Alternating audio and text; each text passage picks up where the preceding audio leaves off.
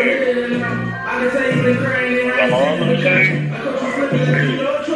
ever cry and it's gonna be in a bus right now?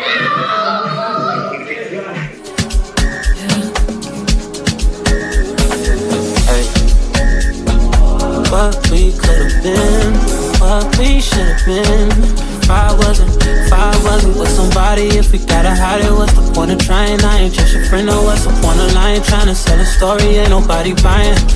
Look me in my eyes, don't that feel nice?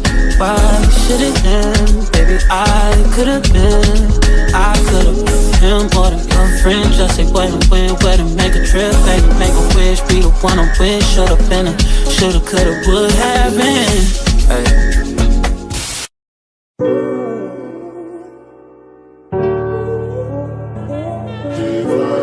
If you send me the location, I'll be right there. And make her come check in my bed. So tired, oh.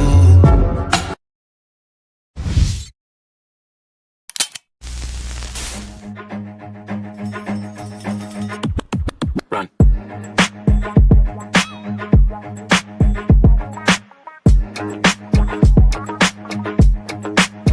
It's a whole lot of money in this motherfucker.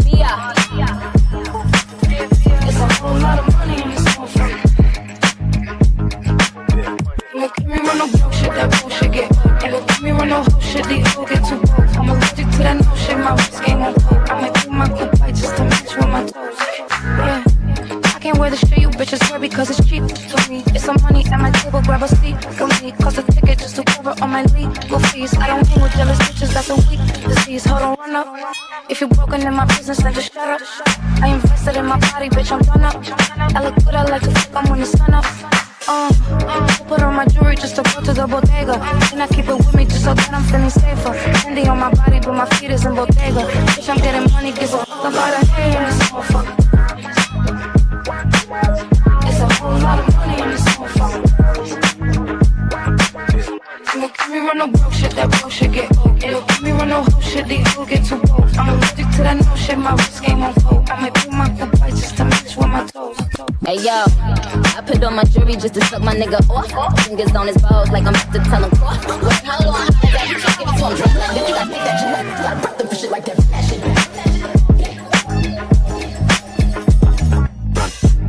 Put on my jewelry just to go out by the pool. Then I keep it with me in case somebody at the fool. Gucci on my coochie, I'ma make these niggas drool. Higher than the moon, but I'm in tune, so don't run up. Cause if you run up, I guarantee you ain't gon' leave looking done up. Some little Chinese things with the bun up. I got the crown low, you just to run up. Put on my jewelry just to go to the bodega. And I keep it with me just so that I'm feeling safer. Candy on my body, but my feet is in bodega. Bitch, I'm getting money, give a fuck about a hair in this motherfucker. It's a whole lot of money in this motherfucker. Look at me run no bullshit, that bullshit get old. Look at me run no whole shit, these hoes get too bold. I'm allergic to that no shit, my wrist game on cold. I might do my good bite just to match with my toes. Hey yo, Via, I just been the block, all these bitches wanna be ya. Probably cause my waist on any long year. Well, I ain't talking cars, long here, don't care. You know, twin speeder, you tell me right? My pissy, I fuck them like porn stars. And playing basketball for my bitches, it's all stars. Got Gucci on my wrist cause I'm richer than most bars. Yo, niggas bitches trippin', let's send them a postcard. I put on my jewelry just to go to the bodega. And I keep it with me just so that I'm feeling safer. Candy on my body, but my feet is in bodega. Bitch, I'm getting money, give a fuck about a hair in this motherfucker. It's a whole lot of money in this motherfucker. Look at me run no bullshit, that bullshit get old. Look at me run no bullshit, these hoes get too bold. I'm allergic to that no shit, my wrist game on cold. I'ma do my good bite just to match with my toes. Nala, you've been waiting on me, girl. You was waiting on me, pretty girl. Greetings, my kindreds. That it was our first day back in the gym, and I actually feel pretty freaking good. I don't know if it's because like I lost a lot of weight. So you guys know that I just got my jaw surgery about a month ago. It's been a month. Time flies. So it's been about a month now, and for the past month I haven't been able to really eat a lot. Hope you're having a good day. Want to go for a walk? Goddamn, hey Google.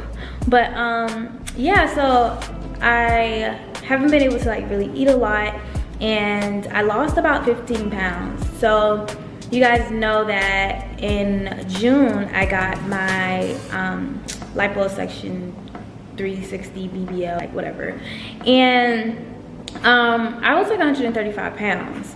And then I just got my jaw surgery about 4 weeks ago, and before that I was about 134 pounds. Now I am 120 pounds, and that is because of like my inability to eat and stuff. So I lost a lot of my butt, not a lot, but I lost some of my butt, and my legs got like really small. So that's cool, you know. We just gotta get in the gym and get our gains back. But I am kind of happy that I did lose some weight, because like my upper body was like really chunky. What's that, sweetie? The upper body, baby. My goal is to tone up and slim down my upper body for sure, and then build my lower body, because my legs, I feel like my legs look too small, and you know I want my, you know I want that booty to be bigger or whatever. So yeah, we're gonna continue on with our fitness journey. Starting November, I'm gonna be working out with the trainer.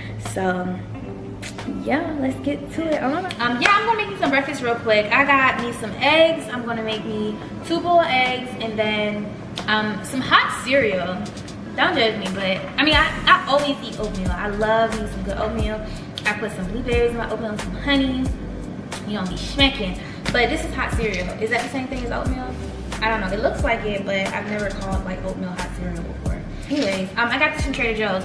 I love Trader Joe's because Trader Joe's is very much obtainable, because I could spend like $60 in Trader Joe's and have a whole like week and a half's worth of groceries, which is like a great but yeah, I just got my water boiling right now for my oatmeal and my boiled eggs. So this is gonna be my first time having hot cereal. I don't have any blueberries, so I'm just going to use my raspberries before they get old, and my honey, and I'm gonna make some tea. Last night I took the Teamy colon tea. Matter of fact, let me show y'all. I hope that noise don't bother me. Hey! All that noise! Anyways, I had the Teamy colon tea last night, and Kendra, that thing had me on the toilet this morning. So this morning I'm going to make my tea, and I'm going to use the Teamy Skinny Tea. I had tried this a couple months ago back when I was in New York, and I was using it for like 2 weeks or so, and it really did help with making me feel like not bloated and stuff like that. So yeah, it's gonna help me, you know, keep the tummy flat and not out, you know, during the day after eating. Because y'all, for the past month, I've really been just eating like ramen and noodles and pad thai soup and just pasty and just all of that, and that's just a lot of like, I don't know, I guess just after eating all that, I just been feeling like really bloated. Even though I know I lost a lot of weight, I still feel very like because that's literally just all that I've been eating. So I'm really trying to steer away from that now that I can kind of like chew a little bit more. So this is my first time actually eating breakfast in a very long time, because eating was not enjoyable, so I didn't really care to freaking eat. But yeah.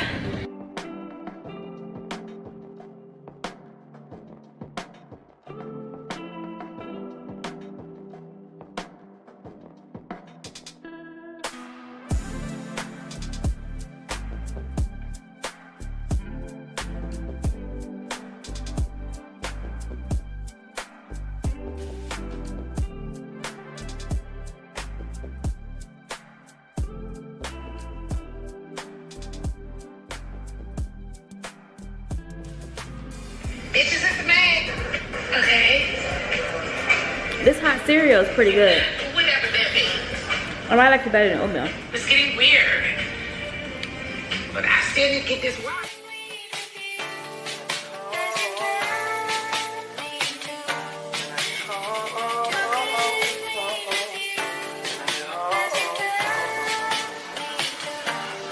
Purple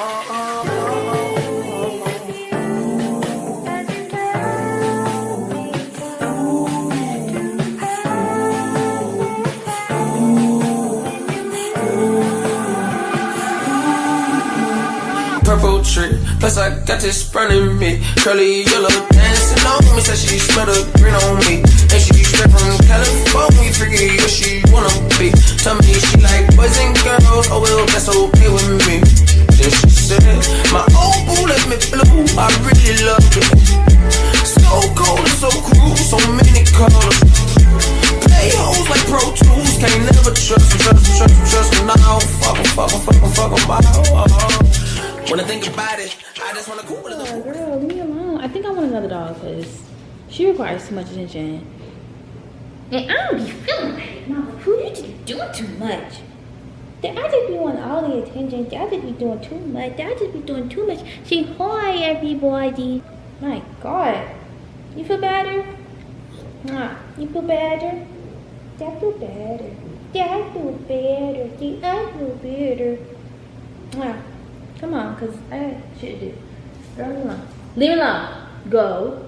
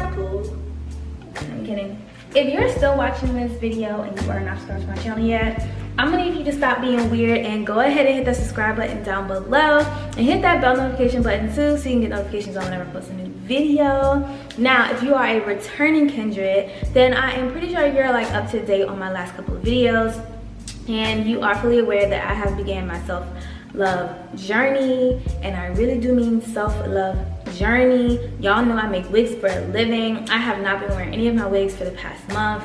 I haven't been wearing makeup for the past month up until this very moment, and I haven't even been wearing nails for the past month. I recently just got my nails done like a couple days ago, and even then I kept it like very natural, minus the color, you know, the color cute or whatnot. But yeah, I mean, I chose to do this because it forced me to like walk around my house, whenever I walk around my house and I'm passing a mirror, to like look at myself and just see Najee in the raw, in the most purest of form, and to honestly just sit in my shit. And I say sit in my shit because I had to like take a step back and really just like reflect and be like damn Najee, like where did you go wrong? Like how the fuck did you end up here? And honestly, it's because Najee did not love herself enough. You know, I'm not simple-minded, I'm not oblivious. You know, I know what's right and what's wrong. I know what's acceptable and what's not acceptable, and I know what love looks like, or I have an idea of what love looks like, and I know what love doesn't look like. And this isn't what love looks like. This has me looking like Ebony from the Players Club. I can joke about that, but it's really not funny. And the root of it all is just boils down to just like me not loving myself, like to a point where before this even happened, before this tragedy happening, you know, I can't remember the last time I was able to like look in the mirror and me have my natural hair out, me not wear any makeup, and me be looking at myself like, damn girl, you pretty, or feel good or feel confident. And that is really sad, but that's one positive that came out of all of this. Like I'm really grateful, like now I can look in the mirror and just feel comfortable and confident with myself. So yeah, the end goal for me in all of this is to just really learn how to love myself more than anybody else. And unfortunately, that is something that I have not yet mastered. A lot of people had questions and was asking a lot of questions like, what happened? You know, what's going on now? Is he real? You know, stuff like that. And I will talk about that eventually. I just wasn't ready to talk about that when you guys were heavily asking about it, because I just felt like, how can I aspire to want to inspire women to leave these toxic and physical relationships when I'm technically still married? Like, how can I aspire to inspire women to just love themselves in their most rawest of forms when I actually don't love myself in the most rawest of form? So I held back a lot, you know, after that incident. But I did see all of you guys' messages. I did see all of you guys' comments. And even though I'm like halfway posting my journey on YouTube, which is a really huge platform, I still am and was very much embarrassed and ashamed. And I just felt like I had to do that, like I had to post that because it's just been too long. And I felt like, you know, maybe if I didn't let the world know, then there is a huge possibility that I can go back to that, because we are humans of habit. Like, we are creatures of habit, and I've been going back and back and back for so long, and I figured, like, if I post this, then I'd be crazy to go back, because then everybody would look at me like I'm crazy. And I know it's not about like how people perceive you, but just for me, I had to do what I had to do to just make sure, like, Najee, this is the end, because next time there is not going to be a next time, like, you know. And that's why I made that comment where I was like, even if you don't want to do it for yourself, do it for your friends and family, because they're going to be the ones mourning your death when you're gone. And that is absolutely true. So yeah, that was kind of like a little ramble, a little lot. But like I said, this is my self-love journey. I am being like extremely vulnerable with you guys. And yeah, I think what's gonna help me is having this routine and minimalizing my look and my image and just my lifestyle in general. Just trying to live like a minimalistic type of lifestyle, you know.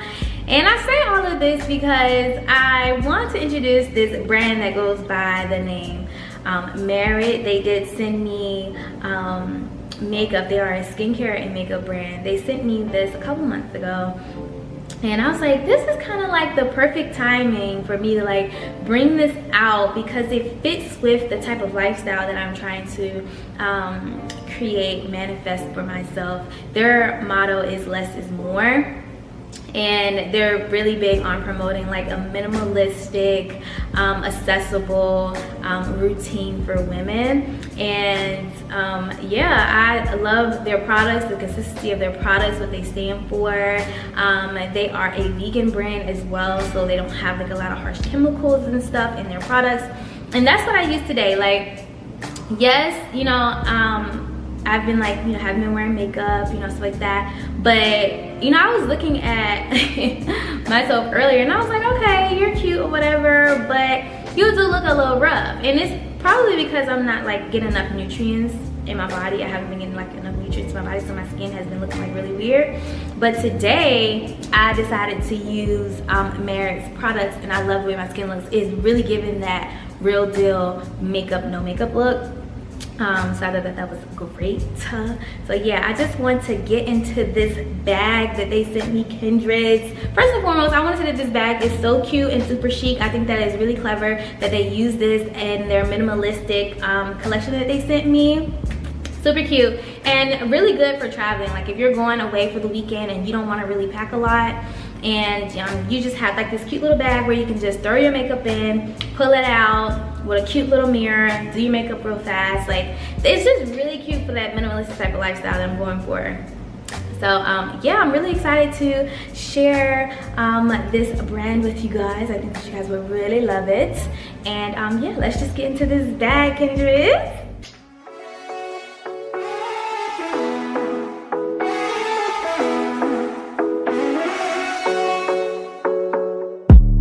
The sun is going down now. Been at it for a while, and I have had enough of this. I doubt that we can solve it. Been trying for so long, and I just can't ignore that it won't ever be the same. No, we will never be that good again. Don't drag it out, skip the innocence. Things will never be the same again. And now I got all that I need. No need to apologize. No, we won't waste any more time. Yeah, I am all that I need.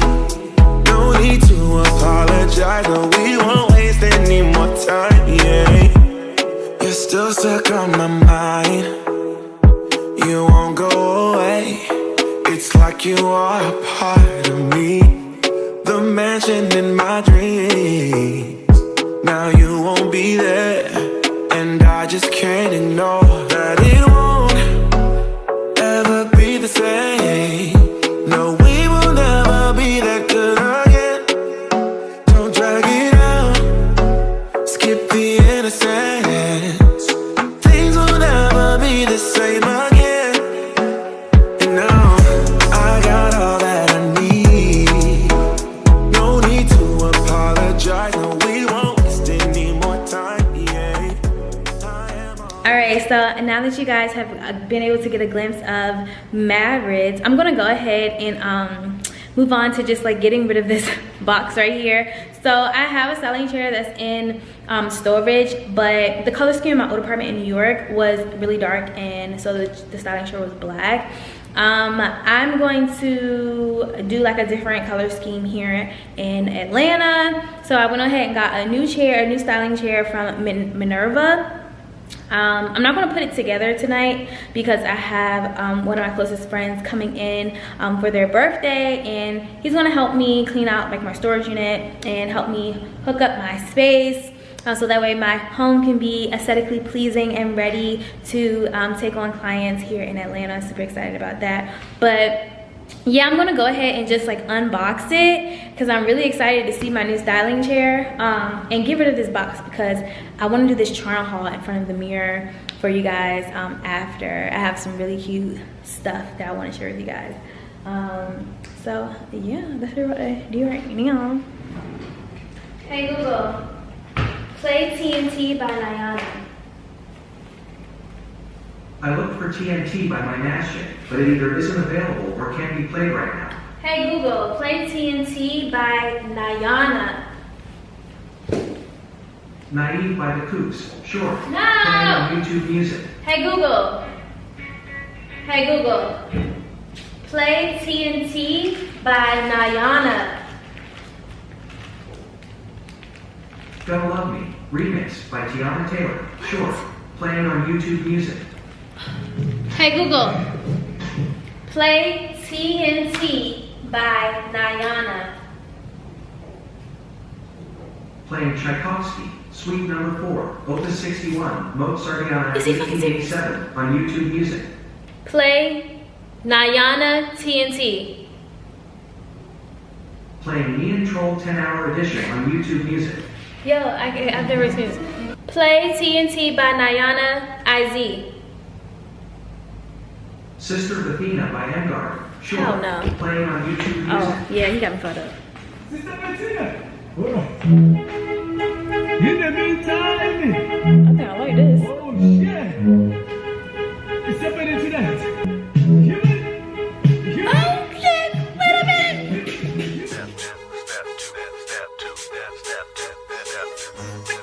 Hold on.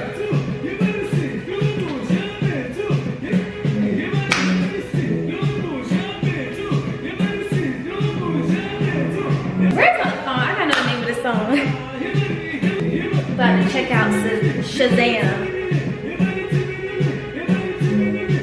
It's called Sister Berthina by Magarindi. Okay, download this song. I like it. I can do like a cute little remix to this. Play TNT by Nayana IZ. TNT by Nayana is, sure. Playing on YouTube Music. Hey Google, turn the music up 2 notches.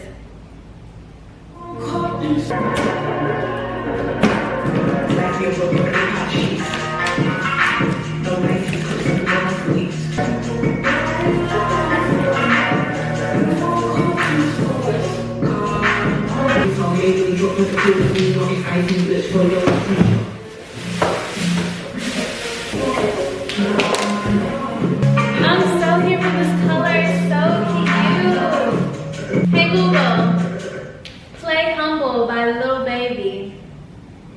Humble by Lil Baby, sure. Playing on YouTube Music. This is so nice, y'all. Oh my god, I love this. And my bass is really nice too. I'm about to show you guys my bass. What did she mean when she said she Look made how nice What this did she is. mean when she said she made It's so heavy, but it's so nice. Atlanta, we are here in Atlanta.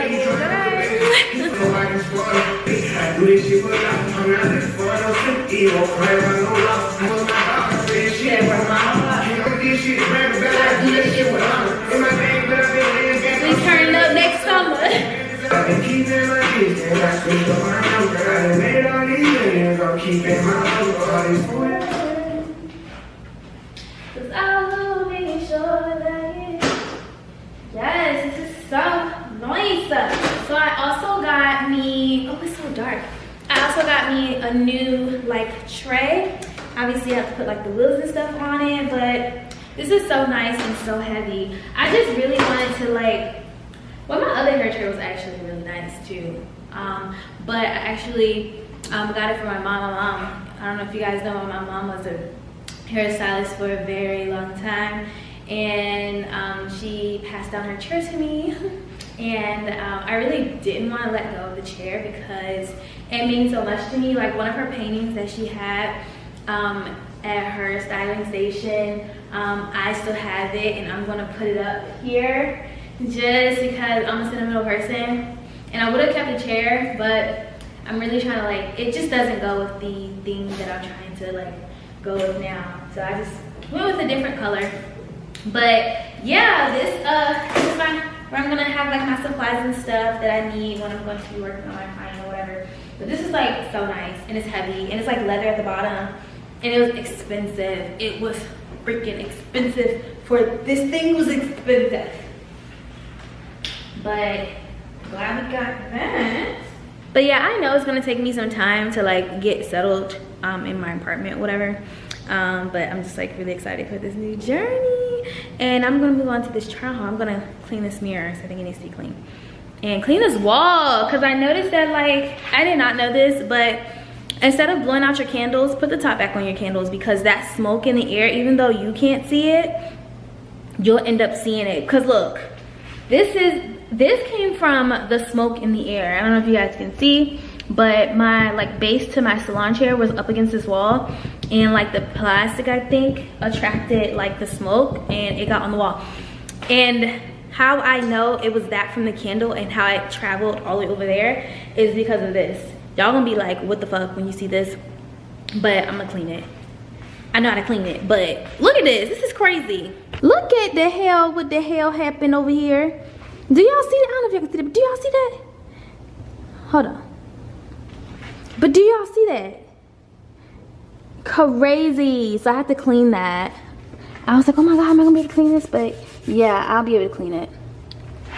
Lord, and that all came from this because I blew the candle out. And instead of just putting the top on it, I blew the candle out and like all the smoke was like, Lord have mercy. You guys really enjoyed my last try on haul in my previous vlog. It was my TJ Maxx / Skims dupes try on haul. And this try on haul is just going to be a combination of a few things that I got from a couple of different places. But first and foremost, I want to show you guys this bag that I forgot to add in my last TJ Maxx try on haul. It's so cute, it's so chic. Hold on. Like, look at this bag. Look how cute this bag is. And I got it from TJ Maxx. Kindred. TJ Maxx is literally the freaking GOAT. Do not sleep on TJ Maxx. You can always find some really good finds in TJ Maxx. This bag is super cute. It was definitely giving me like Big Mama Bottega vibes or whatever. But yeah, this bag is super cute. And it wasn't that expensive. Well, I think it was probably like $50 or whatever. I can't really remember. I'm gonna go look at the receipt and put the price right here. But Kendrick, this bag is so cute. I haven't worn it yet, but I'm super excited to. I want to it's already in its last hole, but I want to make another hole because I want the bag to actually be able to adjust as like a shoulder bag and not like a crisscross bag. Like, let me show you. I would really like for the bag to kind of be like this short. Like, I think this is so cute without obviously the long strap. I think this is so cute. So that's what I'm gonna do with this bag. Oh, so cute. And I can wear it like this. And I can wear it like this. And like this. And like this. And yeah, moving on. This is another really cute double-sided bag. It's literally 2 bags in one. It has an opening here and an opening here. One side is white and like suede. This side is like cream and like crocodile material. And then the handle on the bag is super cute. It's metal, it's silver, and it's kind of like resembling like the part of the zipper, like the flip part of the zipper that always gets stuck or broken. Yeah, this is so cute. I thought this bag was super cute. I got it from Manier Devoir. Y'all, I talk about Manier Devoir all the freaking time. I've been wearing their stuff a lot lately, like even in my vlogs. Every time I like wear something, I'm like, oh, I got this from Manier Devoir. So this is like one of their bags that I got. Super cute. You guys have never seen this bag. I don't know if it's like too bright in here, but hold on, let me see. And then moving on, this bucket hat I got from Manier Devoir. You guys have seen this probably in my second to last video, I think. Yes, in my second to last video. Yeah, this is cute. But let's just move on to the clothes now. Let's have fun. Let's have some fun now. Hey Google, play Poison. Playing Poison on YouTube Music.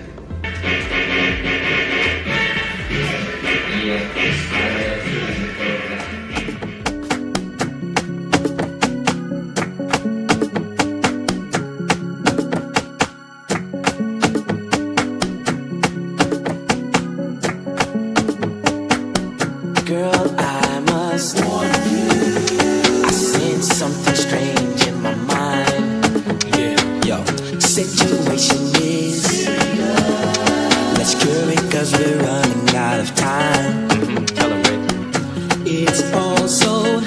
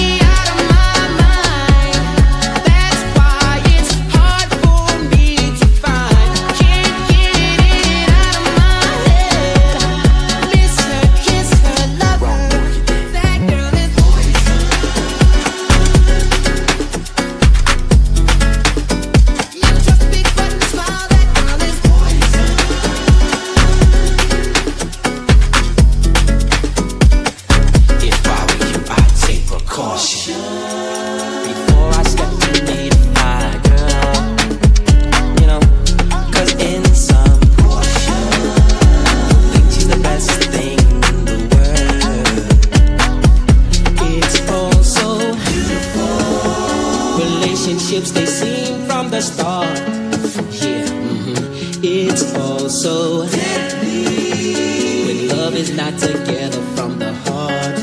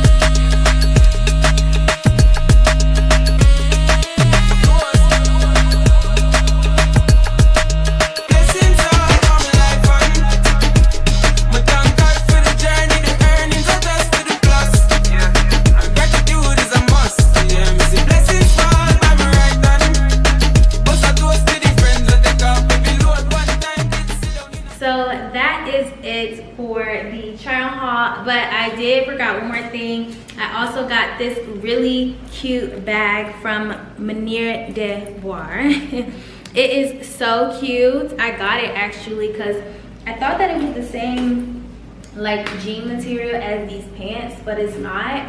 And that is okay because I'm still gonna wear it with these jeans. It doesn't have to be the same exact denim, but it's close enough. And I think that is still very cute. Absolutely love it. It's like real denim. Oh, and it smells so good and so fresh. It also has a strap so you can wear it as like a crossbody purse, but I'm gonna most likely just wear it as a clutch.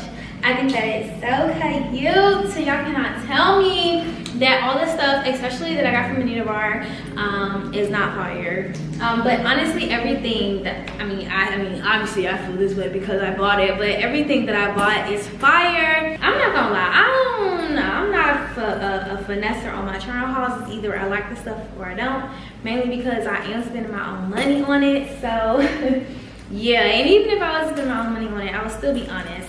But yeah, this is so cute.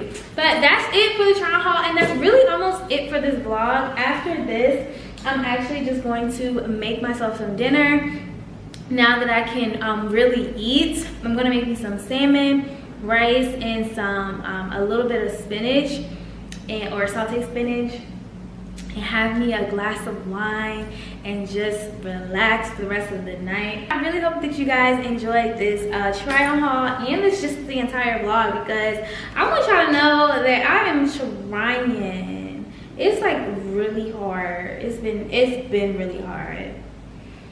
You know it's hard out here for you when you trying to get this money for the rent. And the Cadillacs that gas money spent will cause a whole lot of Kendra's jumping ship.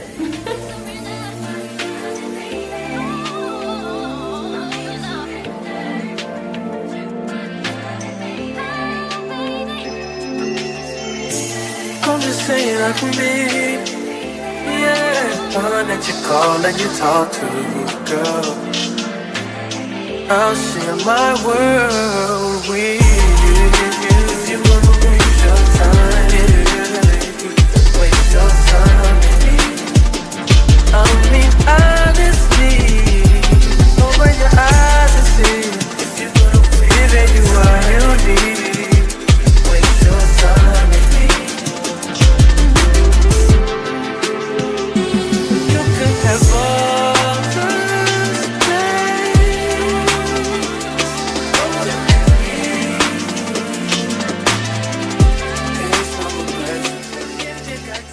Well, today was an extremely long day. I had to pour me a glass of wine. This is something new that I'm trying. It's Malbec. I've never had like this brand before. And I'm finally going to eat dinner because I'm starving. I think we're gonna do salmon. Not I think, because I already just thought out the meat. So I'm gonna eat salmon, some rice, and sauteed spinach, and we're going to, after we eat, crawl in the bed, get on my computer, respond to emails, finish editing this video, and go to bed. It'll be a long day tomorrow. But I ain't take this shit out my goddamn. Hold on, right quick. Hold on. Thank you.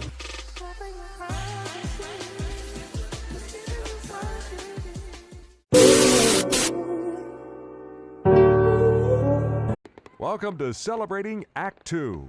Celebrating Act 2 is the user manual for the second half of your life. It's great to be back with all of you, and one of our favorite people, the brain whisperer, Steve Campbell, and of course, my partner, John Coleman. Thanks, Art. Hey, Steve, good to see you. Hello, good to see you again. Always good to see you. It's always a joy. You know, I was talking with some friends recently about, in particular, children's sports teams. There's still some people who to avoid hurting the self-esteem of the children, they want to, sometimes they keep score, sometimes they don't keep score, but mostly what they do that bothers me is they want to give every kid a trophy. So that there are no losers, there are only winners. Yeah. And you know, I have mixed feelings about that. I think at a certain age, very, very young, winning and losing isn't important. It's learn to play the game. But there quickly comes a time when, if it's a game, and it's designed to have winners and losers. Yeah. You have to learn to accept that. And I mean, there are good things about sports. And competition. And winning and losing. Yeah. I mean, we learn from our losses, don't we? Yeah. Here's my question for you is self-esteem seems to me something that's very important for all human beings. And yet it also seems to me that it can be misused. You can have too much of it, or misplaced self-esteem. Maybe it'd be a better way to put it. Yeah. Is that true? Yeah. Let me start with an observation that's really interesting. The Tokyo Olympics were just completed a couple of weeks ago, 3 weeks ago. Most of the athletes lost. Good point. Only a few won. That's the nature of athletics. Most of us lose. So what do you do when you've been spending your life for this event and you lose? That's where self-esteem comes in. So let's look at some observations about self-esteem. Self-esteem is simply how you see yourself. It's very much connected to your self-talk and your self-images. And your self-images really come from your self-talk. So here's some interesting observations about all that. Number one, our mind will not let us be unlike ourselves. What does that mean? What does that mean, Steve? Well, let me share with you a very, very famous study that was done by Dr. Stephen Danish, a psychologist from Virginia Commonwealth University. He studied lottery winners. And he got his doctorate doing this. And he noticed a trend among lottery winners who were impoverished. Do you know what they would do when they won all this money? They'd lose it.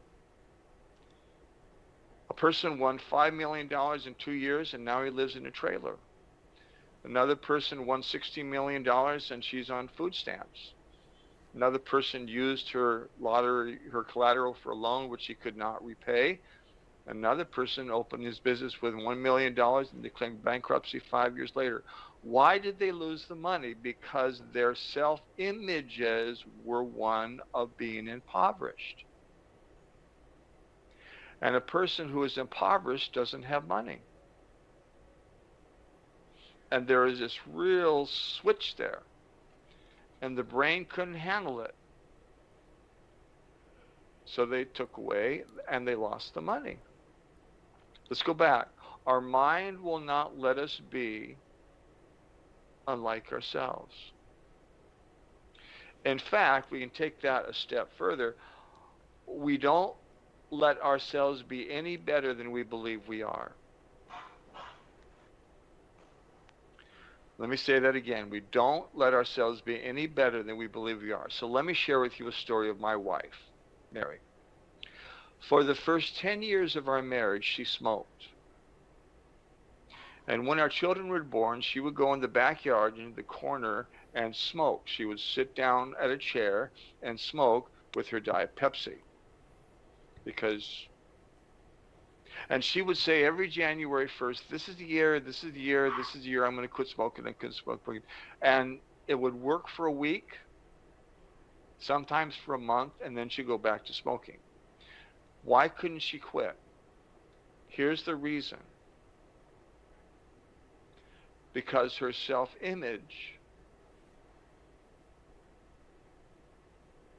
one of them said, you are a smoker. And she had had that self-image for 35 years. And her brain would say, well, if you're a smoker, why are you not smoking? And in a week, she would come back and pick up the cigarettes. Then one summer, she flew back to Michigan to watch her father die of emphysema, which is one of the most horrible ways to die. And I picked her up at the airport in San Francisco. She looked at me and she said, you are looking at a non-smoker. And she hasn't smoked since. What did she do? She made a decision. She replaced her self-talk. Notice I didn't say change. I never use the word change when I'm talking about the brain. Why? Because the brain hates the word change. The brain doesn't want you to change. The brain wants to keep you right where you're at, because change always involves something different. It always involves something new. It always involves something risky. It always involves something maybe unsafe. And your brain's job is to keep you risk-free. So when you start using the word change, the brain's going to say, no, no, no, no, no, no, no, don't change, don't change it. So what Mary did is she said, I'm replacing the self-image I have as a smoker with one as a non-smoker. And why is that risky in a way? Because the old self-image is still there. It's up there somewhere, entangled way in the back of her mind. And she could bring that self-image forward anytime she wanted to, but every single time she chooses not to, her brain rewires that self-image so it becomes stronger and stronger and stronger. That was 25 years ago. She hasn't smoked since. If I bought her a pack of cigarettes, she would look at me with the strangest look on her face. Why in the world did you do that? I am a non-smoker. Okay? So let's talk about then where our self-images come from. They come from our self-talk. And those self-images determine how we feel about ourselves, which is our self-esteem. So let me give you an example. I loved to draw dinosaurs when I was a little boy, and I have 3 sisters, and one day I spent a Saturday drawing a T-Rex. Took it to my sister Shirley, who's the oldest. She's the expert on drawing. She had her drawings on the refrigerator of our house. And I said, look, look, look, look, look, look, look. And she had her friends with us, and she didn't want to be bugged by her little brother. So she looked at the picture and she said, oh, Steve, that's really stupid. You can't draw. Shirley gave me an opinion, which I then recorded right up here. I can't draw, Shirley says. I did the same thing for Sally. Sally said the same thing. I put another image up here. I can't draw. Then I said, well, I'm going to do this for Mom, except I'm not only going to draw one, I'm going to draw a stegosaurus right on my wall, which I did with crayons, paints, plaster, the whole thing. Ran down to the kitchen, come see, come see, come see. She opened the door. Oh, Stephen, what have you done? You can't draw. What did she mean on the wall? What did I hear? I can't draw. Now here's the dangerous part. When Mom said I can't draw, and Sally and Shirley, the brain began connecting those 3 opinions. And it created a pattern. And from that pattern came a self-image. I can't draw. And I've been saying that to myself for 74 years. Over and over and over and over and over. Now, this is really important to understand. If I had a desire to draw, I could go to the community college, take a class.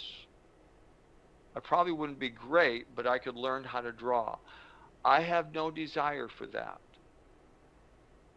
My desire is to become the best teacher I could possibly become. That's where my self-esteem is. If I decided that drawing is really important, something that I'm not good at, where would my self-esteem go? So what I do is I look for things that I'm naturally good at, which is teaching. Now, here's where it can get dangerous. Let me look at the work of Dr. Maxwell Maltz. Dr. Maxwell Maltz was a plastic surgeon educated at Columbia University, and he specialized in female facial reconstruction. Women who had been burned, who had been hurt in accidents. When he began his practice back in 1954, he noticed a pattern. He would do the surgery. It was obviously successful. The wraps would come off. Of course, there was still scarring there, but it was obviously successful. And more often than not, the patient would look at the mirror and scream out, "See, I told you it wouldn't work," even though it did. And it took 3 to 6 months for the patient to finally see how successful the surgery really was. Why could not the patient see it in the beginning? Because her image, her self-esteem, had been wired up here all of her life, or since the accident. And it took a number of months for the patient to finally acknowledge, yes, it was successful. I don't have the scarring. I don't have the big bulbous nose. I do look different. That's exciting, and it's scary. What's the scary part? The scary part is this: that your brain believes everything you tell it, without question, no arguments. So, talk about myself. I have always been bald. I was in this horrible accident when I was 19 years old, and the hair all came off. I have not been able to acknowledge that for years and years and years. In fact, I had a comb over, and I saw myself with a lot of hair until I met Mary, my wife. And after being married for about a couple months, she said to me, "You know what? I could save you some money by giving you a haircut." And I said, "Great." We put the chair in the backyard, sat me down, put a towel over my shoulders, and she took the comb over and she just went whap and cut it off. And I screamed. I said, "What are you doing?" And she said, "I can never imagine you with hair. You've never had hair. You've always been bald, and that's why I love you."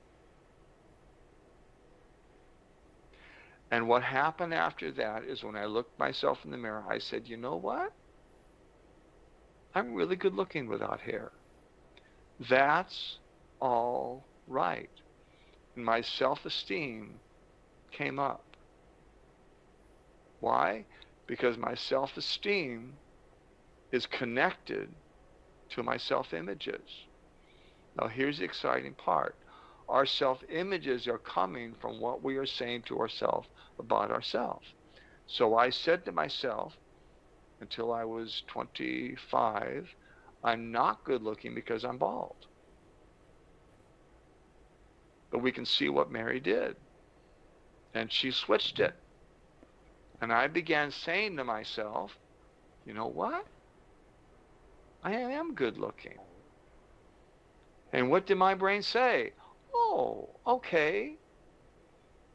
Wait a minute, is it true? Did you know your brain doesn't ever ask that question?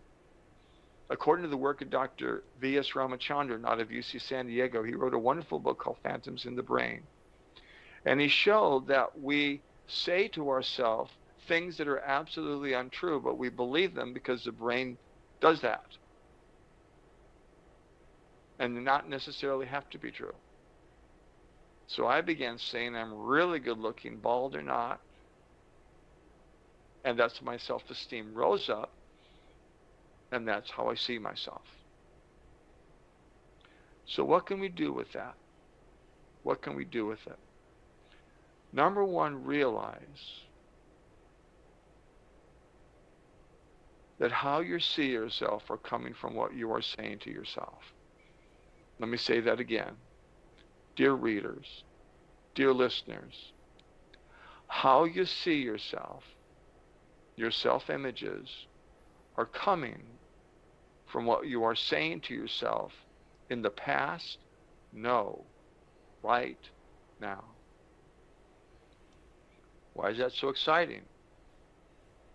Because you can replace that. You can replace it. Let me share with you one of my favorite stories to close. And John and Archie, you've heard this story so many times, but it is so effective. I taught math at the University of San Francisco. And after the first day of class one semester, a student came to my office, sat down. She said, Mr. Campbell, I'm really glad you're my professor because I'm a C student in math. I said, what do you mean, Sue? She said, I have never gotten above the C in a math test. I'm a C student. I said, well, let me work with you. And I did. She got an A in the first midterm. I gave her the test, and she absolutely freaked out. She said, and then she said, oh, Mr. Campbell, this is a mistake. What do you mean, Sue? She said, I have never gotten above the C in a math test. You must have made a mistake. And I said, I didn't, Sue. This is a genuine A. Then she looked at the test herself, and then her self-esteem just rose, and she said, do you know what this means? And I said, of course I do, Sue, but I want you to tell me, what does this mean? Mr. Campbell, this means that when I flunk my next test, I can still maintain my C. I said, Sue, just get an A on every test. She said, oh, I can't. Why? Where was her self-esteem? Where was her self-image? I am a C student. So I sat down with her. I said, Sue, answer me this. What would you have done if you had flunked this first test? Do you know what she said? She said, easy, I would have studied like crazy to get an A on the next test. Sue, just get an A on every test. She said, I can't. Why? I'm a C student. I've always been this way. I am bald. This is how I was raised. This is the way I think. This is where I get stuck. Or, dear listener, do you know when your old life ended? It ended 1 second ago. So when did your new life begin? 1 second ago. Now do the math. 60 seconds per minute, 60 minutes per hour, 24 hours per day.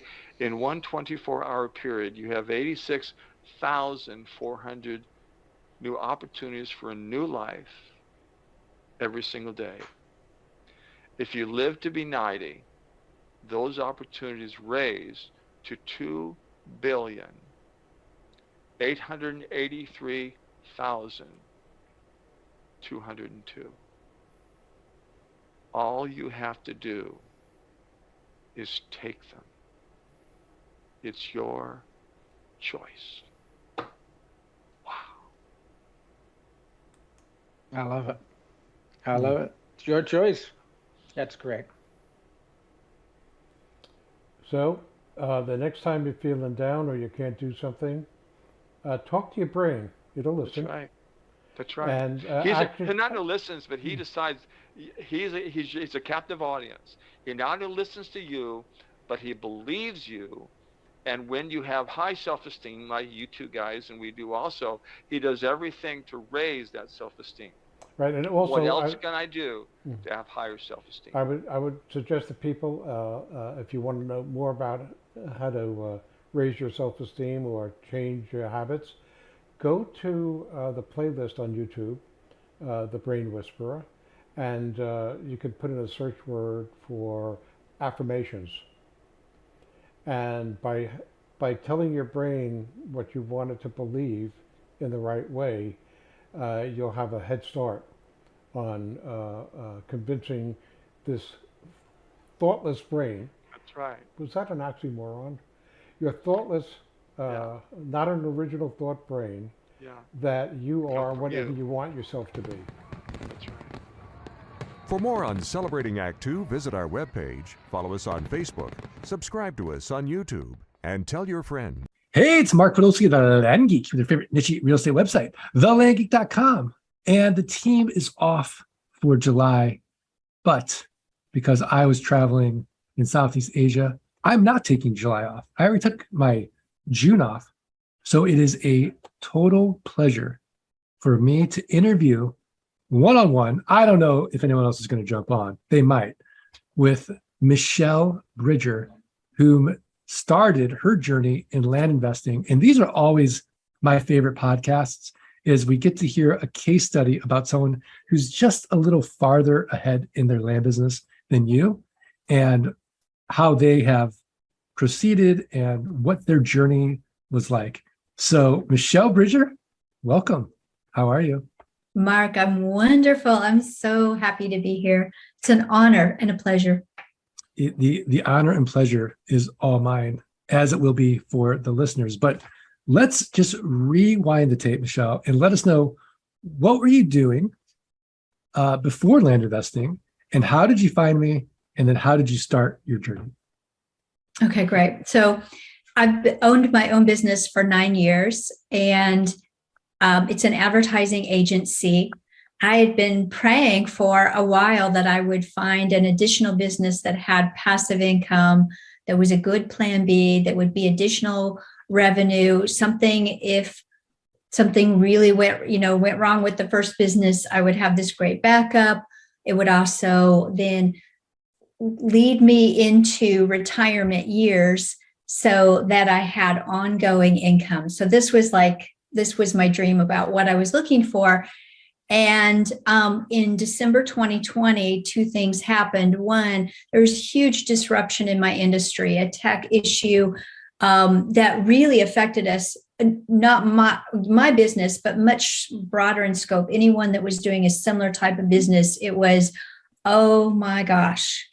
And that was, again, a real wake-up call about the instability. And my clients are great. They come, they stay for a long time. But when they leave, the income stops.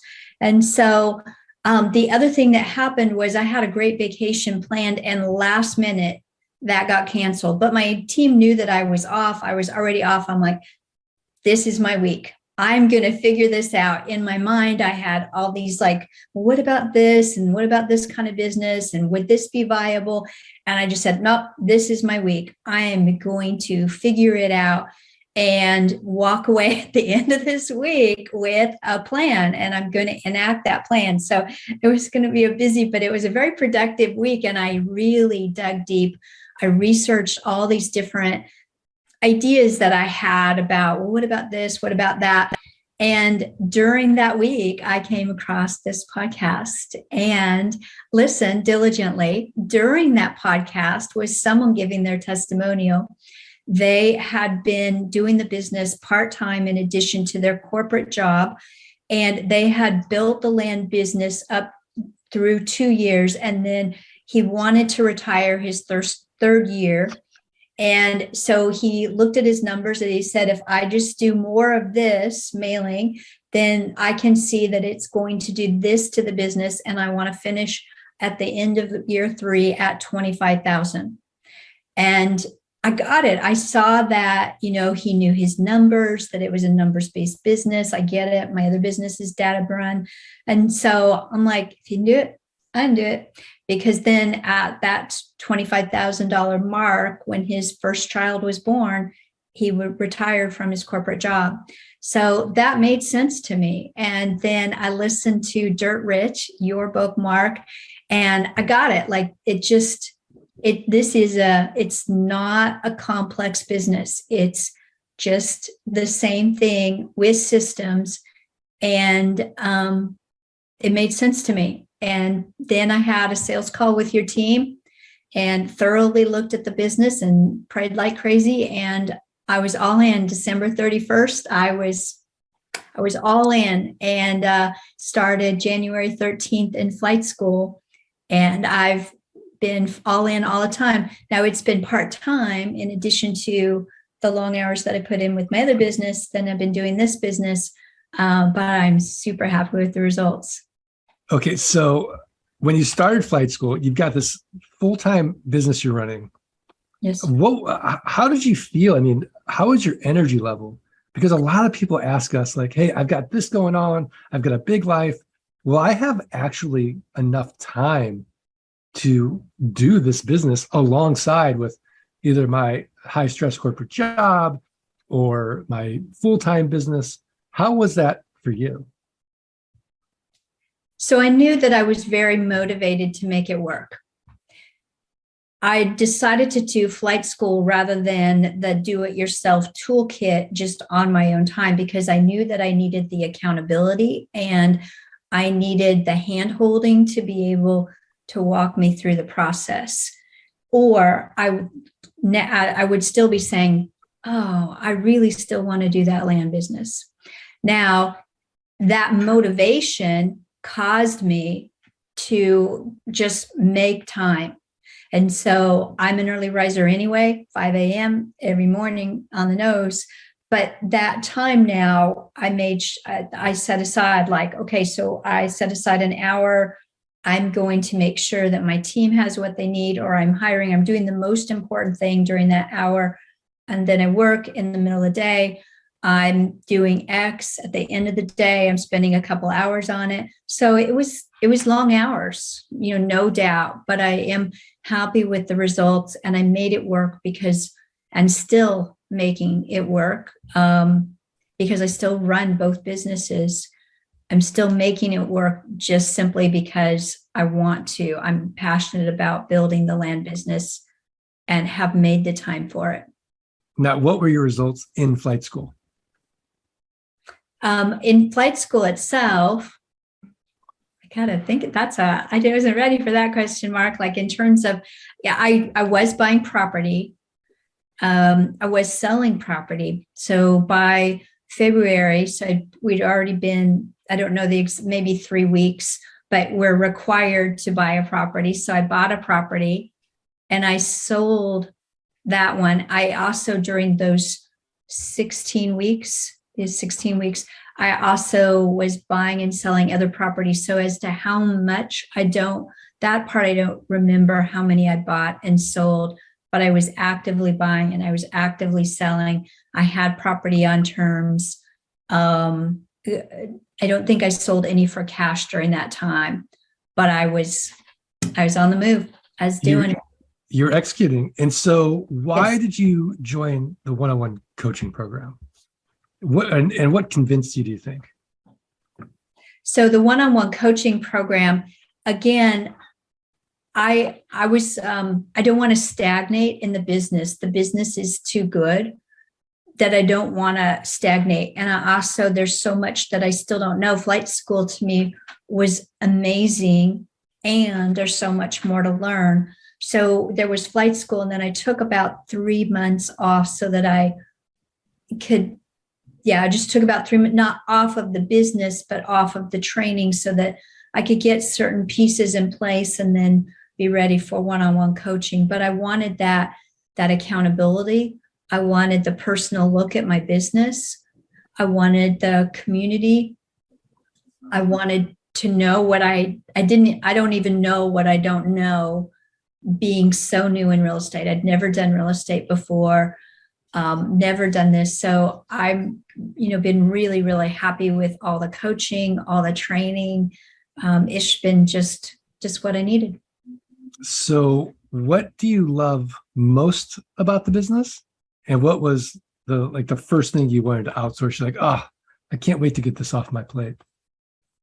Okay, good question. So I already know to delegate. So before I ever started flight school, I had hired virtual assistants.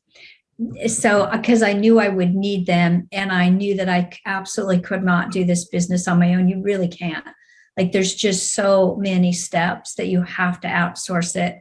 So what did I knew right away, like the list, the pulling the list, scrubbing the list, looking at comps. So I oversee that, but then the detailed work, like especially the scrubbing the list and things like that, that I outsourced right away. Creating the agreements, the contracts, the deeds, the using LG Pass, that was outsourced right away.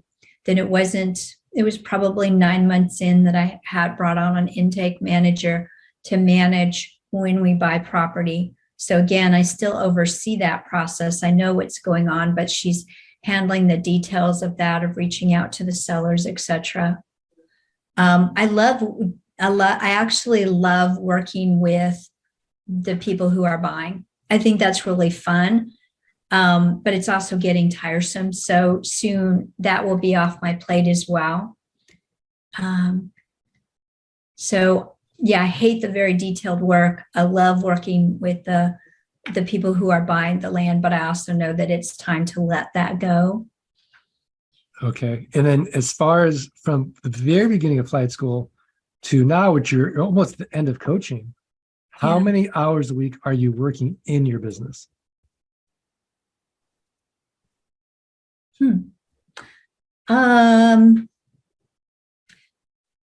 I would say I'm working about 15 hours per week in my business, in my land business. So about 2 to 3 hours a day? Yes. Okay. And it's a common that I'll put in about a half a Saturday in as well. And Saturdays are for systems. S is for systems. So my Saturdays, if I'm going to be working any part of it, it's about how are my systems, what needs to be a new system, what system needs refined, what holes did we find in the systems this week, what needs fixed. So high level stuff. Okay. And is most of your time now on selling, or what's left for you to do in your business? What's left for me to do? It's more and more marketing. It's refining the marketing process. So I have people who are posting ads. I have people, I have a copywriter, bringing on another copywriter. So it's doing more. I would say it's doing more better, and constantly looking at how we can do more marketing better. Right now I have 27 properties in inventory, which is a good number for me right now. And so we have plenty of land to sell, but it has been selling really fast. And so gotta, keep bringing in more. We sold a property today. So it's just buy land, sell land, buy land, sell land. Very simple and very systematizable. Yeah, I love it. So I know, like in Grill the Geeks at boot camp, everyone asks the same question. How much do you spend a month on your team and tools? That's a number that I should know, Mark. So you gotta warn me on these tough questions. Would it be 1,000 a month? 1,500 a month? It would be. Let me give me just a second to think about that. I would say it's 1,700 per month would be a guess. And that's a great question. I have a bookkeeper, but I haven't looked at that in a while. So that would be a good question. But I bet it's around 1,700 per month. Okay, let's talk about some fun numbers. Let's do. So what have you been able to accomplish since you've started the business? So look up here because I have my little numbers. Okay. So my business is based on retail, but I have sold 5 properties for wholesale. I've sold 21 properties for cash, which was $162,000 in cash. I have 47 properties under contract. And this is the fun number. It's right now, currently, I have $8,125 per month coming in passive income. Okay, so 8,125 a month in passive income. Yes. So let's just do some math. So that's, if we multiply that by 12, that's 97,500 a year in passive income, just mailbox money. And how does that make a difference in your life? It's just so cool when you see money, you did the work once and now it keeps coming in. So I'm just so pleased with that because I see that this business, it works, but I knew that before I ever started, that I can continue to scale it, that I have the skills right now and the knowledge base to continue to grow that more and more and more, and to carry me into retirement as a solid base for that. And then I'm just eager to know how to do more better. So to learn more and to keep growing it. So it's a wonderful number because, I mean, I don't know another business that's as clear and as, I don't know of another business where you can bring in a 6-figure income in less than 18 months. I mean, that's a sweet deal. Like I don't either. I mean, everyone starves their first year in real estate. This is the only niche I know where you can ramp up really quickly. Yeah, in passive income, so 6 figures in passive income per year, and growing it with that in 18 months is just, I'm happy. I love it. A great training system, Mark. Thank you. Do you know what's an interesting number about that? Is that if you went to the bank and said, okay, I'm going to deposit this much money in the bank to earn an aggressive 2% interest per year, you would, to generate the passive income that you're generating right now, you'd have to deposit $4.875 million. Wow. And so would it take you longer than 18 months to save up that kind of money? Oh, yeah, you better believe it. That's insane. Oh, longer. Yeah, isn't that fun? Yeah. It is so amazing. So if you're listening to this, so for someone listening to this, what would be your advice to them if they're just getting started and if they want to replicate the results that you've been able to do in the last 18 months?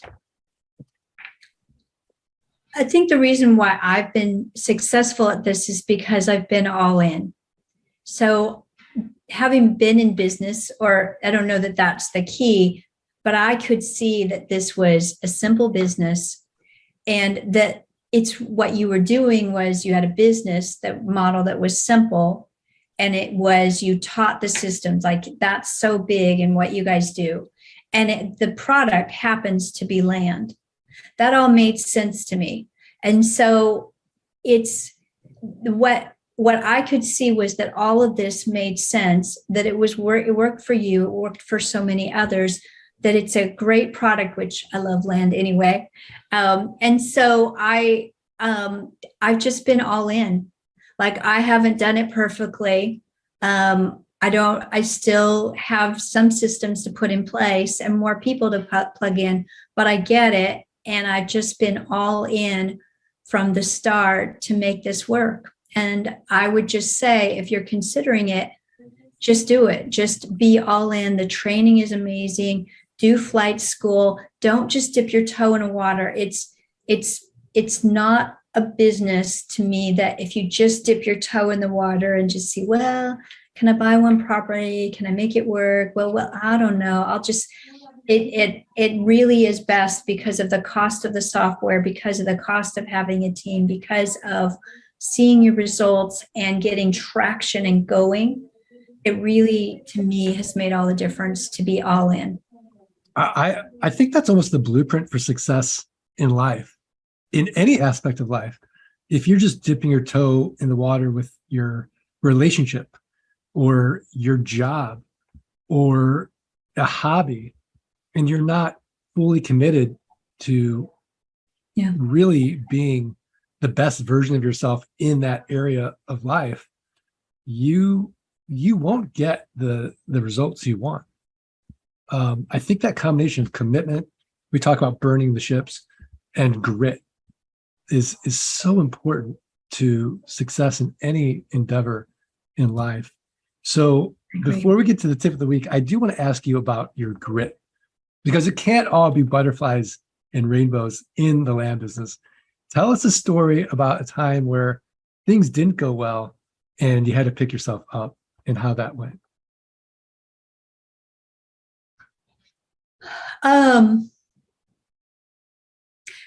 Grit. So in hiring, I don't know if this is a great story, Mark, but I would say that I've just grit, just do it. But I spent time to create a job description for someone who was going to be the marketing manager. She sounded really good.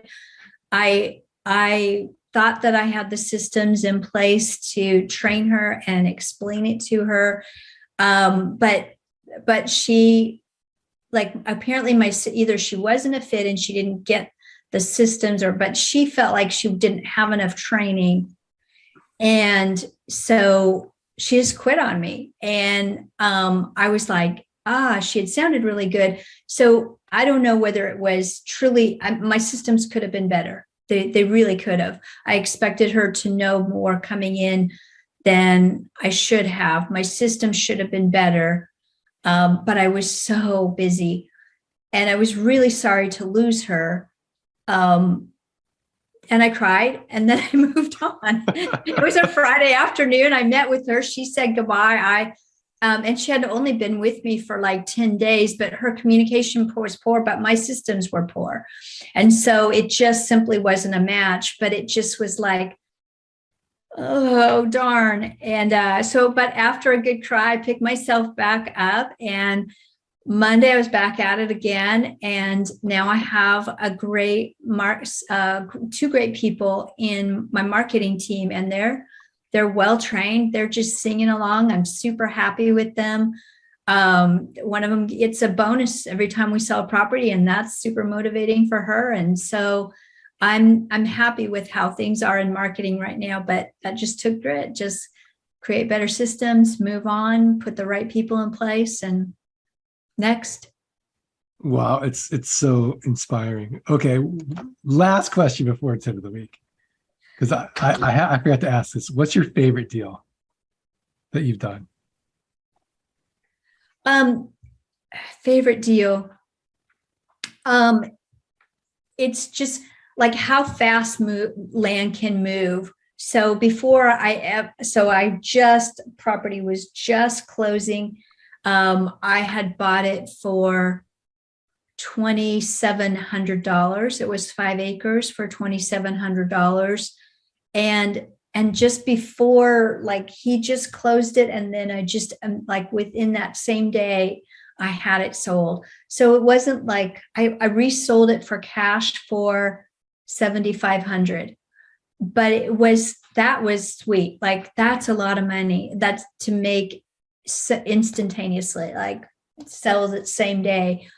But the fact that you can just move things so fast, and the pace of this business, I just love that. I just love, it's just fun. I just have a lot of fun with it. Like, let's see how fast we can sell this puppy.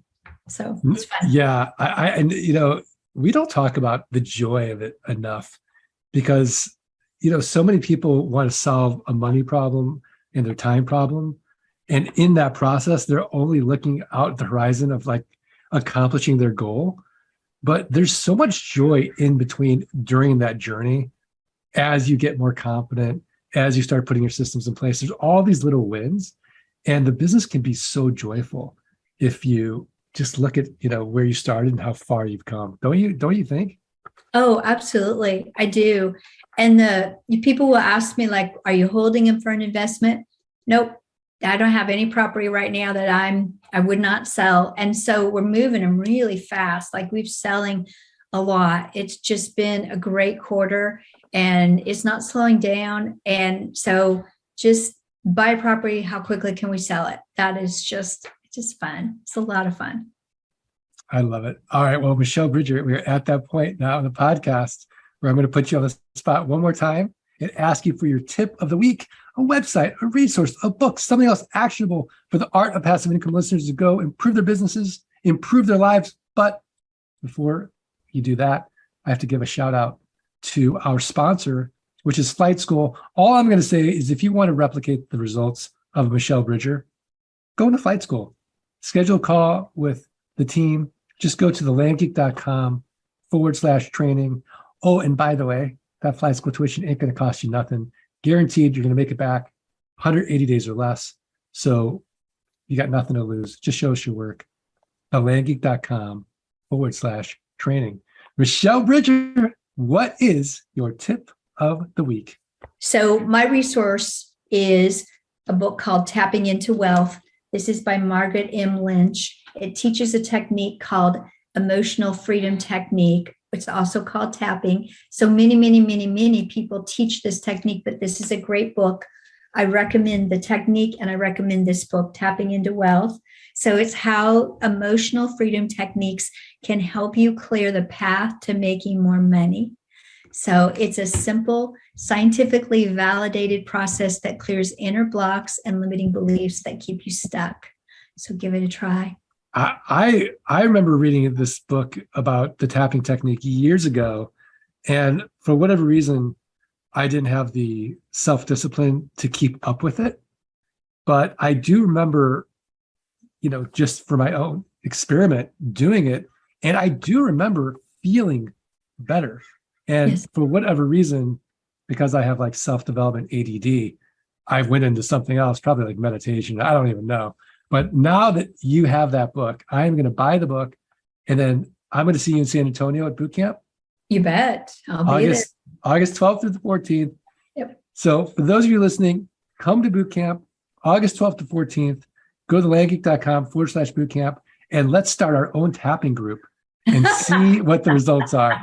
So after you listen to this podcast, get the book. Let's all tap together and just compare notes at boot camp and see what amazing stories we can just, compare notes and see. My tip of the week is learn more about Michelle Bridger and her land business. All you have to do is go to bridgerlandcompany.com, bridgerlandcompany.com. Michelle Bridger, this has been so inspirational, so motivating, and what a treat for myself, the team, the listeners. You are just a land gem and such a valuable member of our community. I cannot thank you enough. I hope you feel the gratitude. Thank you. Such an honor, Mark. I really appreciate all your training and all that you do. And it was just wonderful to be here. Well, thank you. If you're listening and you got value out of this podcast and hearing Michelle's journey, do us 3 little favors. Follow, rate, review the podcast. Send us a screenshot of your review. support@thelandgeek.com. I'm going to send you for free a signed copy of Dirt Rich. So please do it. Michelle, are you ready to do this? Yes. 1, 2, 3. Let's freedom ring. All right.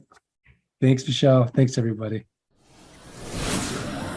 Thanks for listening to the Art of Passive Income podcast. Are you ready to learn how you can start building a passive income without renters, rehabs, renovations, or rodents? Schedule a free consultation at thelandgeek.com/training. Let freedom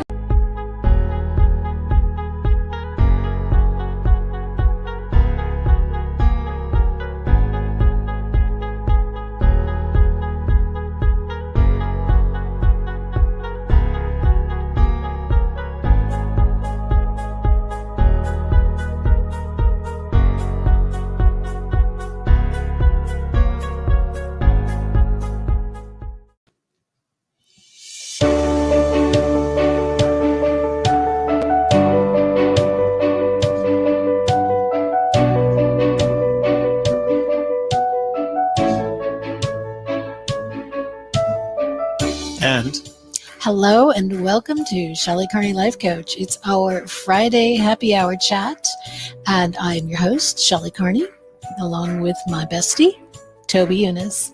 Today we're going to talk about active listening.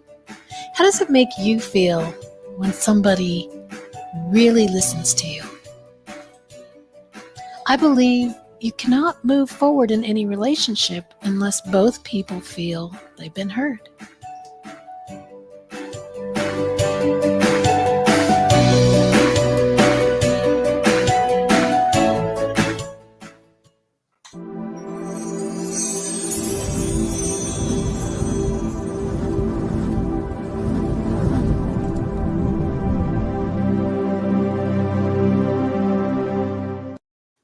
Toby and I want to provide value to our community, and we hope you enjoy the videos we create. We appreciate you being here to engage with us. To help us in return, you can share your ideas and appreciation by clicking on the thumbs up like button, subscribing, clicking on the bell to receive notifications, and writing a positive comment.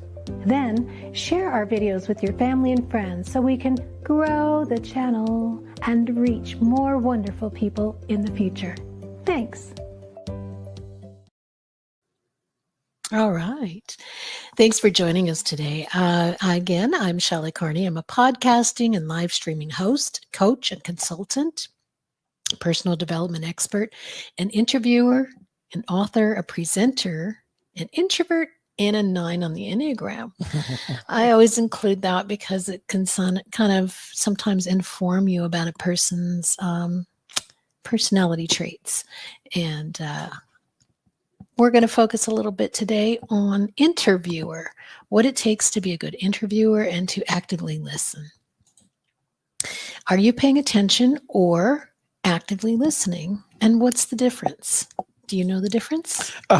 So I'd like to believe that actively listening ensures that you're engaged in the conversation, as opposed to sometimes like you're sitting in class. Mm-hmm. When you're sitting in class and you have a recorder with you, digital recorder, that's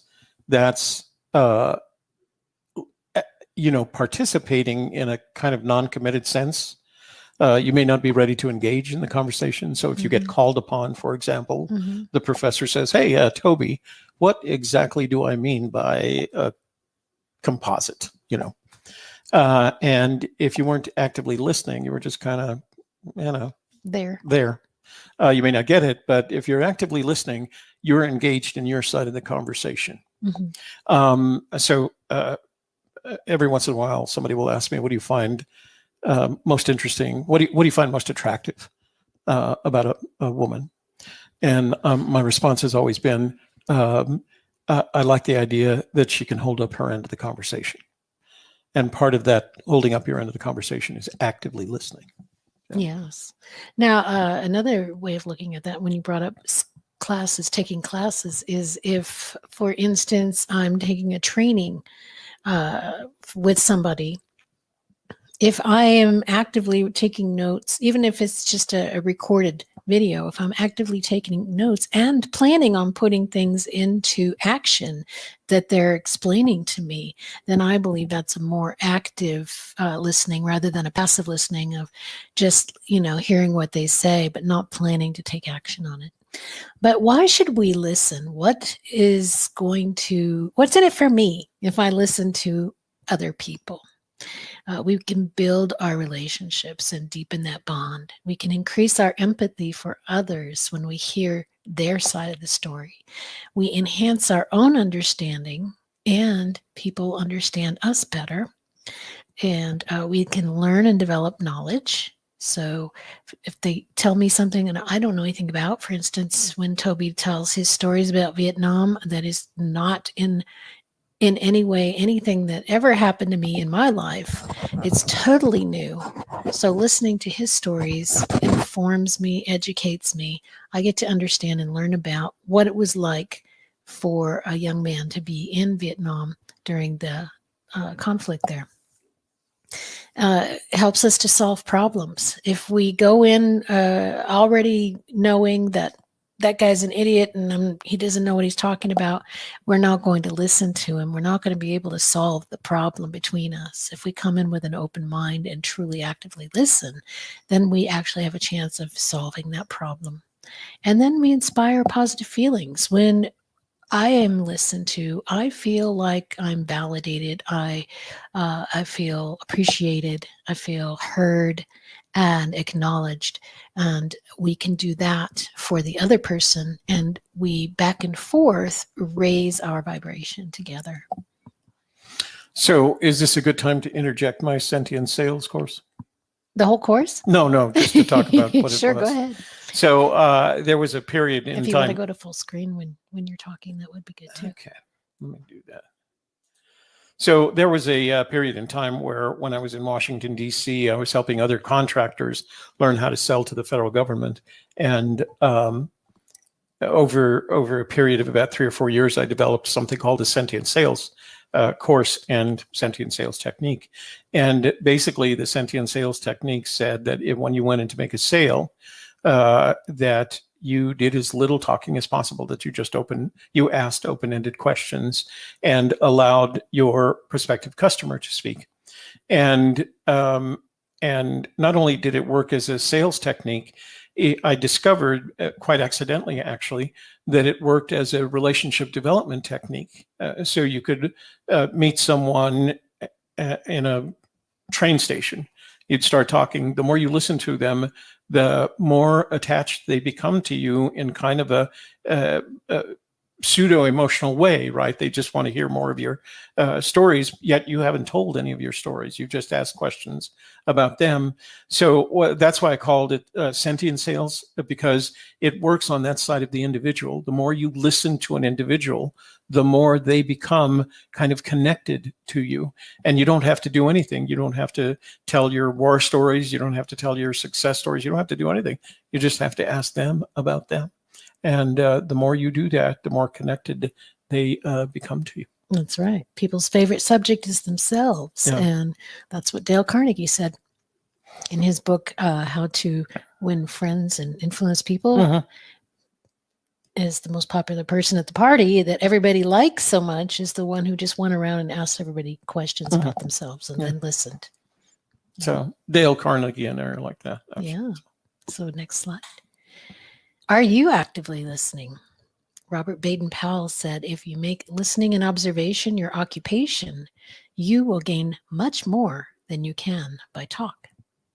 That's a great quote. Yeah, I thought so. If you make listening and observation your occupation rather than sales or live streaming, it's an interest. It's a good quote. I like it. That's right. You can learn a lot. How to listen. So we're going to go over these one by one, but this is what's coming up. We're going to talk about how to eliminate distractions, physical engagement, how to be physically engaged in the conversation, how to give reflective feedback, how to put aside judgment so you can have an open conversation, and how to share similar experiences and why we want to do those things. So this picture that you selected from Pexels, it's interesting because I've seen that young woman a lot. A lot, yeah. Yeah. So whoever that photographer is, that's like friend is a photographer. Yeah, apparently. But the other thing I just noticed is they're wearing exactly the same coat, reflecting one another. I wonder if that was intentional. Yeah. Are you actively listening? Malcolm Forbes said the art of conversation lies in listening. And if Malcolm Forbes says that, then it's pretty important. For me. Yeah. I'll take it. Yeah, it's pretty. These are people who are highly regarded in their respective industries. So you have to accept the fact that they probably do a lot more listening and talking, as part of what made them successful. Exactly. Well, and a big part of leadership is being able to listen to the people around you and take that information and put it to use. First, eliminate distractions. So as you can see, this young woman sitting at a table, waiting to have that conversation. She doesn't have a phone or device out, so she's put away all her devices. cleared her mind. She isn't trying to read the paper or study or look out the window, and she's cleared her mind. She's ready for a conversation. She has allowed the time necessary. When somebody wants to talk to you, make sure you ask them, how long of a conversation would you like to have, or how much time do you need? And then set that time aside so that you're not in a rush to get away, or you're distracted because you have another appointment coming up. Find a quiet space so that you don't have a lot of noise interrupting your conversation, and get comfortable. Use the bathroom, make sure you're not super hungry or super thirsty. Be ready to be present. I was I'm going to do this because I thought that was a good idea. I was having a meeting with my good friend Janet, and we were going to meet at a local restaurant, one that's in Corrales, which is where we often meet. It's not a formal place; it's a very informal, casual restaurant. And they've implemented social distancing things, so you can't. The tables are not close to one another, so it really wasn't noisy. As you actually, in comparison to how it usually is, right? Pre-pandemic and hopefully post-pandemic. I look forward to going back to when it's just a noisy place. And as usual, I got there a little bit earlier, and she was walking up, and I saw her.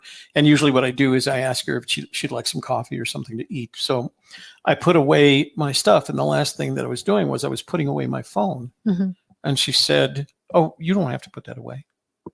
And I said, "Yes, I do. This is your time." And she just smiled and said, "Thank you." Because we all know that the phone, or the mobile phone, has changed the manner in which we interact with others, because we put it right there in front of us. Right. My phone has a setting that enables me to turn it over on its face, and it interprets that as "Don't bug me," don't leave me alone. I don't want to hear from you. Do not disturb. Yeah. And I find that very handy, because the last thing I want to do, I think it was Frank Sinatra that when asked once, I can't remember the question, but what is it that you don't do on a date? And his response was, "You don't look at your watch and you don't yawn." That was his thing. Right. I added to that, and you don't pick up your phone. Right. And if necessary, you put your phone in your pocket. So don't look at your watch, don't yawn, and leave your phone alone. Right. So it doesn't even have to be a date, just a conversation. And that's just showing respect and caring for the other person. Yeah. Are you actively listening? M. Scott Peck said, "You cannot truly listen to anyone and do anything else at the same time." So, good thing to remember. Especially sometimes for parents, we need to think about that, because our kids pick up cues from what we're doing.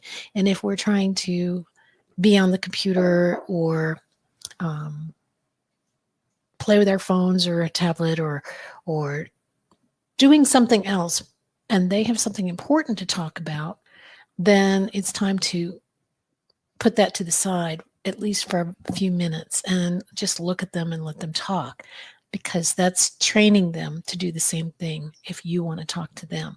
If they grow up seeing you looking at a device or doing another job while they're trying to talk to you, then they'll get the idea that, oh, that's what humans do. That's what people do. That's what I should do. And then when they're a teenager and they won't listen to you because they're playing with their phone, you can remember that you helped to teach them that. Yeah, it's kind of your fault. Well, and and I don't blame people because these things happen, but just keep it in mind. Slides. Yeah. Next is physical engagement. You want to face the speaker. This is really helpful to engage your body in whatever primary activity you are engaged in. Is face the speaker. That's going to put your body into the conversation. Eye contact. Look into their eyes as they're talking whenever possible. Lean in. When you're listening closely, Sometimes I even turn my head if I'm not hearing them well. I turn my head to make sure that my ears can pick up all the sounds that are coming my way. Nod and smile to let them know you are listening and paying attention to what they're saying, and that you are encouraging them to continue with their talking. If you disengage suddenly, they might stop talking and wonder what's happening. Why did you look away? Or if you stopped nodding and smiling, they might think, did I say something that upset you? So continue to nod and smile if you want them to continue to talk. Voice your agreement by yeah. Just to let them know you're there, especially if you're on the phone. You're going to want to do that because they might think nobody's there. Did my phone cut out? If you're not making any sounds. Also, just that extra little bit of encouragement to keep them going. And then touch people when appropriate, mostly on the arm and shoulder like this. Would be good if you are having a conversation where you're giving them support. They're feeling sad or down in any way. That extra little physical touch can help them to feel more comfortable sharing more openly. Peter Drucker said the most important thing in communication is hearing what isn't said. Body language makes up more than 80% of our communication. So that's one of the reasons you want to be very focused in looking at the person, so you can even subconsciously pick up those facial cues that you might otherwise miss if you're looking away. Putting something in between you.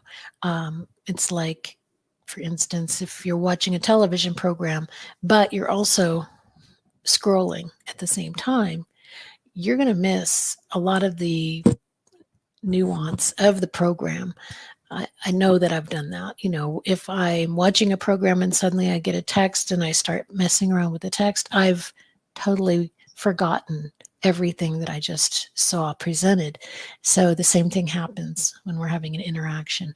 You want to be looking at the person and in the moment so that you can pick up those cues that you might not have otherwise noticed if you were looking away. In one of the schools that I attended in my career, there was a whole section on, you want me to open up the screen here? Don't mind me. There was a whole section on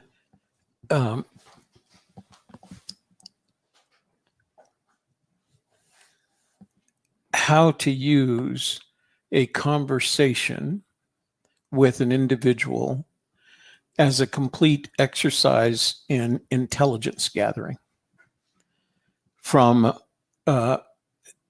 recalling making notes afterwards, recalling the clothes they wore, how they were sitting, how their face looked, what their expressions were, not just what they were saying, how they were moving their hands, whether or not they kept their hands in their pockets, right? Whether they smoked at the time, right? So it literally was an exercise in collecting intelligence on the individual. And I brought that into the sentient sales technique as a method. I didn't call it collecting intelligence, basically analyzing the individual, going beyond just what you're hearing and using what you're seeing or even smelling. You could always, when you walked into the office of someone who was a smoker, you could smell that, and you wanted to make sure you didn't say anything offensive, even though you weren't a smoker. So it was a complete analysis of the individual and an important part of this listening process, because it's absorbing a lot of other things, but not just what you're hearing. So, and you have 5 senses, so you might as well use as many of them as you can. You mentioned touch, right? I don't expect that you're going to go up and taste them, but maybe they could offer you a Tootsie Roll Pop or something. I don't know. Reflective feedback is next. This is basically, you're not listening to somebody so that you can formulate your reply or what you would do in that situation or give advice. You're listening to understand. You're listening to learn. You're listening to get their information. And in doing that, one of the things we can do is offer that reflective feedback of repeating back what they've said, paraphrasing, saying it in a different way. So what I'm hearing you say is this, is that correct? Check for clarification. Ask for those clarifying questions like, I didn't understand what you said there. You said you started work when you were 21, and what year was that? You can do those clarifying questions just to help you get that information straight in your mind, what they're talking about.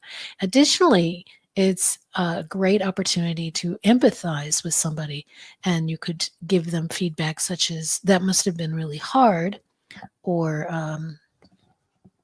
I see what you're saying. I hear that. I can understand what you're talking about. Just that empathy without saying, I know exactly how you feel, because of course nobody knows exactly how anybody feels except for themselves. But to empathize is just to give them that support that they're looking for so that they'll continue to speak. So one of the techniques that I've used in that case is when I can't empathize, if I don't have a similar experience and I'm not able to empathize with the individual, I want to reflect back to them that although I can't empathize, you're telling your story in such a way that I can feel, you're making me feel something, right? And it's not quite empathy, but it is like, that's such a good story. You touched in something inside of me. And I think that's a good way to reflect when they've had an experience that you can't even imagine. You've just never had that kind of thing. I've noticed on Clubhouse where people get up to tell their stories, some of them I can't empathize. I didn't lead that kind of life. But you think to yourself that that story is so well told that you can see how it changed them, how it made them better, and how they seem to have recovered from it. Then, and that creates a good feeling, a sense of good feeling. Ralph Nichols said, the most basic of all human needs is to understand and be understood. The best way to understand people is to listen to them. Wow. Another great quote. Yeah. You want to go next one? Next, we want to talk about putting aside judgment. When you come into a conversation already judging the situation, judging the person, judging their character, judging what they will probably say and what you will probably say, if you've got that mapped out in your mind, then you're not open to having an honest exchange of information. You don't want to come into a conversation judging the person. And this happens a lot with parents and kids. I remember as my son got to be an adult, we had a conversation one day, and I was he was trying to make me feel guilty about something in sort of a passive aggressive way. And I said, I tell you what, from now on, when we have a conversation, I won't judge you and you don't judge me. And let's just go from here. And that really freed some things up for us, that when he wasn't feeling judged, he didn't feel the need to then judge other people. So judge not lest ye be judged. And when you come to a conversation without judging somebody or judging what they're going to say, or maybe some action they took that was a mistake, well, if you can say, well, we all make mistakes, and this is where we go from here. Trust can grow when you allow them to be themselves without feeling judged. Your relationships can deepen. Your happiness increases because you're open to receiving happiness, and you're open to having a better relationship, and they are happier that they're not being judged. And then honesty comes easier when when you know that you can come to that person and say, this and this and this happened, and they just listen to you And then they say, okay, and then what? Or I see, and they're very neutral or even open to receiving what you're saying. Then you feel like, okay, I can be really honest with this person, and it improves your relationship. Very nice. Bryant H. McGill said, one of the most sincere forms of respect is actually listening to what another has to say. And I agree. Respect is super important, especially in marriage and partnerships. And that means, again, putting things aside and focusing on your partner when they're talking and giving them that respect. Mm. Do you feel like I listened to you enough? Yeah. I'd let you know. Yeah, you would.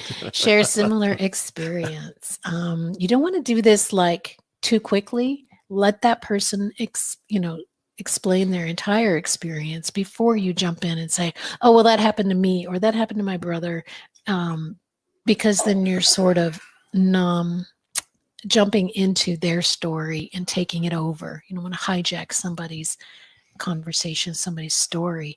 You want them to be able to tell their whole story, and then you can show understanding and empathy by saying, "Oh, I hear what you're saying, and something similar happened to me when I was that age, and I made a mistake, and I didn't do it any better than you did." So that would reduce their shame and guilt, knowing that you accept them as they are. You're not judging them.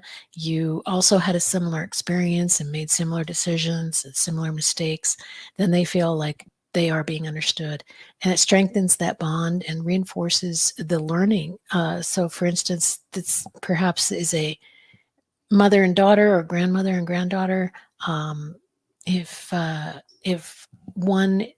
If the younger one came to the older one and said, I had this bad thing happen, maybe the boyfriend broke up with her or whatever happened, something bad happened, and the mother or grandmother listened to her and then said, when I was your age, something similar happened, and here's how I handled it, and here's what I thought and felt and did. Then the younger one could learn from that and see maybe a path forward, whereas before they may have felt like, life will never be better again. And when they hear, oh, they went through the same thing, and look at them now, they're doing great. So we can have that reinforcement of learning and hope for the future. So I actually have mixed emotions about this one. Mm-hmm.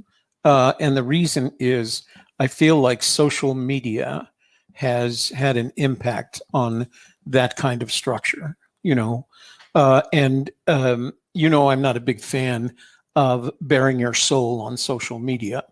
And I know people who do, and it upsets me that they do. Not upsets, I'm not going to, there's part of me that wants to say, don't talk about that on social media. But one of the reasons is, one of the things that I've noticed about social media is when we're not together like this, where if I'm telling you something, you start empathizing or at least being aware of what I'm talking about, you can respond to it without respond to it in a way that enables you to say, you know what, I went through that same experience. And not saying, oh, well, here's what happened to me. Mm-hmm. And I think one up you. Right. I think that's what happens on social media. And because it's on social media, no one says, I went through a similar experience. Here's what I did. Right. Right. Hoping that they could reinforce that. And sometimes it doesn't do any good to do that. But and it's a lot easier to do when you're face to face. On social media, it's easier to say, really? Well, here's what happened to me. Mm-hmm. And then what did you call it? One up your story. Do a one up your story. Level up your story, so that now your story becomes more important than whatever pain the person is experiencing. Right. Now, again, I'm not a big fan of bearing your soul on social media. Right. If you have a problem, call me. Yeah. Let's talk about it. And I promise you, what's not going to happen is I'm not going to one up you. Yeah. I'm going to suggest that I had a similar experience, and here's what I did if you're open to that advice. Right. So social media has an impact on this. Yeah, I would save things like technical things, like I was trying to learn how to do such and such, and I bought this piece of software and it's not working, and I need some help. That's great. Share that stuff on social media, because people can honestly help you with things of that nature. But if it's something personal, like I'm going through a divorce or my kid's on drugs or things of that nature, then you're going to want to talk one-on-one with somebody. That's a coach or a therapist or a best friend or a parent or a sibling or whatever. You're going to want to talk that through one-on-one. Putting things out on social media is good if you want advice. If you don't want advice, don't put it out there. Yeah, that's it basically. Yeah. So back 2 slides. Active listening marks you as a leader. As you saw, Malcolm Forbes and some of the other names that we discussed, Peter Drucker, and they focus a lot on listening, because when you listen to the people around you, you can take all their ideas and all their stories, combine them into universal truths, and that can inform the way you live. It attracts others to you, right? We talked about Dale Carnegie, go to a party and ask everybody about themselves, and they get to talk about themselves. They remember you as the person they like the most. It attracts people. Creates authority. When you listen to people, it gives you this status of perhaps a coach or a mentor or a parent, or the person who is the one that everybody comes to when they have problems. You are the guru, right? Gives you that authority. It demonstrates a growth mindset when you are open to listening without judging. You say, well, I don't know anything about that. Why don't you share your experience with me? And you just let the person talk. That demonstrates that you're ready to listen and learn. It encourages others to share their story with you. When you don't interrupt them, when you let them speak and you continue to encourage them with your body language, they will continue to flow with their story, and you'll get to learn a lot more about them. And it offers that opportunity to learn. Again, they may have some bits of information that you didn't know anything about, and it could spark something in your mind that helps you in the future to grow your business or have better relationships or whatever it is. So I am actively listening to your presentation, but I regret the fact that we're not going to get the opportunity to discuss how well drawn that paramecium on the whiteboard is. Well, as you can see, that teacher is listening to that student. So I have a free gift for you for watching today's video. It's all about conducting interviews. Since we're talking today about being an active listener and working on your listening skills, one of the great ways to practice listening is by interviewing others.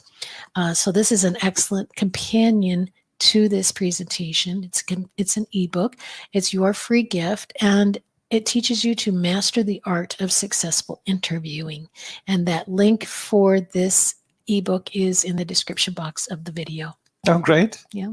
That was, I got to tell you that this is the result of the fact that Shelley and I did a presentation on interviewing top 10 interview tips on Tuesday.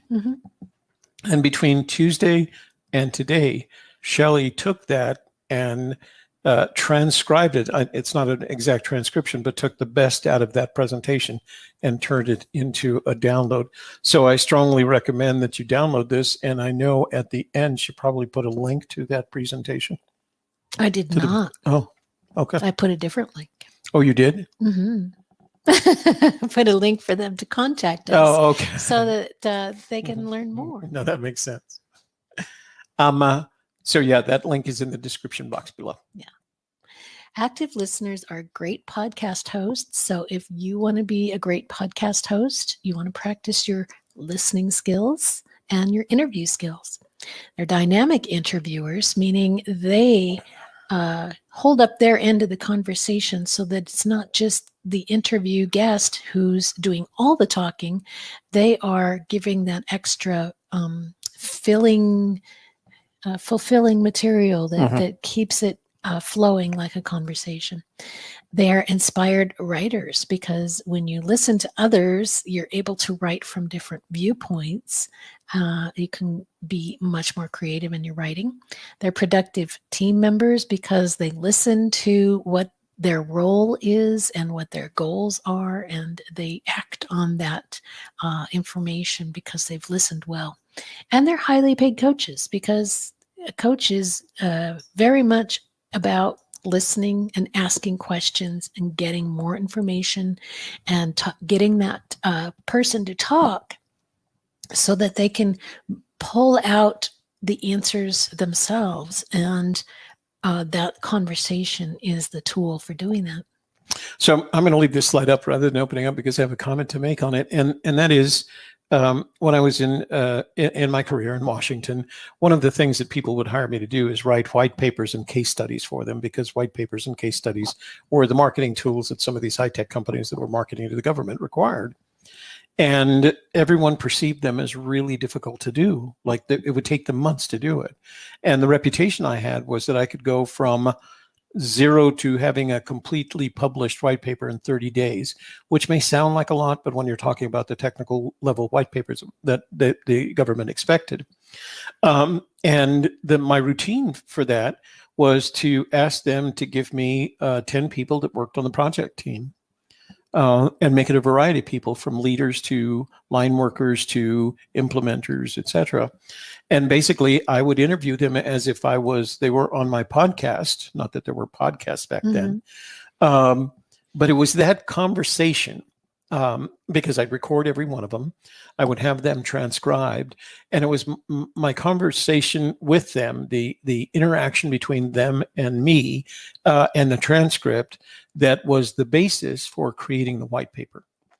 And the white paper wasn't just a set of quotes from them; it was actually a storyline that came from the transcript, and I would add where I needed to, but the important thing about that was you could not do that if you were not actively listening to the individual and what they were talking about, not only for the purpose, because I knew the 10 questions that I would want to ask each of these individuals, but I also knew that they were going to say something that was going to cause me to ask another question. And the reason I recorded them, and usually if I could, I'd record them on a video camera. And this was back in the days where we used tape, videotape. Because what it enabled me to do was not worry about making notes. And the less time I can spend making notes and paying attention to them, the more valuable that is to me. So if they allowed me to record them, and literally, I don't ever recall somebody saying no. I don't want, are we going to do this on camera? Yes, we're going to do this on camera. It's for my purposes, right? It just makes my job easier. I'll say yes. But it was so that I could see them, not just hear them, and not interrupt myself making notes. I literally have, me in my notebooks. That was a period in time where I did not fill notebooks with these conversations. I just watched and listened and asked questions, and it was an amazing experience. And it's something that became a skill, that you can take into whatever you're doing in the future. So, like us now. Yeah, that's right. So I invite you to connect with us and schedule a free consulting call to define your social media goals, assess your specific needs, clarify your best options. These are our links, which are also in the description box below the video: messagesandmethods.com, shellycarney.com, tunis.com. Those have all of our links. Those are just our pages with our links so that you can choose what you want to do or what method you want to use to reach out when you get there. If you want to email, or if you want to call or text or write to us, or whatever it is you prefer to do, reach out on social media, however you like to connect. And we hope that you'll do that. And as we mentioned earlier, you've got that ebook that Shelley's offering you. Make sure you go pull that down. And then once you've gone through the ebook, go back and follow the links that Shelley has set up for you in that ebook to get more information. So here's something nice for you. Brian says. Well, thank you, Brian, for being here. And please do share with your family and friends. So, okay.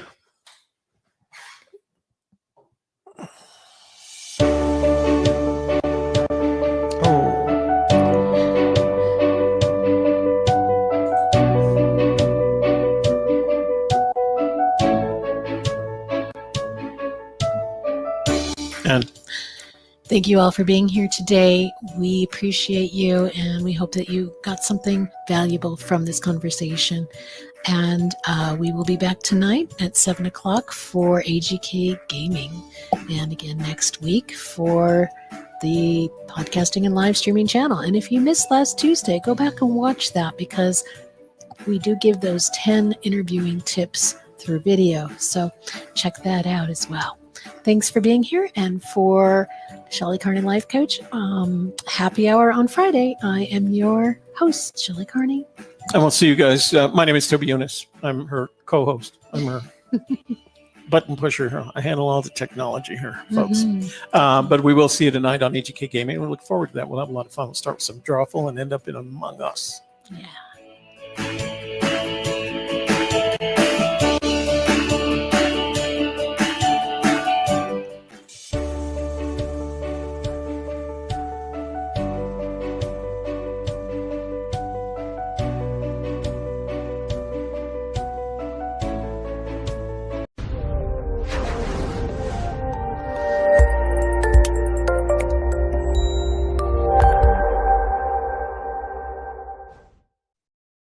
Hi, everybody, and welcome to Mindfulness for Happiness and Relapse Prevention.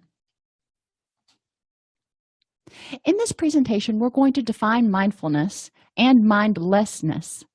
We'll differentiate between mindfulness and purposeful action, identify how mindfulness can be used in practice, and explore several different mindfulness techniques and activities that you can use with your clients. So what is mindlessness? We're going to start there. Mindlessness is on autopilot. It's when you get up in the morning, you stagger into the kitchen, you make your coffee, you eat your breakfast, you take a shower, you go to work, you come home, you eat dinner, and you go to bed. And you really didn't check in with yourself to see how you were feeling, what you were needing, and if there was anything that you could do to actually perk up your day. So we don't want to be on autopilot. We need to reduce enough stress in our life, or at least learn to focus and stop and smell the roses, or at least check in, even if we're not going to smell anything.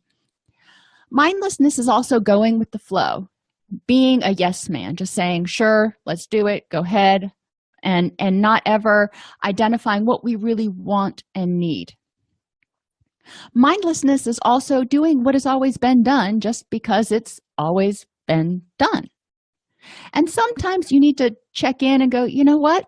That's not all that important. If you are one of those people who has to go through and bleach every bathroom every weekend, that's the way you've always done it, and it may still work for you, and you may have a perfectly good reasoning and desire to do it, and that's great.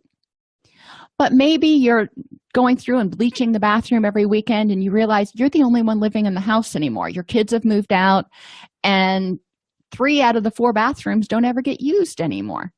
So maybe you can not bleach those every week, maybe just once a month. So looking at what you're doing and identifying if it's needed, or if you're just doing it because it's always been done that way. Another example of it's always been done that way, from my personal experience, when I come home, and this is total autopilot mindlessness, I come home, I put my purse on the foyer table, I walk into the kitchen, I open up the refrigerator, and I find something to eat. Now, I've never stopped to check in to go, am I really hungry? Am I thirsty? Or is it just because I'm home? It's just what I do. So it's important in mindfulness to identify what you're doing and choose your behaviors. Choose how you use your energy purposefully. Other examples of mindlessness: getting home and not remembering the drive. I think all of us have done it. We get in the car and we're kind of on autopilot going home, and we're totally thinking about something else. Eating without realizing it, or when you're not hungry. Sometimes people will just kind of meander into the kitchen and get something to eat and sit down and start eating, and they're like, wait a minute, I'm not really even hungry. And having intense feelings or relapses come from, quote, out of the blue. These usually don't come from out of the blue unless there's been some sort of a trauma in your life. Most of the time, relapses, whether it's mental health or substance abuse, started a long time ago, and you weren't paying attention to the fact that you were getting run down, that you were getting stressed out, that you were getting overwhelmed. So you get to this breaking point, and all of a sudden the dam breaks, and you're like, oh, where did that come from? Well, if you were paying attention, it started about 6 weeks ago. Mindfulness is having an awareness in the present. We stop, look, listen, feel, and interpret what's going inside us and what's going on around us. I encourage my clients to do mindfulness check-ins at every meal because we usually eat at least 2 to 3 times a day. So that's a good anchor point for them to go, okay, before I eat, let me just stop, look around, see where I'm at, figure out how am I feeling physically. Am I tired? Am I anxious? Am I stressed out? Am I hurting somewhere? And what's going on around you? How are you thinking? Once you figure out how you're feeling, whether you're comfortable, what the environment is, interpret where you are and what you need. Purposeful action means becoming mindful in the present moment and acting intentionally instead of reacting emotionally. If you are stressed out and you're exhausted and you're in the cafeteria of your office and people keep coming in and talking to you and just bothering you, and you just really want some peace and quiet, mindlessly acting people would likely just continue to sit there until somebody comes up and you bite their head off. If you're being mindful, you realize, preferably before you even go into the cafeteria, that you're stressed out and you need some quiet time. So maybe you need to eat at your desk. So you're acting intentionally instead of reacting when the dam breaks. You want to intentionally choose behaviors and actions that are going to make effective use of your energy and help you achieve your goals. So again, just thinking about biting people's heads off or getting overwhelmed, how can you prevent that from happening? If you're acting intentionally, if you do a mindfulness scan and you go, you know what, I'm really stressed out right now, I'm exhausted, I can't think straight, what do I need versus what do I think I should do? Because what you need is going to lead you towards purposeful action and get you closer to your goals. How did we learn mindlessness? As we were growing up, people have told us things like, do it because I said so. Don't ask why. This is always one of my big pet peeves when I'm working with other coaches or I'm working with clinicians in a residential setting or even in an outpatient setting. If they tell their clients to do something because they said so, that's A, not respecting the client's autonomy, but it also doesn't help the client learn why, so they can be mindful and make a purposeful choice about whether they want to do it or not. Suck it up communicates don't feel, just do. You know, some mornings we get up, we don't want to go to work, we don't want to face the traffic, we don't want to take a shower, whatever the case is, maybe all of the above. And sometimes we do have to suck it up. But if you do a mindfulness scan and I go, you know, all of those things are true, I'm not motivated to do anything, I've got to decide in the big scheme of things what works best to help me achieve my goals. Sometimes it means suck it up. But it's important to check in with yourself and feel first, identify what you need, and then make decisions about what's going to get you closer to your goals. Nobody cares, just ignore it. Means don't trust your own instincts and don't trust other people. We don't want to learn this. again, when you go and tell your boss, I'm overwhelmed, I've got 16 things to do that are due on Friday, and I need to know which is of more of a priority to you. And he says, just go figure it out. He's not giving you any direction for being mindful. Or if he says, I don't want to hear about how stressed you are, that means how you feel doesn't matter. And you need to just go ahead and do it regardless of what's in your best interest. Now, sometimes that's going to happen in the workplace. I'm not saying that we live in a utopia. It is, however, important for people to be aware of their own limits and boundaries to prevent burnout. And finally, that's what everyone does. So don't question it. Everyone else does this, so you need to do it too. And in reality, this is one of the biggest mindfulness trip-ups ever. Always, always, always ask yourself, is whatever I'm getting ready to do getting me closer to or further away from my ultimate goals and where I want to be? Mindfulness can help us transition from reacting to acting. It can help us be proactive and prevent reacting, prevent blowing up, prevent burning out. It makes more efficient and effective use of energy by making the right decisions the first time. So beginning with the end in mind, so to speak. What are my ultimate goals? Let's make the right decision about how to handle this situation to get me closer to my goals. And mindfulness encourages self-awareness and compassion. So we want to seek first to understand ourselves and then to understand others. And when I say understand ourselves, it means, what are we good at? What are our strengths? What are our weaknesses? What do we need? What do we want? And what are our ultimate goals? Mindfulness can help reduce inefficiency through planning and prioritizing. Instead of just kind of flying by the seat of your pants, deciding, hey, I want to build a doghouse, driving down to Home Depot, buying a bunch of lumber and a bunch of nails and going, okay, now let's figure out how to put this together. That's kind of inefficient. Whereas you could save time by going online, getting a plan, which will have a list of all the supplies that you need, and then you can follow the plan, put up the doghouse, and bada bing, Fido has a new home.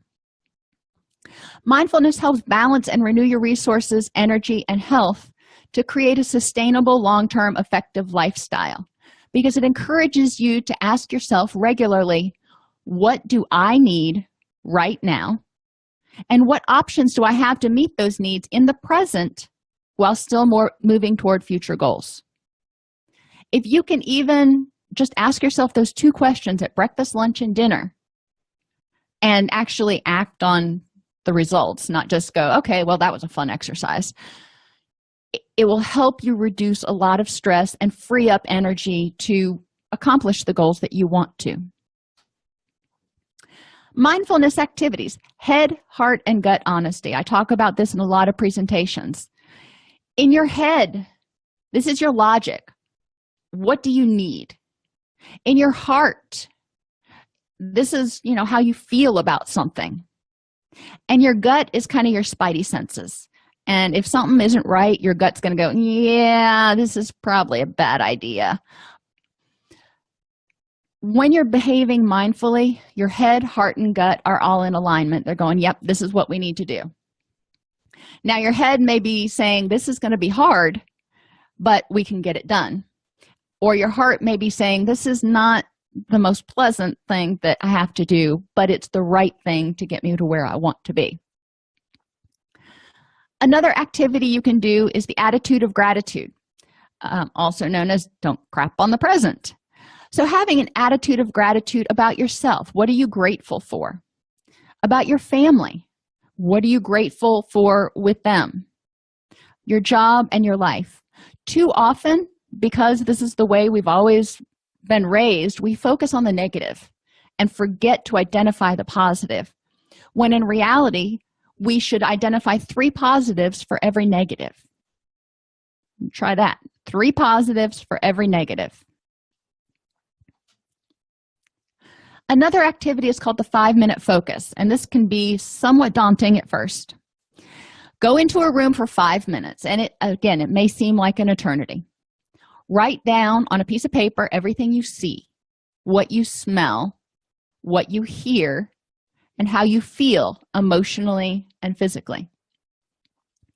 This gets you into the habit or practice of being more attuned to your surroundings and being more aware of not only what's going on inside, but also what's going on around you.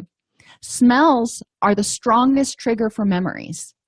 So if you walk into a room and, every time you walk in there, you just kind of feel chills go up your spine, think to yourself, what does this smell like that is reminding me of something in my past?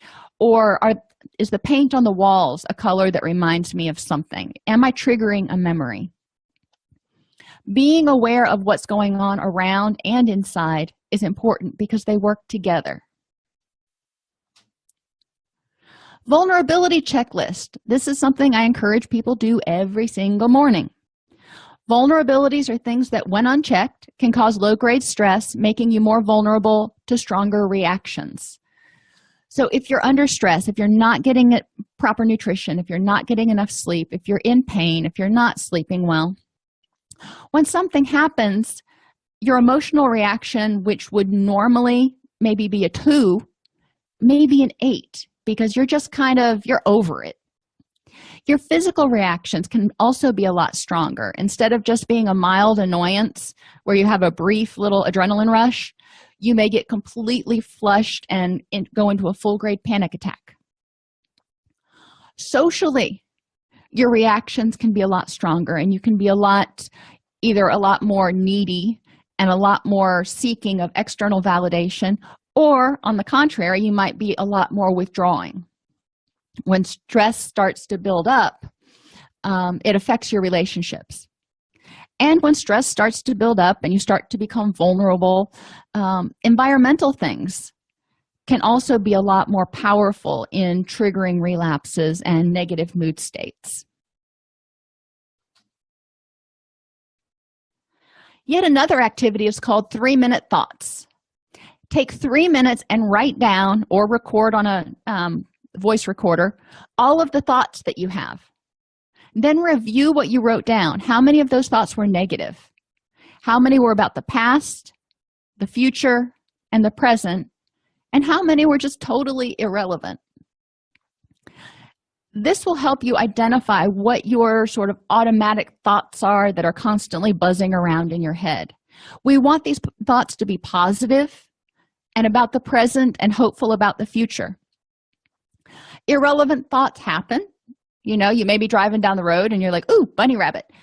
Totally irrelevant, but it's a thought. So it's something that you would want to record. Colors of emotion. Most colors evoke emotion in people. Most of the emotions are learned because color reminds you of a memory. So get a big crayon box and identify how different colors make you feel. Now, certain colors, they've done research. Yellows, reds, and browns tend to make people hungry. So when you go into restaurants, you'll see a lot more yellow, red, and brown. Certain blues can be calming, but certain blues can also feel institutional, like a blue-gray or kind of a pea soup green. That may not be true for every single person, though. So look at colors, look at swatches, and just see, how does that make you feel? Does it make you feel calm, indifferent, or sad? Increase the colors in your environment that make you happy. I like purple and blues and, some of the bright, cheery colors. But I love just about every shade of purple and blue. So that's what I would use for accessories in whatever environment that I'm in. But I also like white because it's blank. And that gives me something that I can look at that's not overstimulating or understimulating. It's just blank. Smells are one of the strongest memory triggers, so know your nose. What smells to you are calming and maybe nostalgic at the same time?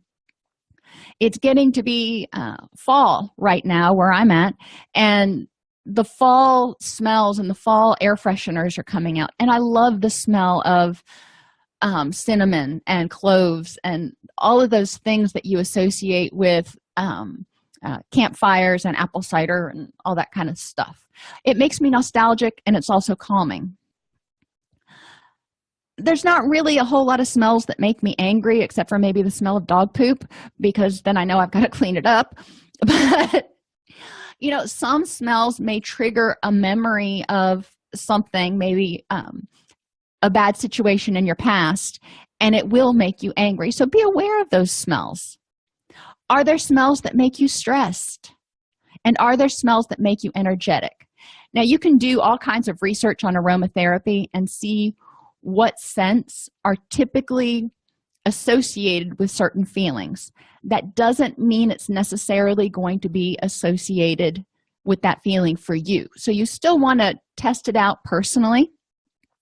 When I use aromatherapy with my animals that are on my farm, I take down an array of different essential oils and I let them sniff them. And if they like it, they'll sniff it again. If they don't like it, they'll walk away. My donkeys don't like lavender. They have no use for lavender at all. Now, valerian, on the other hand, they tend to flock to a little bit more. So before the farrier comes out, I put a little valerian oil on their halter, which helps them be a little bit calmer when he's there. The ABCs. ABCs help you identify why you're getting upset about something. So the activating event, something happens. The consequence is that you get upset or you get angry. But between those two things, which are like a split second, you have all these automatic beliefs. So something happened, and you tap into schemas about this event, which are all your automatic beliefs, and it results in an emotion. Now, what you can do is dispute these beliefs and say, you know, that doesn't really apply to this situation. Sometimes your beliefs are spot on accurate, though.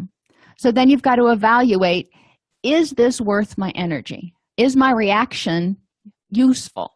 If you get cut off in traffic, and this is my favorite one to use because everybody gets cut off in traffic occasionally. If you get cut off in traffic, was it dangerous? Yeah, that's probably a very valid belief. But when I evaluate the consequence, is my getting angry about it and, you know, trying to convince the other person how wrong they were, is that useful? My answer is no. You know, the other person may not even know they cut me off, but even if they do, they may not care, and likely they don't. So is it worth my energy and effort to follow up on that, or do I just need to go, okay, deep breath, need to be a little bit more alert? Relapse warning signs checklist, or the black swan. Relapses don't come from out of the blue. A black swan is something that is an unexpected event to occur. Part of mindfulness is learning about yourself from past experiences.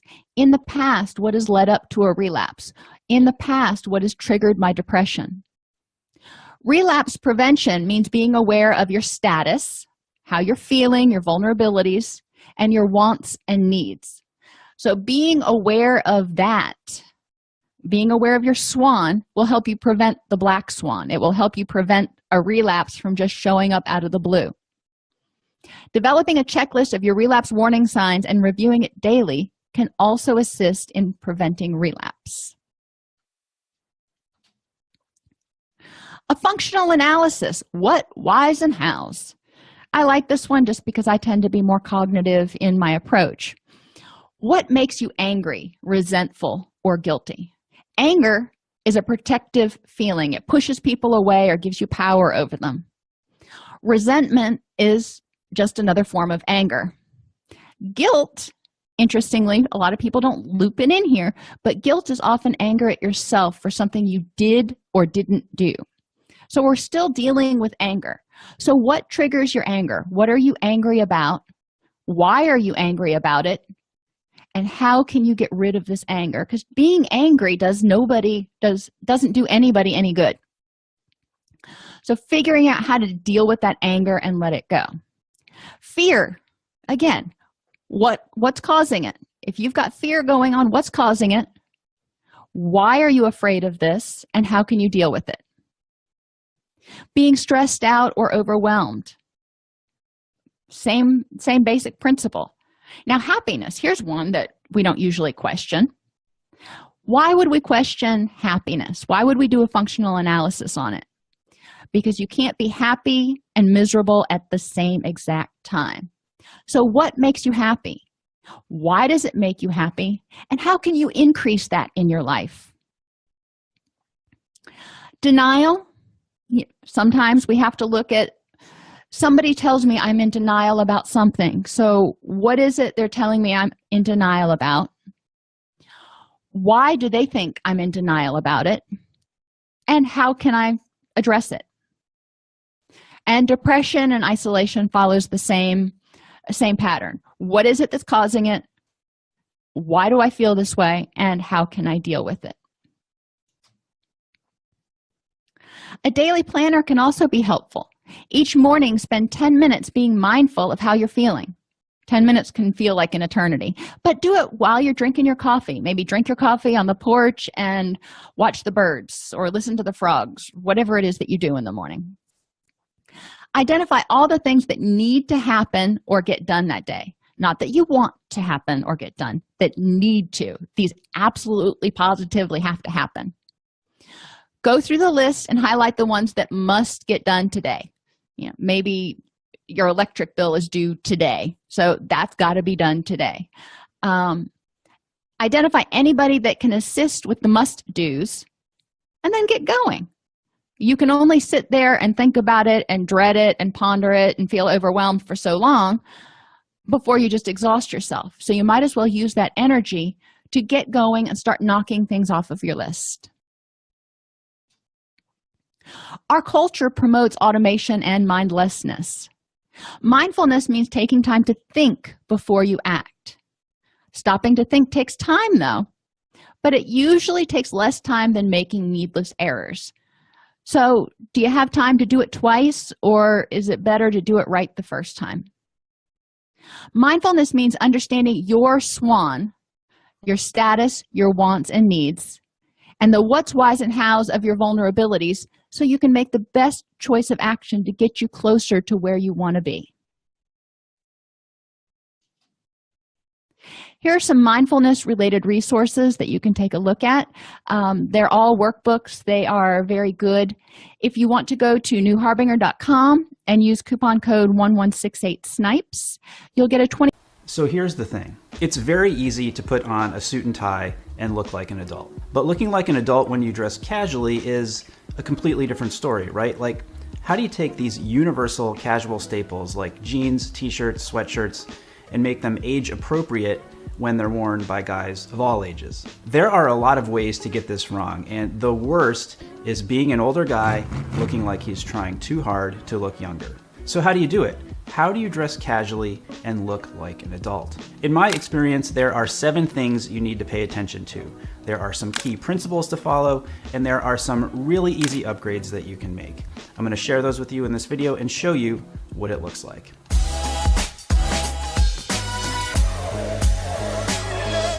I'm Brian Sakawa, you are watching He Spoke Style, and this channel is dedicated to giving you all the advice and inspiration you need to dress well, develop your personal style, and gain more confidence. Before we get into it, I want to take a quick commercial break to let you know that today's video is sponsored by Keeps. Keeps is a subscription service that focuses on making it easier and more affordable for men to treat their male pattern baldness online. Here is a statistic for you. 2 out of 3 guys experience some form of male pattern baldness by the time they are 35. And the best way to prevent it is to do something about it while you still have hair left. With Keeps, a licensed doctor reviews your information online and recommends the right hair loss treatment for you. Then your treatment is shipped directly to your door every 3 months. Keeps offers generic versions of the FDA-approved medications for hair loss, which makes it more affordable. So if you're ready to take action and prevent hair loss, go to keeps.com/hespokestyle. That link is right down there in the description. Click on that to receive 50% off your first order.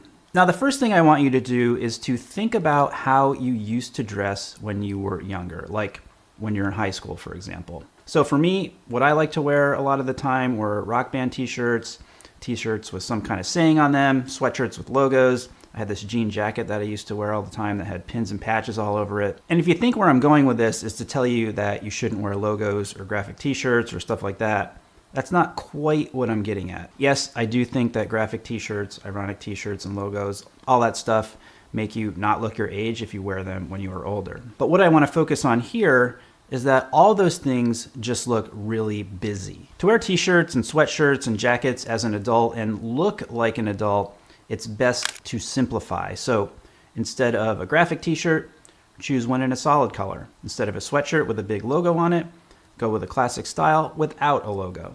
It's pretty simple, and keeping it simple like that is one of the keys to looking good dressed casually as an adult. All right, so the next thing you need to focus on to dress casually as an adult is one of the exact same things that I constantly preach about when it comes to looking good in a suit. Your clothes have to fit. Doesn't matter whether it's dressed up or casual. If your clothes don't fit, you're not going to look like an adult. You're not going to look like you know how to dress your age. Now, one thing I want to emphasize here with fit is that when it comes to how your clothing should fit, that it really depends on two things: the look you're going for and your body type. If you're like me and you consider your style to be classic with a modern sensibility, that tailor fit, slim, comfortable, definitely not tight or form-fitting, is probably what you're looking for. If you're someone who enjoys keeping up with trends here and there, there's nothing that says you can't do that as an older guy, but I would just say don't overdo it. But how do you actually get your clothes to fit the right way? The first thing I would recommend is to find a great tailor, even for casual clothes. A good tailor will be able to make any number of small tweaks, whether that's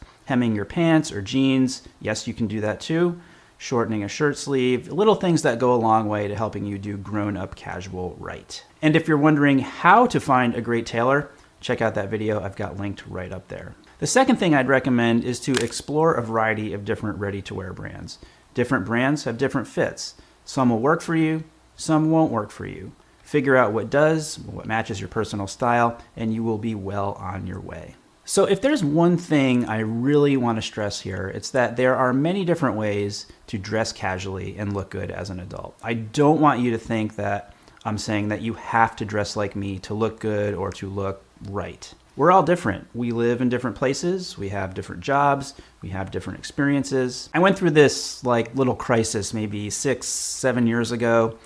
I used to think that I needed to constantly wear something different, to keep showing people that I quote unquote knew how to dress.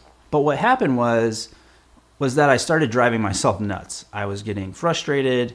It felt too complicated. And honestly, I didn't feel like myself. At that point, I realized what I really like to wear, and I got really comfortable with the idea that that was my style. So I stopped driving my behaviors in terms of style based on what I saw other people doing and learned to really like and appreciate what I like to wear. Knowing what you like and sticking to that and developing a sort of uniform for yourself, that's not boring. That's cool. It's what makes you, you. It becomes your calling card and it becomes your style. If you apply what I've talked about already, simplifying and paying attention to fit, that's going to work in a variety of different styles and approaches. But it's most important that you're comfortable, because if you're not, that's going to negatively affect how you carry yourself and your confidence. So at that point, it's like all that work would be for nothing. All right, next let's get into some specific upgrades that you can make, and starting off with one of the ultimate casual staples, jeans. If your jeans are worn out, full of holes, poorly fitting, meaning either baggy or too long where they're pooling at your ankles, it is time to upgrade to some jeans that fit right. Now, you might wonder, how many pairs of jeans should you have and what colors should they be? So the first pair you need is a slim and dark pair. This is your workhorse pair of jeans, and it will be one of the most versatile in your entire wardrobe. You can wear them casually and rugged, and they can easily transition into other slightly dressier casual scenarios like a date night or even business casual, depending on your workplace. The second pair I recommend is a pair of black jeans. Of course, black jeans have those rock and roll connotations, but as you get older, they take on some other properties that I think are beneficial. They're slimming, and they're very easy to dress up casually with just a t-shirt and a casual jacket. The third pair I recommend is a light wash pair. They're sporty, great for the weekends, and work with a variety of shirts from t-shirts to polos to button-ups. And if you're comfortable with it, you can go ahead and add a white pair in. Lots of options there, especially in the summertime, but I know that's not going to be for everyone. Next, let's talk about footwear, specifically sneakers. Now, I like wearing sneakers as much as the next guy, but I'm not going to be wearing a pair like this outside of the backyard or the gym. Athletic shoes as your go-to footwear outside of working out or working around the house are a complete no-go. Instead, upgrade to a pair of minimal low-top leather sneakers. They're still sporty, but help make a casual outfit look a little more put together and considered. I'll talk about and show you some other footwear options later on in the video. As you get older, you look more mature, and your casual dress should also look more mature. An easy way to do this is to upgrade some of those classic casual outerwear pieces that you have in different materials, textures, and colors. So, for example, classic denim jacket. I don't think there's anything wrong with wearing this as an adult, but I will grant you that it does appear more youthful.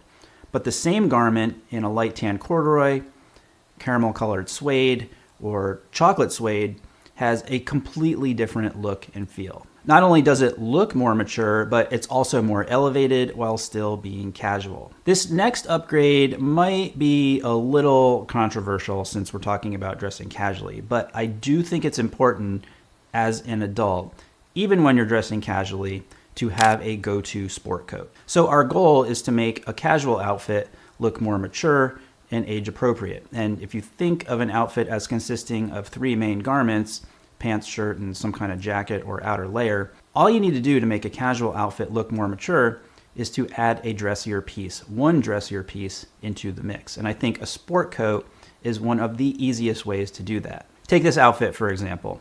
Jeans, t-shirt, hoodie. Swap out the hoodie for a navy sport coat, and I don't even have to tell you because you can clearly see the difference that just one small change made to the entire look and feel of this outfit. So we've talked about a few general things you can do as well as some specific upgrades you can make, but instead of just talking about it, what I want to do next is to show you what these things look like in practice. 5 looks for various seasons coming your way. Let's jump right into it. So this look here is like the clearest illustration of pretty much everything I've talked about.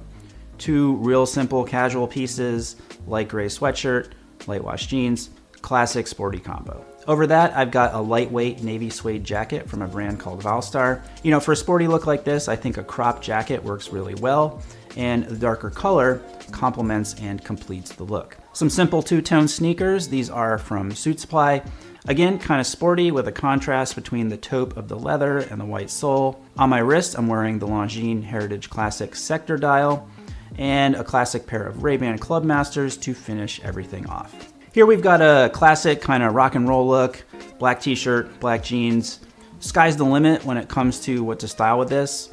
I kept it simple, but with some pretty big contrasts. Starting with the jacket, it's a classic trucker jacket style, but in a gorgeous caramel color and buttery smooth suede. Both the color and the texture elevate the look and really make it stand out. More contrast to anchor the outfit with some white Common Project sneakers. I'm a fan of the white against black for me. I think it just creates more visual interest and kind of like a visual layering. On my wrist, got the Speedy on a black NATO, and then keeping the rock and roll vibes here with some Jacques Marie Mage shades. All right, next we've got a summertime look to illustrate that casual doesn't always mean jeans, especially in the summer, you know, when you're not really gonna want to wear jeans. Very easy to substitute a pair of khaki cotton pants. Going with a simple brown gingham button-up shirt here. Both the shirt and the pants are from our collection, available in the shop. And I mean, it's a real simple combination. What really takes it up a notch and completes it are the footwear and accessories. Got a suede tassel loafer. Again, suede always feels more mature to me. Suede belt to match. Panama hat makes the silhouette more complete.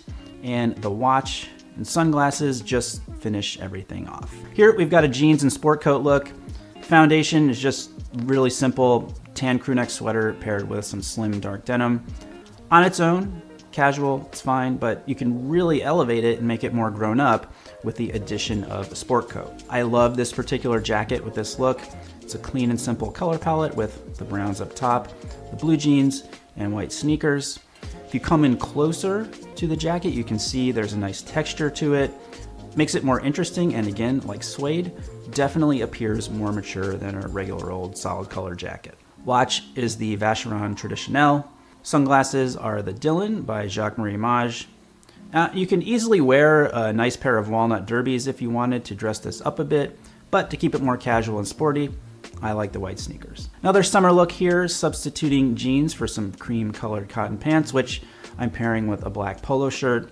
Very simple combo, very high contrast. Polo shirt, classic casual piece, but this particular shirt from our collection feels more elevated and grown up for two specific reasons.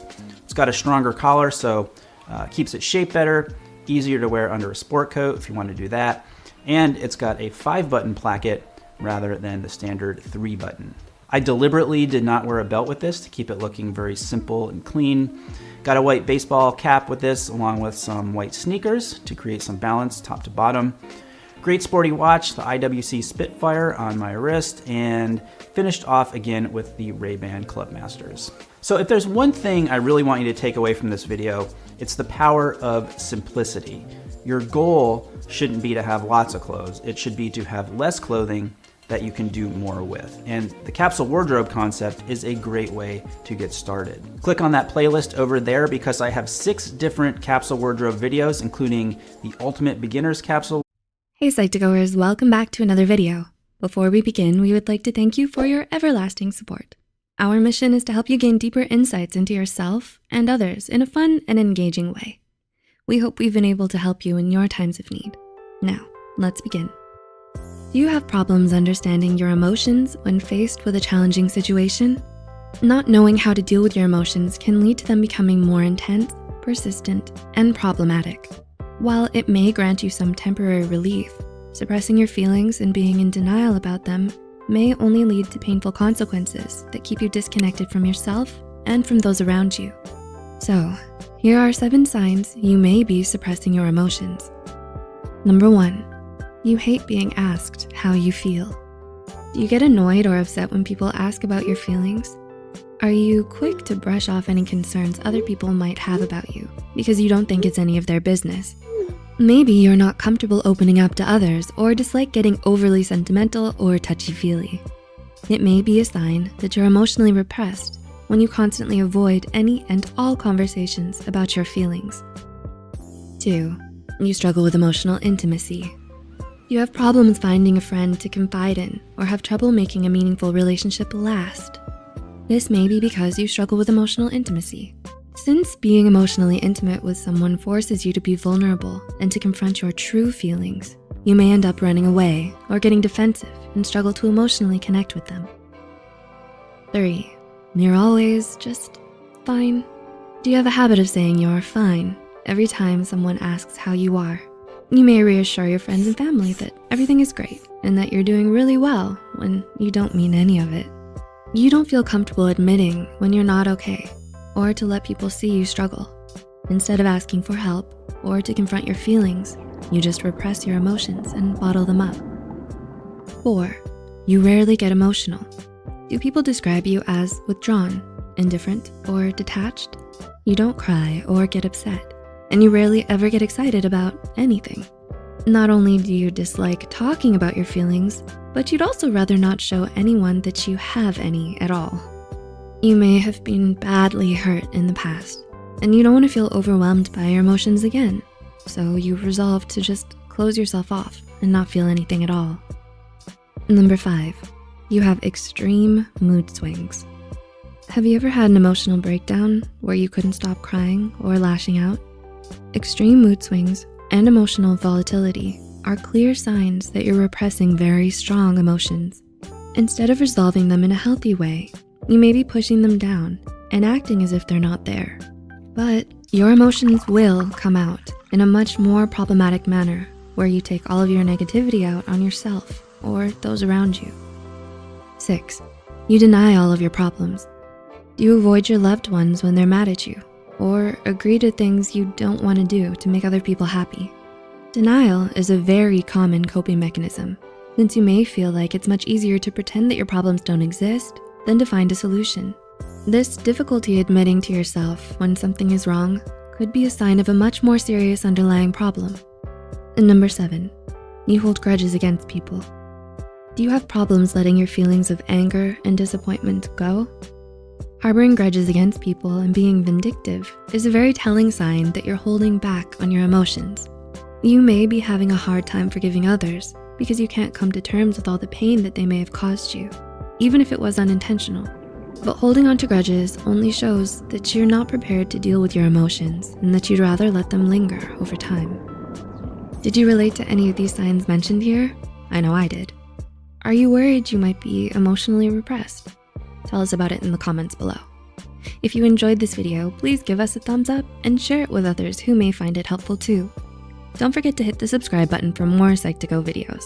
All the references used are also added in the description box. Hi there.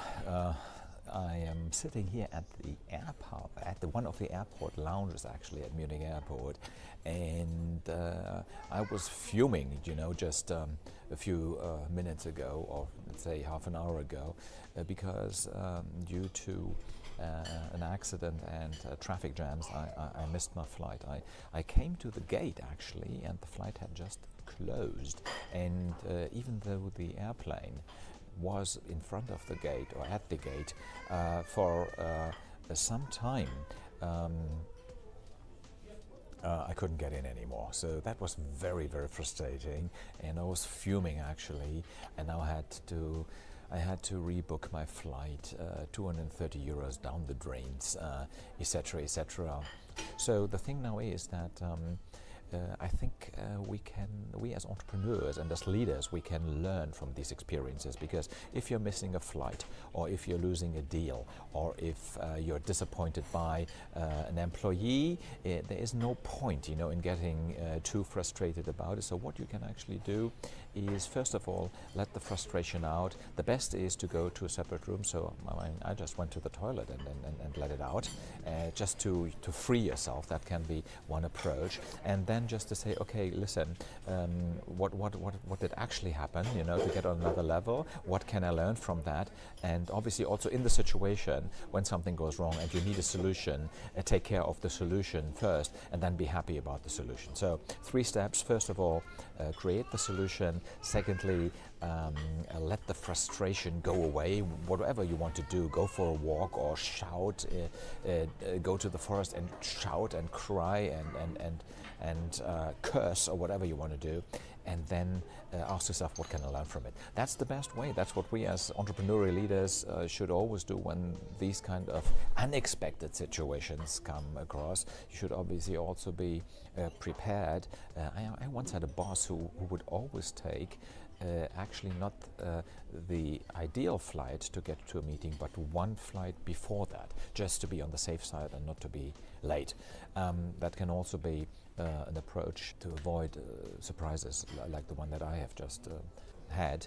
And yeah, so there's a proactive part to it. You can plan for things, as for unexpected situations. And secondly, there's also a reactive part, because there will always be frustrations in your entrepreneurial life, and you can actually handle them with the 3 steps that I mentioned. First of all, find the solution. Second, let the frustration out. And third, think about what you've learned from it. So that was Armin L. Rao from the airport lounge at Munich Airport. I'm now off to London. Hope that I can make a video for you there and have a good time. If you would like to have more help on your leadership challenges as an entrepreneur, just click on the link below this video. So sometimes people will ask, why, let's say I give a profound meditation on the nature of self, and people are really rested in the nature of self. And that's fantastic, it's great. They feel this peace, they're starting to sort of move towards the edge of the mind begins to be transparent, and there's this sort of oceanic sense of peace that begins to infiltrate their experience. So it's anything along the lines of the resting practice, the practice of abiding as the self and sort of ignoring the thoughts that come and go, which has a distinct flavor to it from doing the work in the way of investigation, empowerment, actualization, clarification of self, right? That feels like it's more active in a way, like it engages the faculty of mind a more active version of intelligence is being used.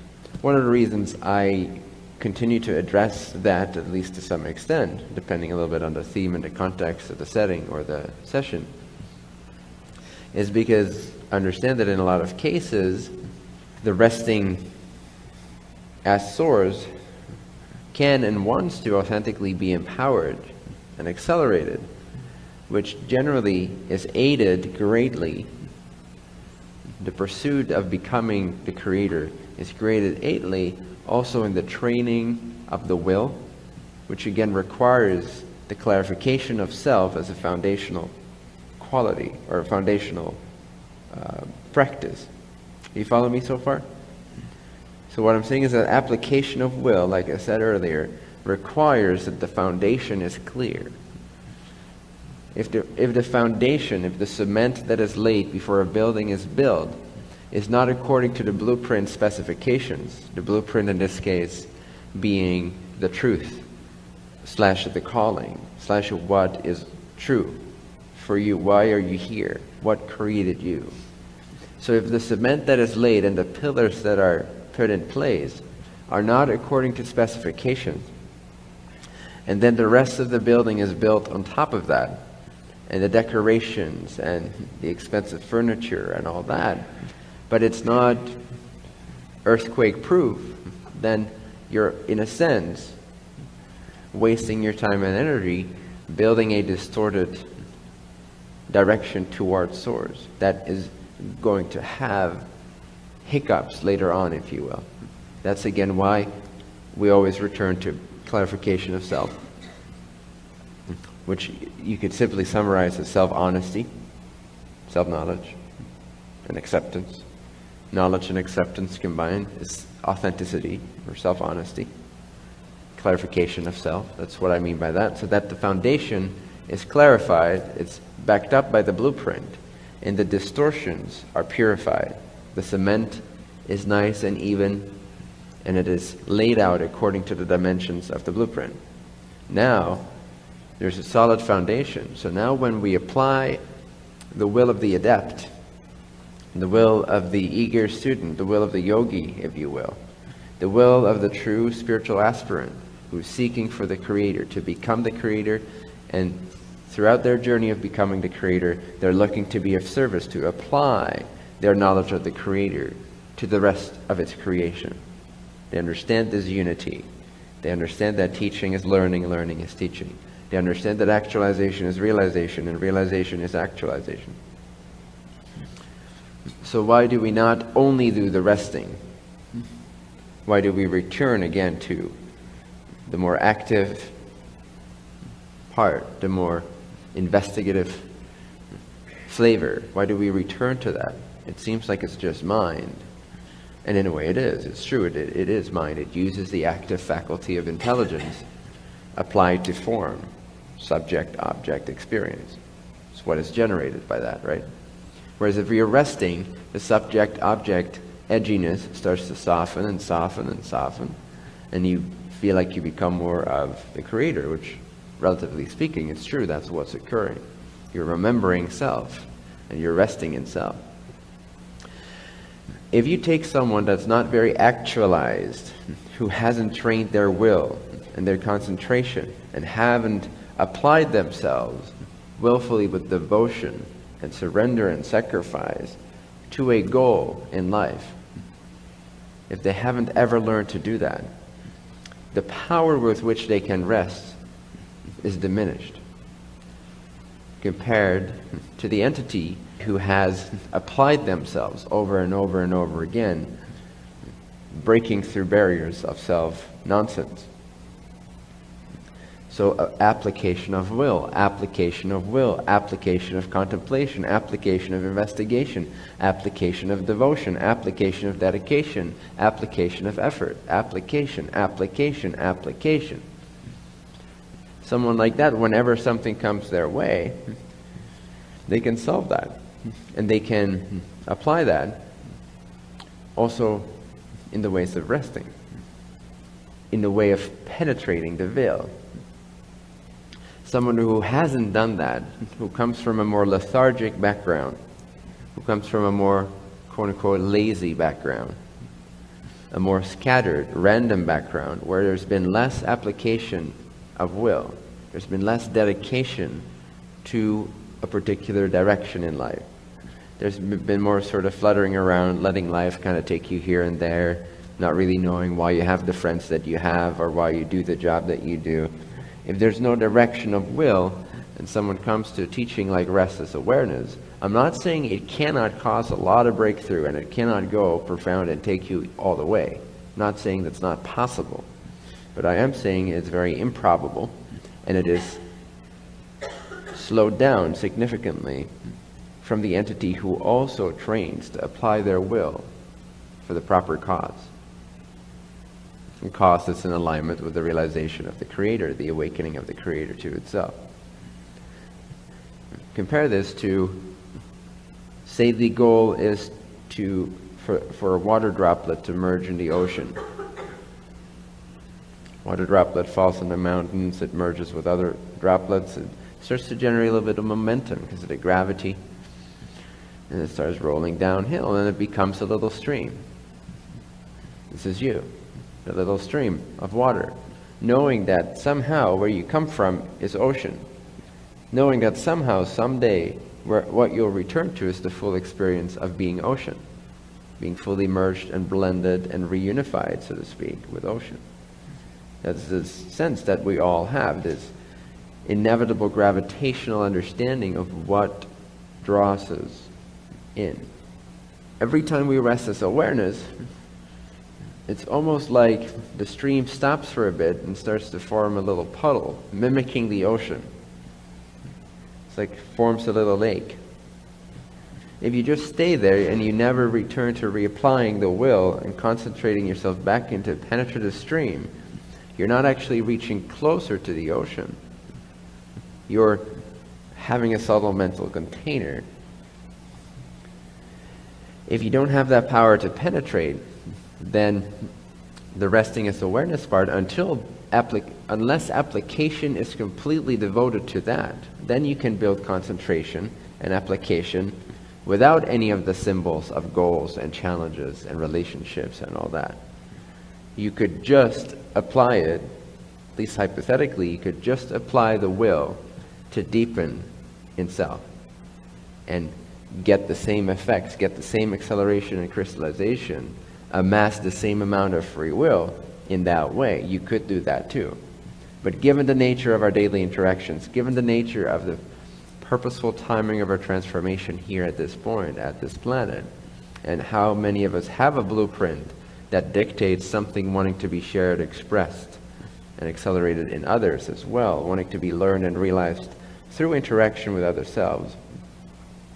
Given that that's the nature of many of you guys' blueprint in this incarnation, you're going to be drawn out into the worldly experience almost inevitably, repeatedly, daily, no? So since that's the case, is that the case for most of you? There's going to be some aspect, some element of applying yourself to a particular direction, a goal, an experience, a relationship, a business, a company, a project, growth, exploring creation. There's going to be some degree of fascination with that, right? And it's going to be very, very unrealistic to say that that's not going to happen anymore, and you're going to live the life of a sadhu. Total renunciation, where the entire will is now applied to meditation only, correct? It's improbable that that's true. No? Given the nature of your blueprint, and given the nature of your condition, and given the nature of your excitement and orientation, we have to teach ourselves this capacity also in action in service to others, in engagement with the illusion. That's why I clarify the nature of the illusion, so you can understand the nature of the illusion while you are bound to, at least to some degree, interact and engage with that illusion as if it is real or as if it is relevant. Does that make sense? Since that's the case, since that's something that's given, if I were to teach only resting as awareness right now, and maybe I will someday, but then maybe I'll point people back to the earlier work that I've done. But at this point, using this group as an example and the content of the retreat as it's been going back and forth during this event, just want you to understand some of the reasons why that's the case, and why that's important, and why it's not contradictory but complementary. It's because that lake, that peaceful little undisturbed lake, in order to actually become the ocean, needs to proceed in its journey towards the ocean. It can't just mimic the ocean. You want the individuation to actually dissolve into the ocean, not just to think about it as a concept of oneness and to be a peaceful individual thinking of oneness. That's different than becoming the one infinite creation and finally the one absolute, the source of the manifestation of awareness, love, light, bliss. So it's like that. We rest. We become ocean-like. We get a taste of what it's like to be the ocean, and then we merge and we blend and we gather more energy. We amass more free will. We join up with others. Our stream becomes larger, more powerful. It cuts through greater canyons. And then again, it opens up into a larger body of water. And the restfulness and the stability and the peace and being like the Creator when we're resting as awareness becomes larger and larger. And the sense, the feeling, if you will, or rather the, for lack of a better word, the flavor of resting as awareness or resting as God begins to be more potent. You can begin to sense the body of water, the amassing of spiritual power, free will, is growing. It's increasing in potency, in crystallization, in polarization, in energization. But the more you rest and the more you apply yourself and the more you surrender at the end of a journey of application and challenge and breakthrough, and then you remember, I rest, I surrender it all back to God, and the body of water grows. And the experience and the juice and the love and the bliss that you tap into, the well that you tap into when you rest after a journey of application of will, the surrender now is that much more potent. It becomes more explosive, more like a big bang of release. And the appreciation of resting increases because of the intensity of the journey having increased, the amassing of free will having increased. So now when you surrender, it's a more powerful surrender. It's a more powerful mimicking of the Creator. It's a more powerful blending with the Creator. Because you now have the capacity to take all this free will and accumulate more of the illusion of the individual self, more of your energy, and surrender all of that to the Creator and purify all of that with the Creator. That's why the stream of love and bliss increases the more you practice, the more you rest, and the more you actualize yourself as well. The more you prioritize and apply the will. This is why they're complementary. They'll have moods and modes and periods and phases where the emphasis is on studying self-realization type of work, where you just immerse yourself in that type of retreat, which is what, for example, the Sedona experiment was more focused on, more exclusively. And so you use these types of sessions and videos or courses from the Academy, and you apply that work. You apply yourself to surrender. And then there's phases where there's an excitement, an inspiration, something draws you out into an experiential, engaged mode of operating. And then you apply the will and everything you've learned to live more sourcefully, more truthfully, in a more clarified, purified state, applying yourself, purifying your intentions for the greater good of all, identifying with the greater good of all, which equals the vision. When I say become the vision, it equals become the greater good of all, become the hidden desire in the hearts of all men, all of mankind. Hidden desire combined is the greatest benefit. Again, you can either be of service or catering to people's opinions and preferences, or very different. You can apply yourself to be of service to their greatest, highest good, which they often don't have conscious knowledge of what that is. So you'll be an enigma. Your priority is no longer The personal self, you're becoming a shepherd. You're applying your will for the greater good, the right cause, the right direction. And you're accumulating spiritual mass. You're advancing rapidly towards becoming more of the one infinite creator. And then intermittently, you rest this awareness. You begin to bring forth that simultaneous awareness that you're actually in truth already the ocean in the form of a droplet, or in the form of a river, or in the form of a body of water, or in the form of a raging river. You will recognize the oceanness, the source, while you're applying your will in terms of actualization, or crystallization, or polarization, or energization. So the simultaneity also grows. The stream of peaceful bliss is now also experienced in terms of raging justice, or Shiva-like penetration of delusion, or devoting yourself completely to a cause. It becomes more and more the same thing, whether in action or seemingly only reflective of the sourceful nature of it. You start to feel different about what you are. You no longer feel so much you're the body, you more feel like you're a stream of liquid gold.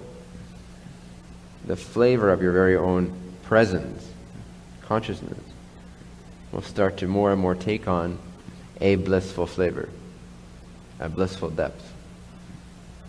The Creator will become more present in it. The density of sentience of God, the Creator, increases in you, as you. That's what you're doing. Every time you choose devotion over slacking, anytime you choose to apply yourself, whether it is to resting or to crystallizing yourself or making a change, making a difference in the illusion, every time you're purifying yourself, you're shedding all the false alloys out of your system, and you're harnessing the power of the Creator through the application of will. Free will is the original energy of the Creator. You're becoming more identified as the energy of the Creator and less as any of the labels or partial manifestations. If you're not clarifying the self, you can't have free will. You're just conditioned, and you have preferences based on your conditioning. That's not the same as intuitively and directly being in communion with the intelligence of the Creator and being able to discern what's benevolent, what's beneficial, and what is not, and then to apply oneself to that according to one's own free will, one's own assessment, unfazed by feelings and emotions and preferences. Being able to do the right thing. In very human terms, you could say it's very similar to just fucking do the right thing, even if you completely feel like not doing it. Don't be a jackass, don't be a jerk, don't be a liar when you know it's not the right thing to do. I don't care if you're uncomfortable about telling the truth. Just tell that person the truth. Very human example of purifying the gold that you are. Maybe a situation and you're afraid to tell the truth, but you know it's the right thing to do. Devotion over fear. Application of will, crystallization, purification of self. Apply yourself to the just, to the right cause. Now on a less humanized level, it's to be devoted to seek the Creator rather than to seek more thoughts, more emotions, more pleasure, less pain, to become less biased, to become less emotionally charged about things, to have less of a predefined set of definitions and meanings given to experiences, but to be in that fresh, sourceful space of communion and intelligent resonance with the Creator, and from that free will where you're not disturbed by your own preferences and your own wants and your own unclarified, distorted foundation, which is not natural. Just because you're lazy and that's what you like to choose because it's comfortable and familiar to you, doesn't mean it's your natural self. Stop defending your impurities as simply being yourself. You must apply yourself to the purity, to the truth within. Wherever you're at is wherever you're at. And all you need to worry about is the next step for you. I'm just giving you a bigger picture overview of the spiritual evolution as it evolves on a universal level.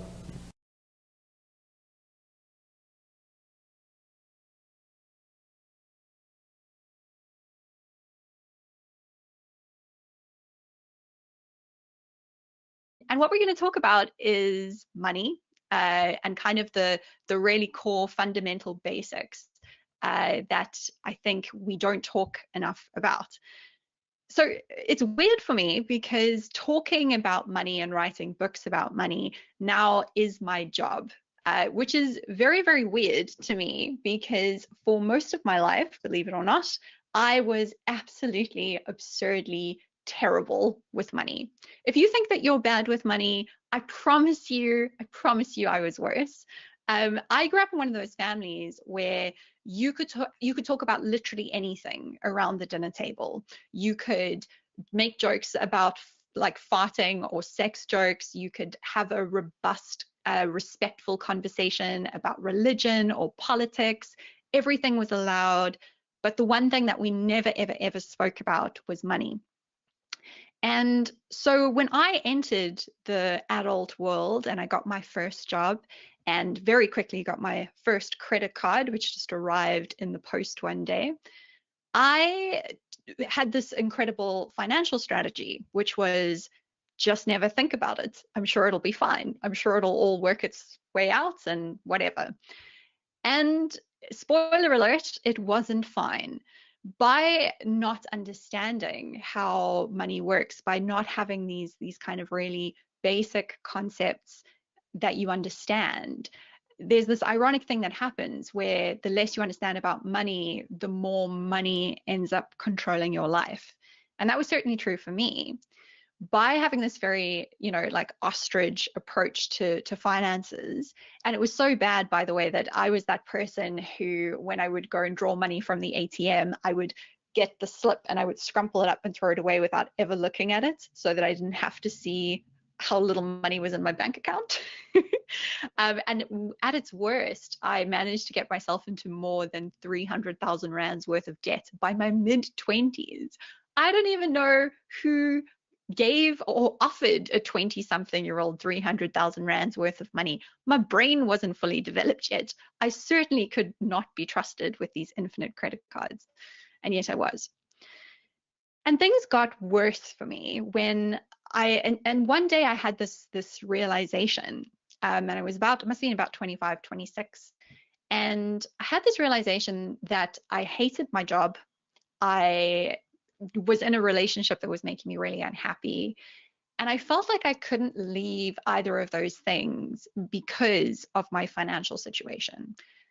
And I'm really, really glad that that happened, because that was the wake-up call that I needed to put on my cowboy hat and confront this thing that I had seen as I thought was really terrifying, and I thought was uninteresting, and I thought this is just not something I ever want to think about. I realized I kind of had to.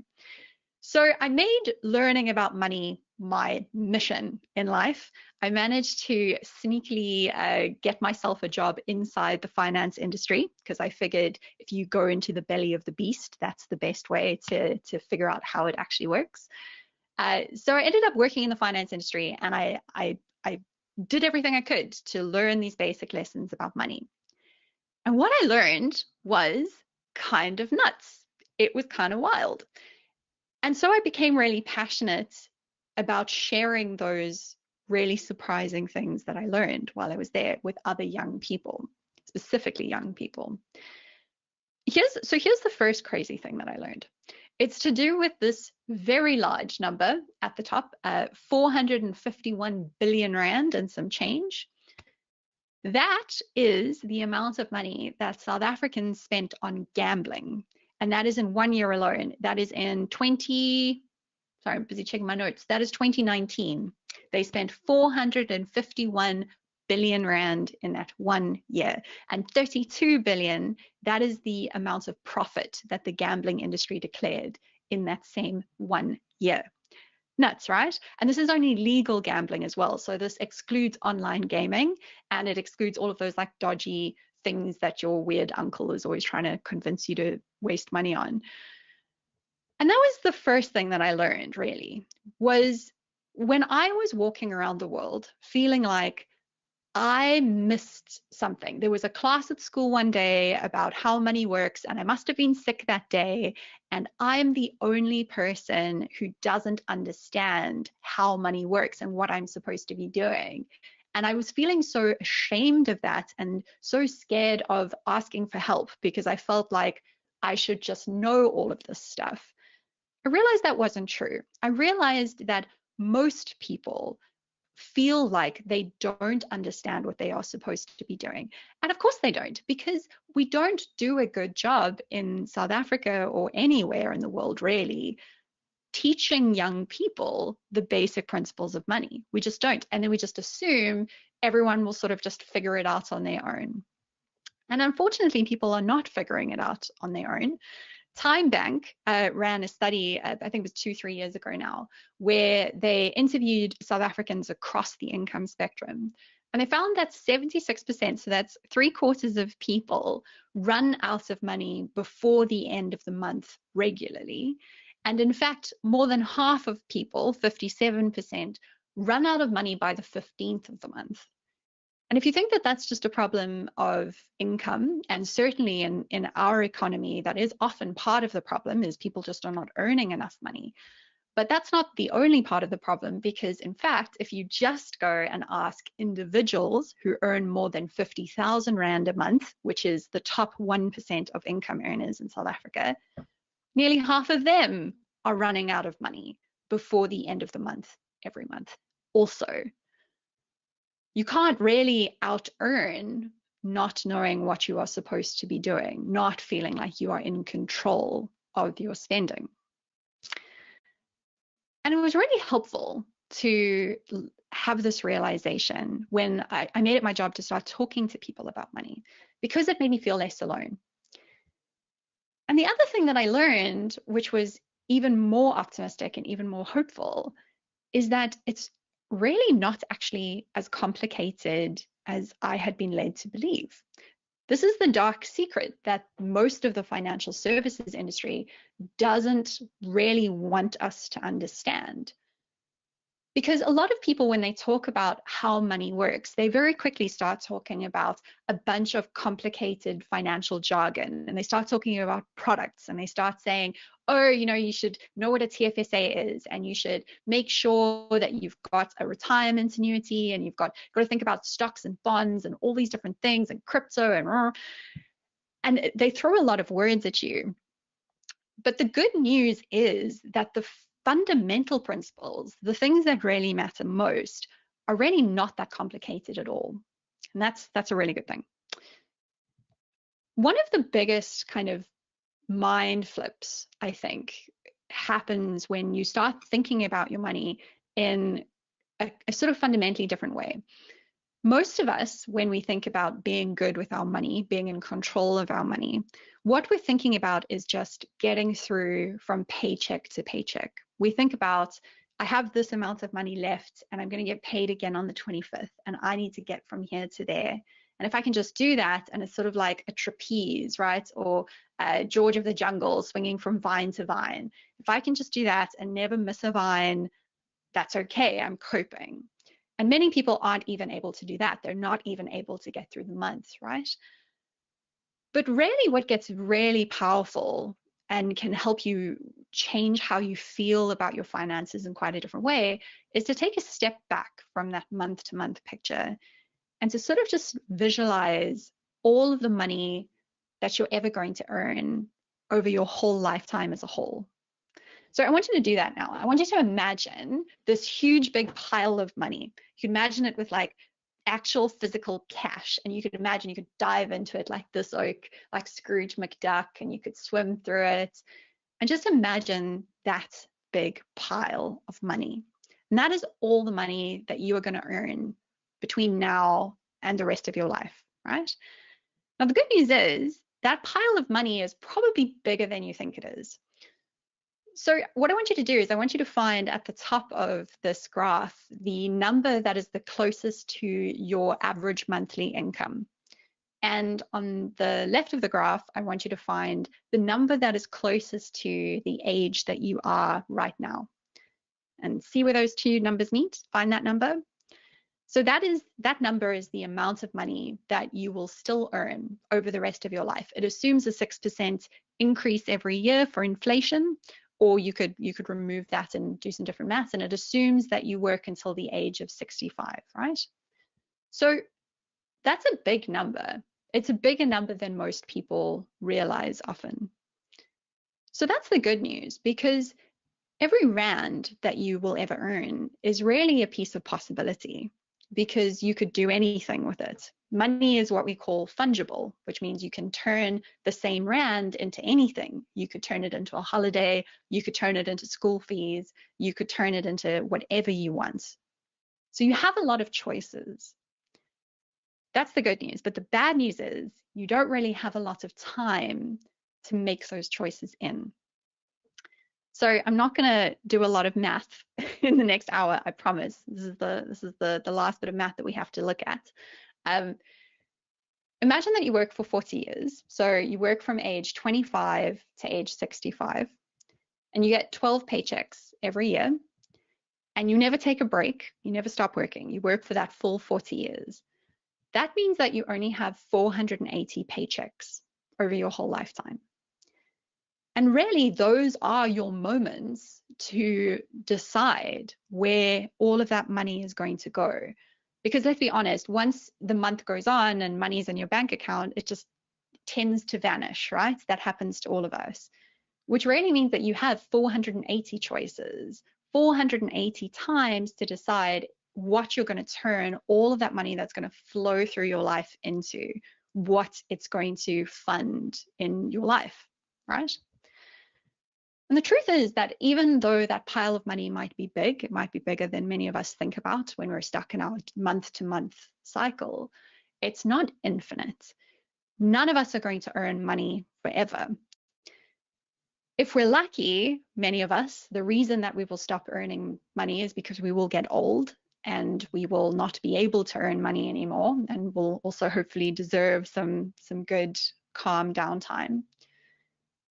And the biggest flip that really helps people to start to feel more in control of their finances, in my experience, is thinking about how they can make sure that they can still pay for the things that they need, even in times when that next paycheck is not there. And that means thinking about that pile holistically. So really the goal is to think about how you can earn money during the times when you yourself are not earning money. And that's what assets are. Jobs are things where you go out and you use your labor and you go and create an income.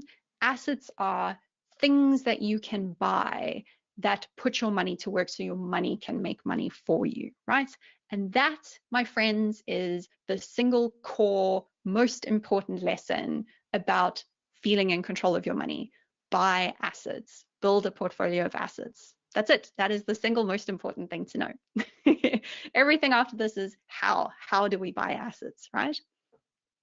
I have a little story that I like to tell myself to really help me imagine what this looks like in my own life. And with the story, I like to imagine that I have all these little pets in my house, and I call them snorgels, and they're cute as heck. This is what they look like. And snorgels need to eat apples to survive. Every one snorgel needs one apple every day. Otherwise, your snorgel will starve slowly, and no one wants that because they're cute, right? So every day I have to go out to the fields and I have to go pick apples and I have to bring them back home so that I can feed my snorgels, right? And that's good and well, but there are times when I can't go do that, and there are times when I don't want to be doing that. So my goal is to rather start growing my own orchard of apple trees that I can laze around, I can play Xbox, I can teach my snorgels to hula hoop, and I don't have to go and pick apples every single day. Or it's not a disaster if there are days when I cannot pick apples.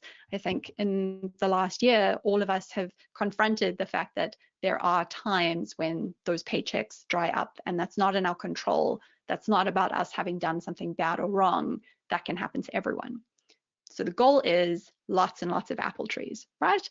Simple. How do you do that? 3 things. You save, you get out of debt, and then you start investing. You grow that money. Done. That's it. That's everything you need to do. But obviously, it's easier said than done. And the first part of the first step, really, which is saving, is interesting to me because it is the easiest one to understand and it's the hardest one to do. Saving is a lot like running a marathon, right? It's not complicated. In order to know what you need to do to run a marathon, you don't need to go and get a degree in biokinetics. You don't need to be a doctor. You don't need to understand what proteins muscles are made of. All you have to do is you have to put running shoes on your feet and you have to actually go running every day until you get fit. And saving is kind of the same thing. It's the easiest thing to understand, but it's so hard to do. So what do I mean by saving? Saving just means creating a surplus, which is making sure that you have apples left over, that you have more apples coming in than your snorgels are eating, right? So back to the snorgels are eating apples. You either earn extra apples, maybe you have a side hustle, maybe you get a long overdue raise at your job, or you put your snorgels on a diet and then you have a surplus. What you can do with that surplus is you can keep them aside so that you've got a bit of a spare cash if there's a day when you need some apples. And then once that pile is big enough that you've got emergency apples, you can then also start planting some of those apples, which is the investing side of things. Saving has to come first, right? But the reason that saving is so hard, right, is everyone hears, okay, I need to start saving money, fine. And then the first thing that we all think about is, okay, I'm going to go and create this big, long, complicated spreadsheet called a budget. And then I'm going to follow that budget. And that budget is going to tell me that I am never allowed to eat sushi or buy coffee or do any of the things that are fun. And I just have to follow the spreadsheet. And then, great, excellent, I'll have saved money. Problem solved, magic. And of course, all of us who've tried creating a budget and just following it know that unfortunately they're very seldom effective. And the reason that they are very seldom effective is that we like to imagine that our brains are these perfect computers and you feed our brains instructions and then your brain just does what you tell it to do. And that's kind of what a budget is. It's like a set of instructions for your brain and then cool, you just follow those instructions. But the truth is that your brain is not a computer. You have the brain of a primate, right? You are a primate with pants on. That is all you are. And your brain doesn't work like that. And we set ourselves up to fail when we treat our brain like a computer instead of treating it like a brain, which is this fallible thing. And you've got to work with how your brain really works, not pretend it's something that it isn't. So instead of just trying to save by writing down how you want to be spending your money in an ideal imaginary world, which is often all budgets are, try something that does actually work. So 3 of the tactics that are best supported by the data. So research shows that these things tend to be more effective than just trying to change your behavior. The first one is just to make saving automatic, something that you don't think about. And this is that old idea called pay yourself first, which when I was in my 20s, I told myself meant that on payday, I could take myself shopping. That's what it meant, to pay yourself first. Sadly, that is not what it means. What pay yourself first means is on the day you get paid, have an automatic transaction that goes off your bank account so that that money goes off away into a savings account or an investment or paying off debt. So you never see it to begin with. It's gone before you get attached to it. It's just away. The other thing to do is rather than focusing on all of those small, tiny things that often give you a lot of pleasure, normally when we feel like our spending is out of control, we start off by thinking about the small things we do often, right? Because we do it often, so it feels like those are the things that matter. But really, if you look at where your money really does go, you'll find that for most people, there are three things that consume most of your spending, and that is where you live, how you get around, and what food you eat. Those three things. For other people, school fees can be number 4, or even sometimes number 3. But for most of us, it's those 3 categories. And if you just make one big change in one of those 3 categories, it is so much easier to free up a big chunk of money every month. And it doesn't mean that you have to constantly feel bad every time you spend a little bit of money on something that makes you happy. So it can be much more effective to focus on the regular recurring bills in your life rather than the kind of fun money. But ironically, we always start with the fun money. And then the third thing that you can do is there's this funny thing our brains do called mental accounting, which is we think about different kinds of money as being different, right? So we think about money that we get from bonuses or from a side hustle as being free money. And that's money that we generally spend on nice things like holidays, right? But really, what can be very helpful for a lot of people if you're struggling to find extra money to save is to just have a rule with yourself that you actually save 100% of any of that magical money. Because think about it, that is money that you were planning to do without already. So it can be very easy to just funnel that 100% into your savings. Or just in general to have rules for yourself that maybe it's not 100% because buying things is also nice. Maybe it's 90%. But whatever it is, having these rules that certain types of money is just for saving. And those are 3 things that can be easier for people. But a great way to start is to just start seeing where your money actually goes today. I used to work for a local app called 22/7. It's now a part of Old Mutual. And what it does is it's a totally free app. You can connect up all of your bank accounts. You can connect your investments, your credit cards, your store cards, even if you've got like a Edgar's account or whatever, you can put it in, Pick and Pay, cards, everything. And it can give you a full picture of where your money is actually going. So it'll categorize your transactions for you. So for example, if you spend money at KFC, it'll say, cool, that's eating out. If you spend money buying the last pie at the garage at 10 p.m., it'll say, cool, that's bad life choices. That's the diarrhea category. So it gives you a picture for the first time of where your money actually goes. And we used to do a lot of research with people where we'd play these guessing games with them. So we would ask them to write down where they think their spending goes. So we would say, what do you think you spend on eating out every month? What do you think you spend on petrol? And then we would get the real answer. And people were often very surprised by the differences, and often in good ways. Like I think many people are surprised to learn how much of their money is going into these bills or these subscriptions that you've forgotten about often, that aren't really bringing you joy. And how much money is going into stuff like insurance, which is important, but a lot of people have too much insurance in South Africa, or it's been a while since we've gone and actually shopped around for cheaper insurance because it's a hassle. But when you see how much easier it is to control your spending with the boring monthly things than all the fun things for most people, it can be a great first thing to start. So if there's just one thing that you do after this evening, install an app that helps give you a picture of your true spending. It'll be insightful. Don't be like me, who was like an ostrich and just didn't want to know. So saving is the most emotional part of the process because it's the part that's about controlling your behavior.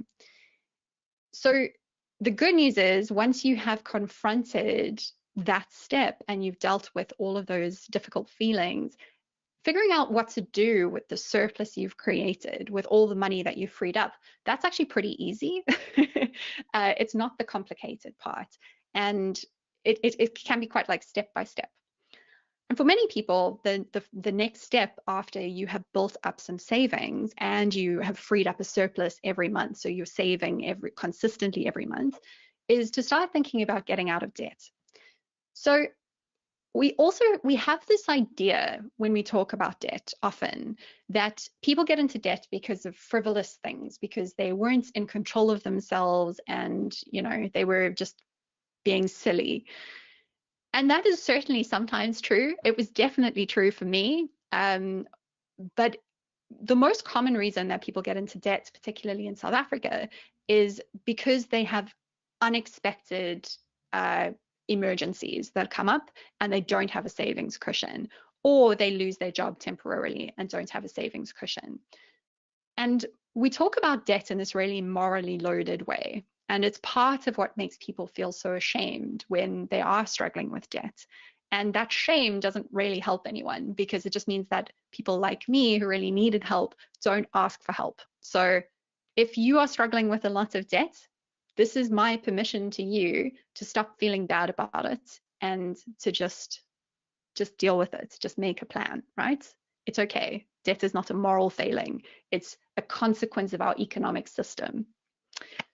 So what debt is and specifically how consumer debt works. I'm not talking about like house debt to buy a house. So go back to our lovely snorgels. What happens when something happens and you can't go and pick apples for that day and you don't have any emergency apples in your savings pile? You have no choice but to go and borrow apples from your very creepy neighbor. I call her Myrta, and she's very mean. And she'll give you apples, that's fine. And then there's an IOU, right? So like if you borrow money from a friend, you can have some apples now, but you have to give them back to me later.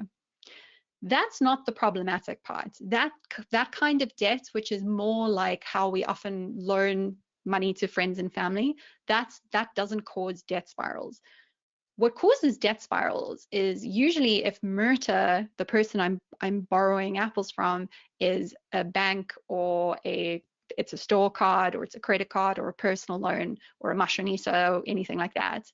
It comes along with this creature called interest. So Myrta says, I'll loan you these apples, but you now have to adopt my pet too. And my pet is the interest monster. It's a bit gross, it's fine. The problem is that the interest monster also needs to eat apples, and it grows. And the longer that you keep it, the bigger it gets. And the bigger it gets, you still only have the same amount of apples every day. And eventually the interest monster is eating all of your apples and there's nothing left for your own snorgels. And that is a debt spiral, when that interest monster is growing faster than you are able to keep up with its growth by picking more apples.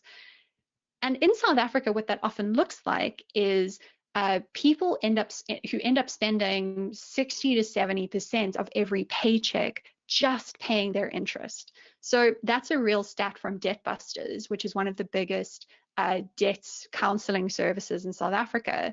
So by the time a customer comes to them and asks for debt rescue, on average, it's 64% of their income, their paycheck, is going just towards paying their debt, keeping up with their debt, which means they're now living off 36% of every paycheck, which is really, really hard. And that's why debt spirals are so dangerous for people, specifically when we're talking about high interest debt.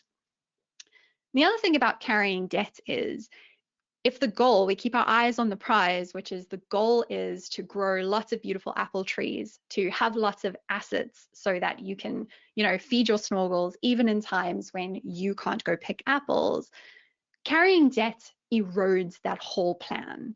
And that's because of something quite simple, which is that if you go to the bank and you ask for a credit card, the interest rate that they will make you pay on it is about 18% usually. And if you go to the same bank and you say, here's my money, would you pay me interest on this if I keep it in a savings account with you? They will typically give you like 4%. And the difference between 18% and 4% is the reason that bankers drive nicer cars than you do. That gap is why bankers make so much money. And the thing is, if you are sitting on debt, almost always the best investment you can make is paying off your debt first. And again, this only applies when I'm talking about high interest debt. So that's stuff like credit cards and store cards, right? But There is no investment on earth that can guarantee growth of 18% every year. And that's the growth that you get by paying off your debt. So the really thrilling thing about paying off your debt is, you know, if you've had debt, you're used to living on a small chunk of your paycheck. So you are used to creating a surplus, and once you've paid it off, you can really start to grow your money in the future, and you can free yourself from paying for stuff you bought in the past, and you can start focusing on growth. But you can't start focusing on growth if you are carrying debt, because it makes no sense to be investing in something that might be giving you 12 or 13% growth as an investment if it's losing value on your debt faster. See what I'm saying? So get out of debt. You don't need it. Your life is better without it, I promise. Once you've done that, you can start doing the really fun parts, which before I knew anything about how money works, I assumed was the difficult and boring and scary part. And now I know is the fun and also incredibly simple part and very satisfying. So you want to get to this step as quickly as you can, and that is starting to invest. I used to think that investing was something that just wasn't relevant to people like me. Investing was something that you had to worry about if you were like, I don't know, some swanky oak living in Santon, or I don't know, you had a yacht and you would read the business news on your yacht and you'd listen to Bruce Whitfield every day. I love Bruce, he's great, but like, you know, no one wants to be listening to business news every day. Some people like Simon, I think, find it interesting. Many of us do not.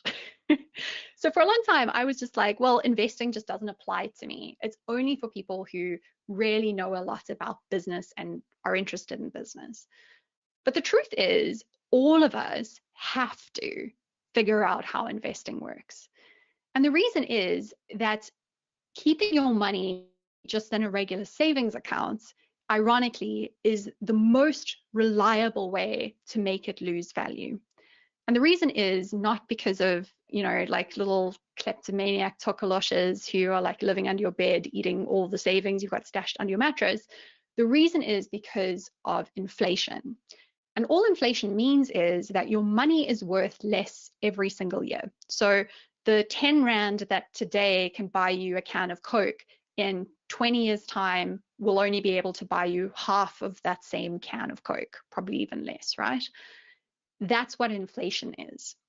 So we have to invest to just preserve the value of our savings over time. It's something that all of us have to wrap our heads around. And the other thing about investing that makes it relevant to all of us is that most of us who are alive today will, if we're lucky, statistically, live a very long time. And it's very difficult to keep working in a job after the age of 65. It's not fair, but that is the world that we live in. Most people who lose their jobs between the ages of 60 and 65 find that they cannot find another job even when they want to, right? So the reality for many of us is that we are likely, on average, to live for often almost as many decades after we're retired as we worked before our retirement. Now, imagine that. So imagine you live for 30 years after you retired, from 65 to 95, which is very feasible for many people alive today, statistically. That is almost as long as many people's working careers. So imagine that every paycheck you get, you have to fund 1 month of your life now and 1 month of your life after you retire. Imagine you had to always live with half of every paycheck. It would be really difficult. Now, the good news is if you can invest smartly, you don't have to do that. You can get some of that extra money that you need by investing in that extra growth, right? So that you don't have to, like, I don't know, live on salty cracks and 2-minute noodles now. That's the goal. So investing just means buying assets. And assets is like this complicated term, but all of us instinctively really understand what assets are, I think. So let's talk about a cow. A cow is an asset, and it's a very popular type of asset in a lot of South Africa. And I think we all understand how a cow can increase in value. You can buy it as a small baby cute cow with cute little eyes, and you can feed it, and then when it's big, you can murder it, and then you can eat it. Or you can make it produce milk, and you can sell its milk. right? So we understand a cow is a really good asset. A cow produces value. I don't have a cow, I have a cat. I have tried selling his meat. No one is interested in buying it. The cats are terrible, terrible assets. But the problem with cows, obviously, is they are, I don't know if you've seen a cow, but they're very big, and I don't have room for them in my house. They also poop a lot, and then you end up with cow dung on everything, and it's stinky. No one's really got time to own cows. And that is why the type of asset that I am most unironically enthusiastic about is the stock market.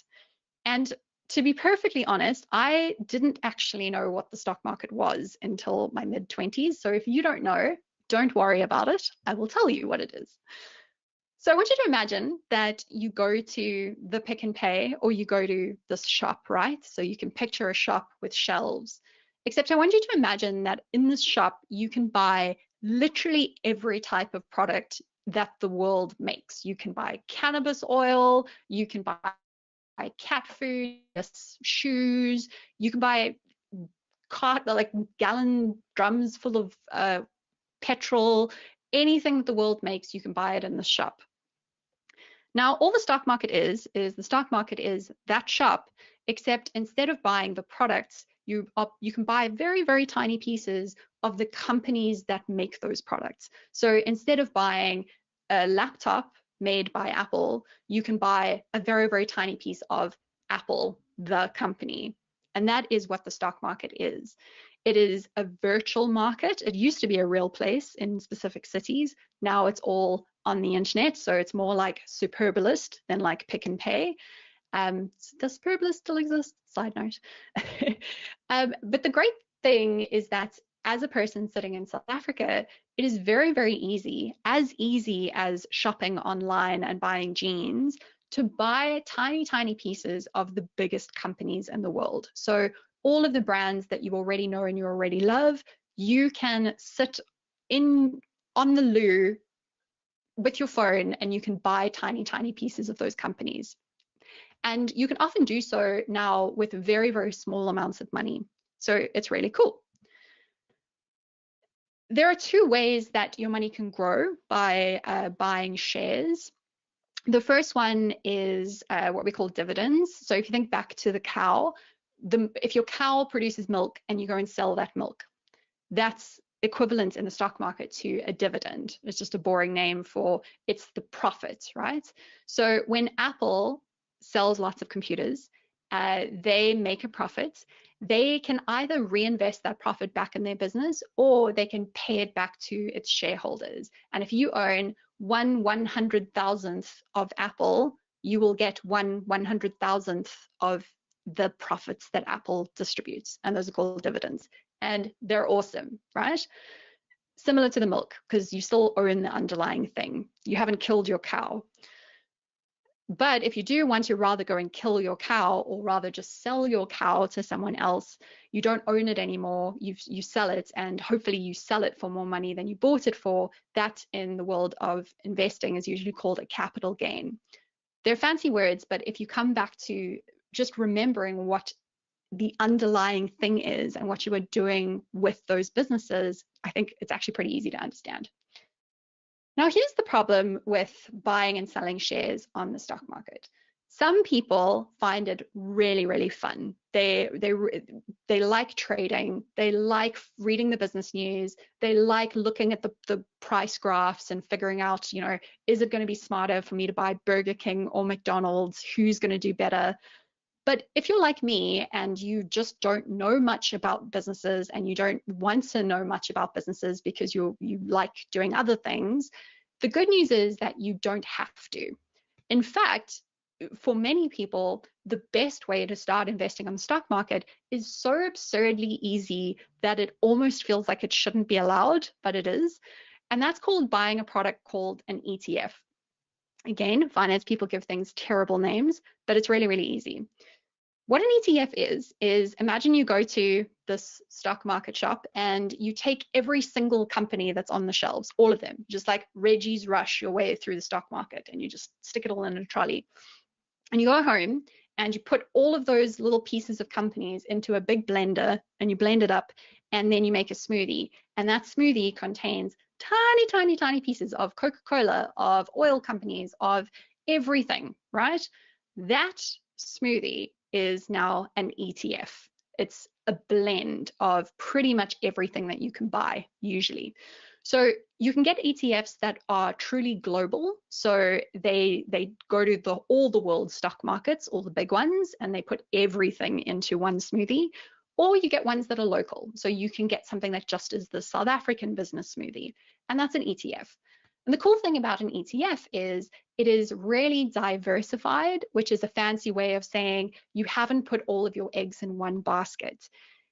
You can have a whole global pandemic even, and not every business is going to fail. Some businesses, like tech businesses, have done really, really well. So the great thing about spreading your money across thousands of businesses means that it's much less likely for something to go horribly, horribly wrong. So this is why they're a great investment for most people. There are lots and lots of different ETFs. Some of my favorites locally are, there's a Satrix Top 40. You've probably heard of that one. What that means is it is just the 40 biggest companies on South Africa's stock market in a business smoothie. That's all it is. Or you can get something like the MSCI World, which is the global version of that. It's like all of the companies. And there are ETFs in every country that you want to invest in. But for many people, the easiest thing to do is to just buy a South African one that is a smoothie of companies all around the world. Because by doing that, you are making sure that all of your risk is not attached just to South Africa. You're like, something has to go wrong in Taiwan and South Africa and England and America and everywhere else at the same time for you to lose your money, and that's unlikely. And the good news is that for most people, this really lazy way of investing actually works out better than trying to do that intense trading. Trading can be really fun and it can make you a lot of money if you know what you are doing. And if you don't want to invest all of that time, great way to start, just start buying ETFs, business smoothies. And you can literally do that with as little as 20 Rand. And you can start today, and you should. Now, on average, the South African stock market has grown at about 7.2% every year. And what's cool about this number is that we have over 100 years worth of data about this. So investing in the stock market can be a bit scary because in the short term, the price is really, really wobbly. Today, something will be worth 100 Rand and tomorrow it'll be worth 200 Rand. And then the next day it'll be worth 50 Rand and it just jumps around all over the place. But if you zoom out, the money tends to kind of go back to the normal growth rate, right? So investing in ETFs is not for money that you need tomorrow. It's not for money that you need 3 months from now. It's best suited for money where you can wait at least 5 years, because then those short-term wobbles don't matter. Over the long term, there's no other type of investment that has performed as well as equities that we have this much data for. So it's a really good place for most people to start off with.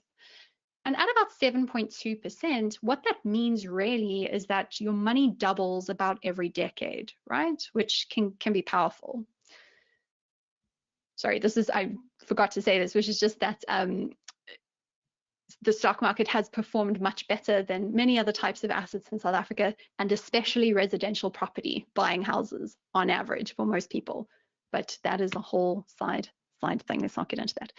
Okay, so investing in the stock market is cool. Your money can double about every 10 years. Why is this great? This is great because of a little thing called compound interest. Compound interest is also probably something that you've heard of before, but it can be really hard to understand exactly how powerful it is until you see it in action. So to see it in action, I'm going to stop talking about money for a second because that's boring. And instead, I want to talk to you about vampires, which is my true passion, honestly. So have you ever noticed that in vampire TV shows and movies and books, vampires always live in mansions and they always wear fancy waistcoats and they're drinking good wine? In other words, vampires are always loaded, right? They are rich. And have you ever stopped to wonder why that is? And the answer is compound interest. And what this means is when you invest money, it doesn't grow just in a straight line. What happens is that it grows in a curved line, a lot like COVID does, is kind of like a terrible analogy. So if you have 100 Rand and you invest it and it doubles after 10 years, which is on average what it does in the stock market, then imagine you have two little pockets of that same 100 Rand, right? If it doubles again, both of those 100 Rand notes that you now have double. So, and then imagine it keeps doing that. Now that's exponential growth. It's not as easy as just the original thing doubles every 2 years.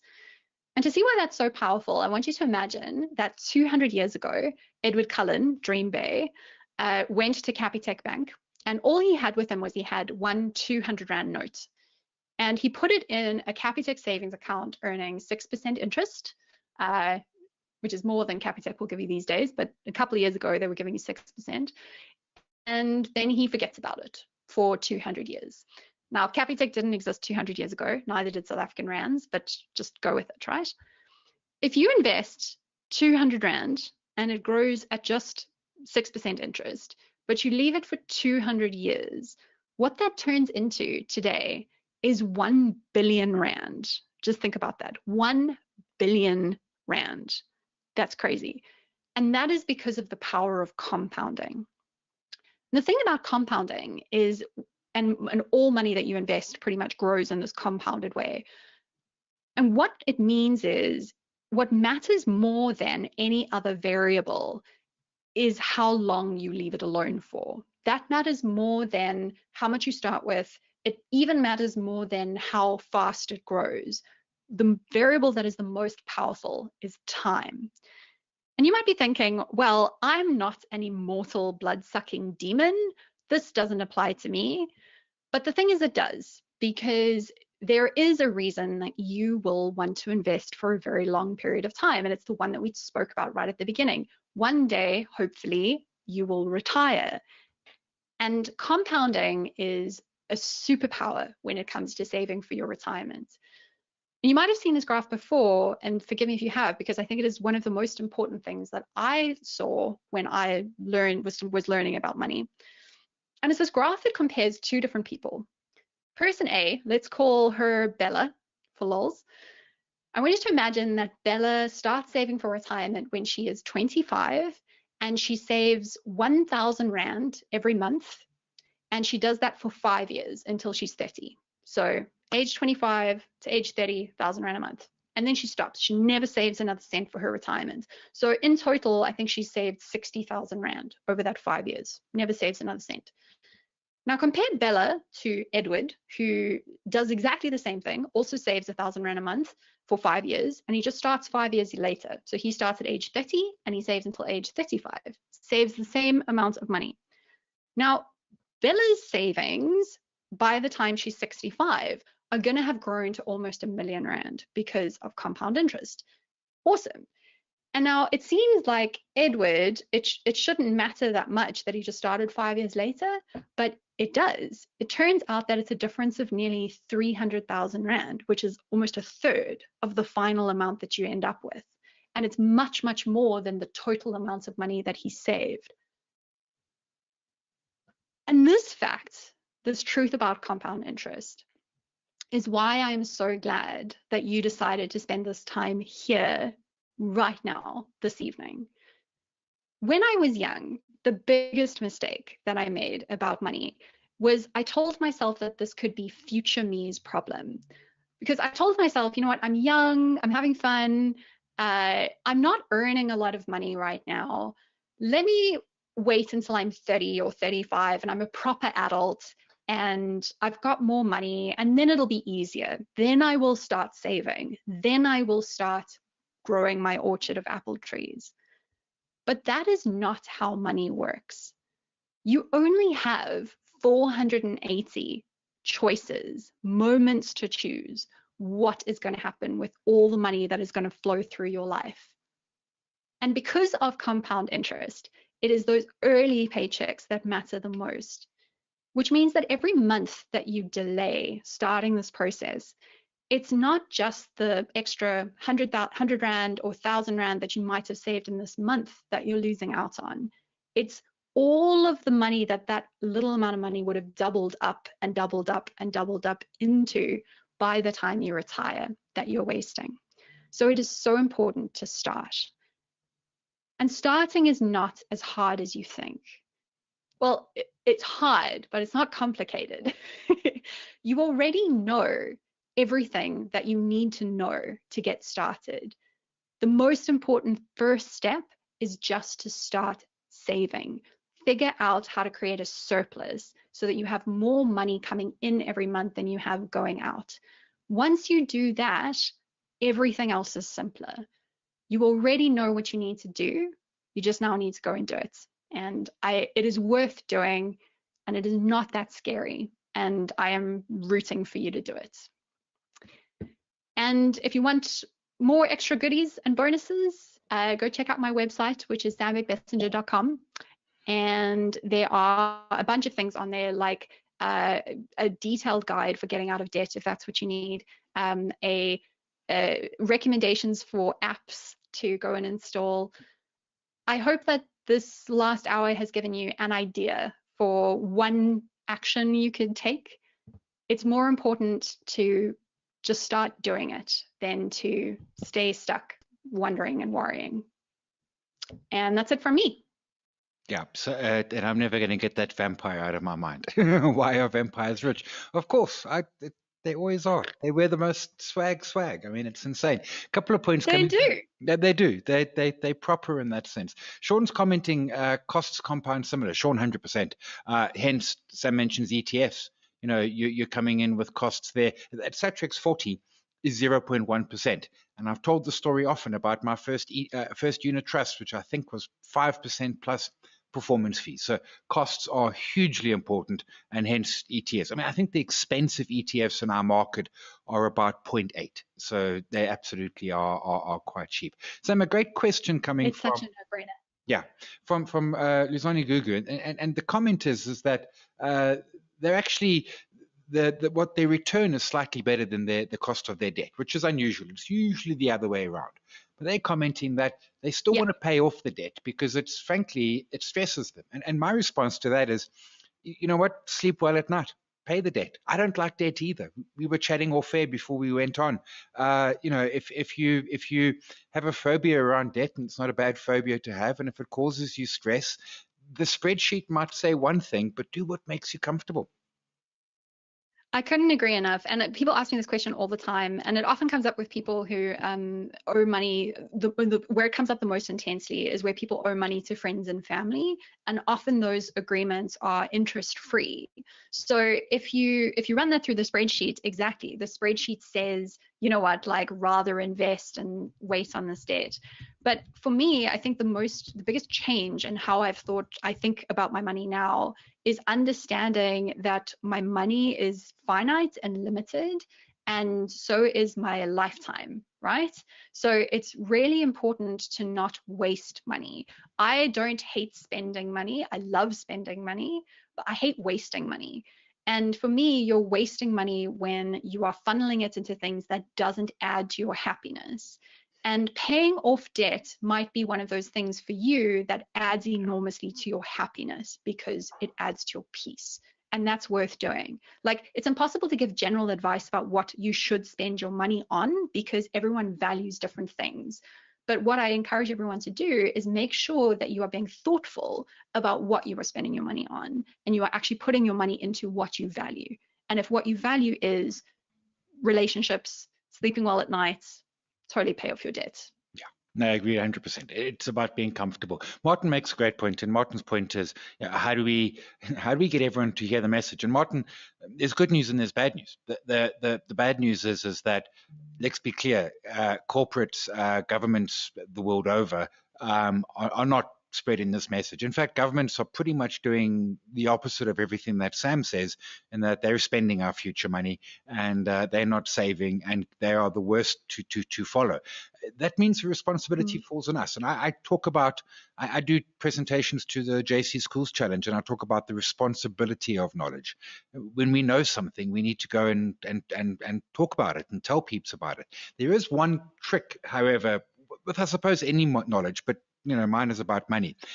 You can't talk to someone about it who doesn't want to listen. It's as simple as that. The cliche, you can lead the horse to the water, but if that horse don't want to drink, there's nothing you can do. You can kind of plant seeds and then wait for people to come back to you and engage them. Sam's got 2 great books, one for adults, one for kids. There's content out there, but kind of let it be known that when people have questions, you're the go-to guy for those questions.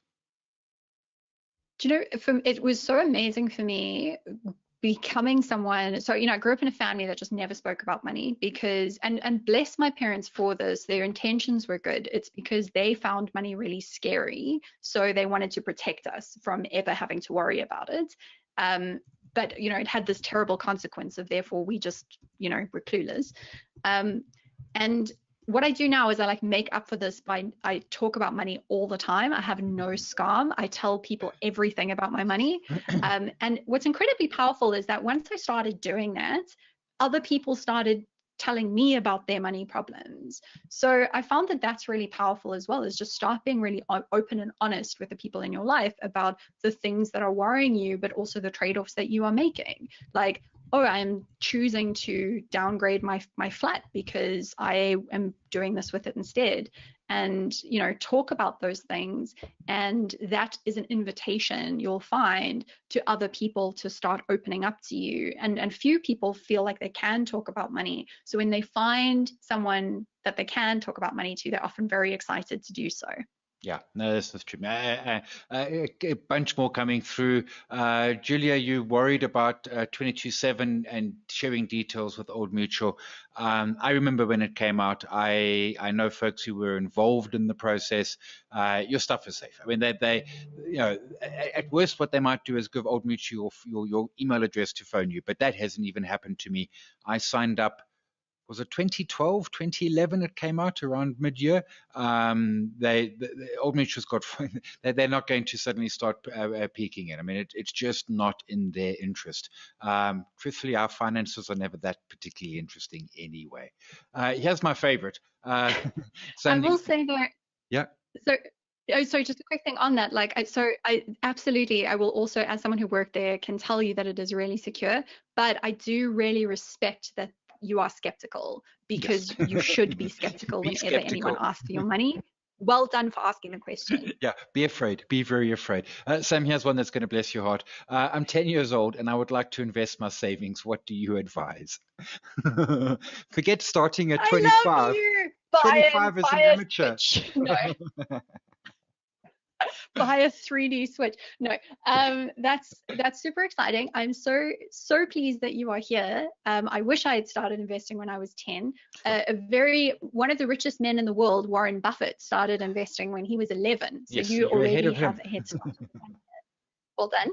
And my advice to all newbie investors is the same, which is try one of these business smoothie products. But what I would suggest if you're 10 is Easy Equities, which is this really cool local website, has a demo account. So you can go on there and you can start off playing with imaginary play money, which is a good way to a good thing to do until you feel comfortable and you understand what's happening.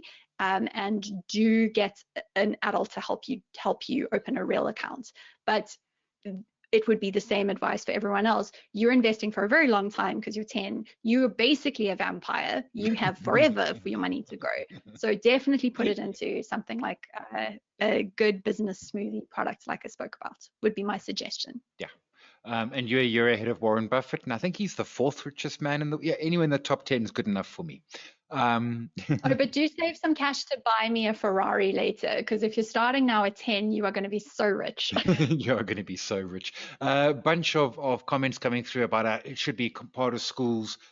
Some people love your book. No surprises there. tons coming through. Question about the SAB BEE shares. Is it worth investing? Lawrence, short answer, yes. There might be a bit of a price spike as everyone rushes in. A couple of points I'll make is obviously individual stocks, so there's a little more risk than that smoothie that Sam spoke about. But what I like about BEE shares is you get them at a little bit of a discount, and I've never met a discount I didn't like. There's no certainties in life. I mean, could people en masse stop drinking beer? I mean, they could, right? I mean, we'd never heard of pandemics a year ago, so it is possible. But yeah, I do. I like it. I actually did a podcast about it. It's out this morning. You'll find it on Just One Lap. Sam, a question which I really like: is there such a thing as good debt? Yeah, definitely. So when you are able to use debt to buy an asset, and it's always a bit scary to do that because you are consolidating your risk, and leverage increases your risk like astronomically in math ways that are weird. But if you are using debt to buy something that you really, really value, that you do think is going to grow in time, then sure, it can be good. So specifically, I think that often student loans, if you are very thoughtful about why you are studying what you are studying, and you are very realistic about how that will increase your earnings, I think that can be a really good form of debt. Specifically in South Africa, we have NFIS loans. Yes. We hope one day fees will fall, but until they have, NFIS loans are fantastic. They are really low interest rate loans, great type of loan. I think in certain cases, taking out loans to start a business, if you are able to somewhat protect your personal assets or are comfortable about the realistic risks you are taking on, that can be good debt. It's very hard for many people to start businesses without debt. Your other option is to bootstrap, which is what I did when I started a business, because I am terrified of debt. And debt to buy a house mathematically often comes out as kind of neutral as long as you stay in that house for at least 10 years on average in South Africa. It usually works out that buying a house that you fund with debt will work out over time to being sort of equivalent to what you would have paid on rent if you would have paid the same amount of rent. So you're not using the debt as an excuse to buy more house than you would have otherwise. Yeah. So those are 3 specific times. Simon, is there anything you would add to that? No, that's what I would have added to it. I mean, education definitely, and even not always necessarily as an 18-year-old or as a 10-year-old. Maybe you're 40 and you want to re-educate yourself or get ahead. Be realistic. I take Sam's point. A house, but don't do. My wife and I moved to Joburg. We'd been living in a 1-bedroom house in the hills of KZN because it's just the 2 of us, a couple of dogs and some cats and a horse, but the horse had a stable. And we came to Joburg and the bank gave us a loan. So we basically made the house fit the loan, which we then had 4 bedrooms. And there were still only 2 of us and a couple of dogs and a cat, and the horse still had its own stable. A last question, because we have hit time and because I don't have a very good answer. Emmanuel's asking, how do you manage money in a relationship? I'm more conservative while my wife is carefree. So in my case, my wife is the conservative one. She would not spend a dime if she could. I'm the carefree one. I mean, I don't know. Same, relationships are tricky. Throw money into that pot. So I encourage you to go onto my website, and I wrote a long blog post about this topic about a month ago. So I would encourage you to read that. I think that we often think that, sorry, my thingy keeps falling over. We often think that money should be unemotional and we should be unemotional about money. But the reality is that when you're talking about managing your money, you're talking about quite deep questions about what do you value? What does a good life look like? So, someone like Simon who's more carefree, that means that you value experiences, you value those things in your life. And so money is always going to be a part of any relationship, because when you are arguing about money, you are often really arguing about values, and you're arguing about quite deep questions. So I think I don't have a quick answer, but the long answer is it is worth being very thoughtful about what you are actually talking about when you talk about money. And a very practical first step for many people is to make a financial plan together. That is the expression of both of your goals. Often that plan, you're just going to throw it away, but the process of making that plan together and the conversations that it can open up can be really powerful and helpful. Yeah, that a great answer. That's why Sam Theophane, go to the website, sambeckmessenger.com. I'm going to quickly run through. Would you pay off your car as soon as possible? Yes-ish. I mean, again, it depends how it stresses you. Balloon payments I hate, but yeah, car debt's not too expensive. And as long as it's not like the Ferrari, which someone's going to be buying Sam at some point. We've got a 15-year-old. Should it go local or offshore? You know what? At this point, you're 15, you're starting, you're so ahead of the curve. Local or offshore is not really going to be the issue. Sipa, you're worried about unit trusts. If you're worried about the price, things go up and down, as Sam says, in the short term. You zoom out, they go up. If you're worried about what's in them and the costs and the like, I'm not the biggest fan of unit trusts. They're a giant industry. But if you, again, to the point, when you're we live in the future, and if something makes you uncomfortable, we'll change it. We can, and there might be a little bit of a cost associated. Maybe you've made some money and there's tax, but rather sleep well at night. That's always the important point. Julia, when does Monday podcasts come back? Yeah, in time. I can promise you, I have not forgotten, I have not neglected, I have not abandoned, I have just not found the answer. But I'm young and I'm patient. Well, I'm not so young, but I'm patient. I promise I will. The other 90%. And then Sam asking what happened to your podcast. Basically it was taking up so much time, and so I have ADD, right? So I basically I can only motivate myself by doing new things all the time. The podcast was a really fun experiment, and I am now doing other things. I guess if we can find a sponsor, I think we will make another season at some point.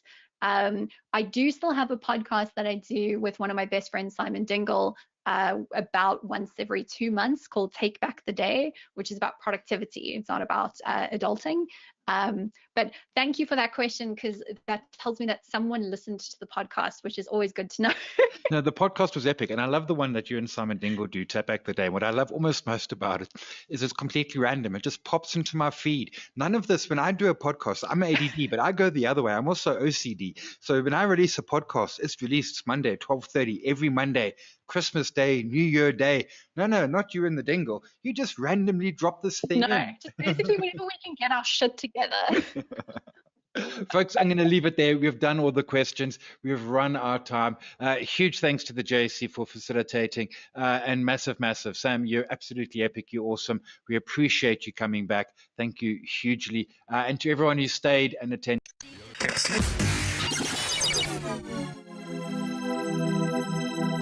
We demystify what goes on behind the therapy room doors. Join us on this voyage of discovery and co-creative conversations. This is The Therapy Show, Behind Closed Doors podcast, with Bob Cook and Jackie Jones. Welcome back to episode 41 of The Therapy Show, Behind Closed Doors, with Bob Cook and myself, Jackie Jones. And this week, we're going to be talking about how do we work with the angry client. Interesting. It is. This was one of my big fears, I think, when I first started working in private practice from home. Yeah, I understand that. Yeah, I've never come across anything untoward while I've been practicing psychotherapy, but I must admit it was one of my main concerns.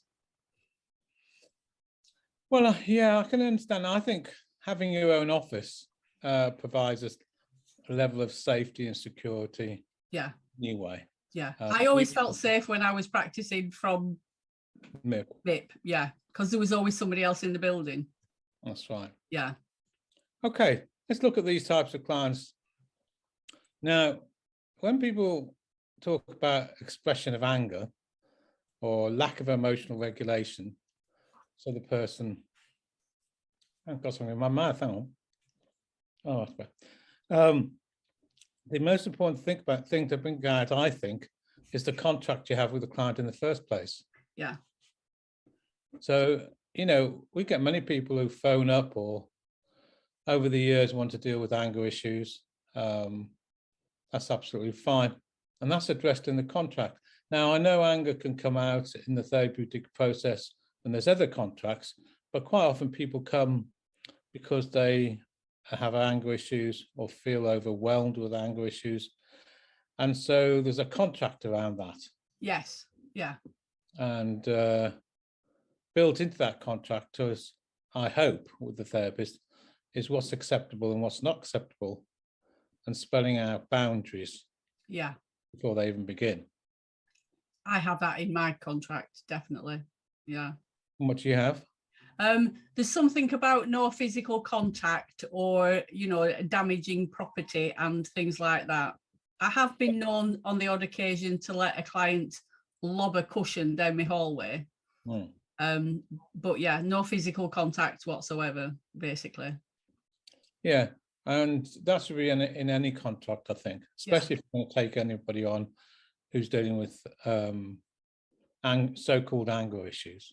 I'm glad you said so-called anger issues, because a lot of people that come for me with anger issues, they actually say it themselves. Do you know what I mean? I have anger issues. And it's been anxiety or fear that's been underneath.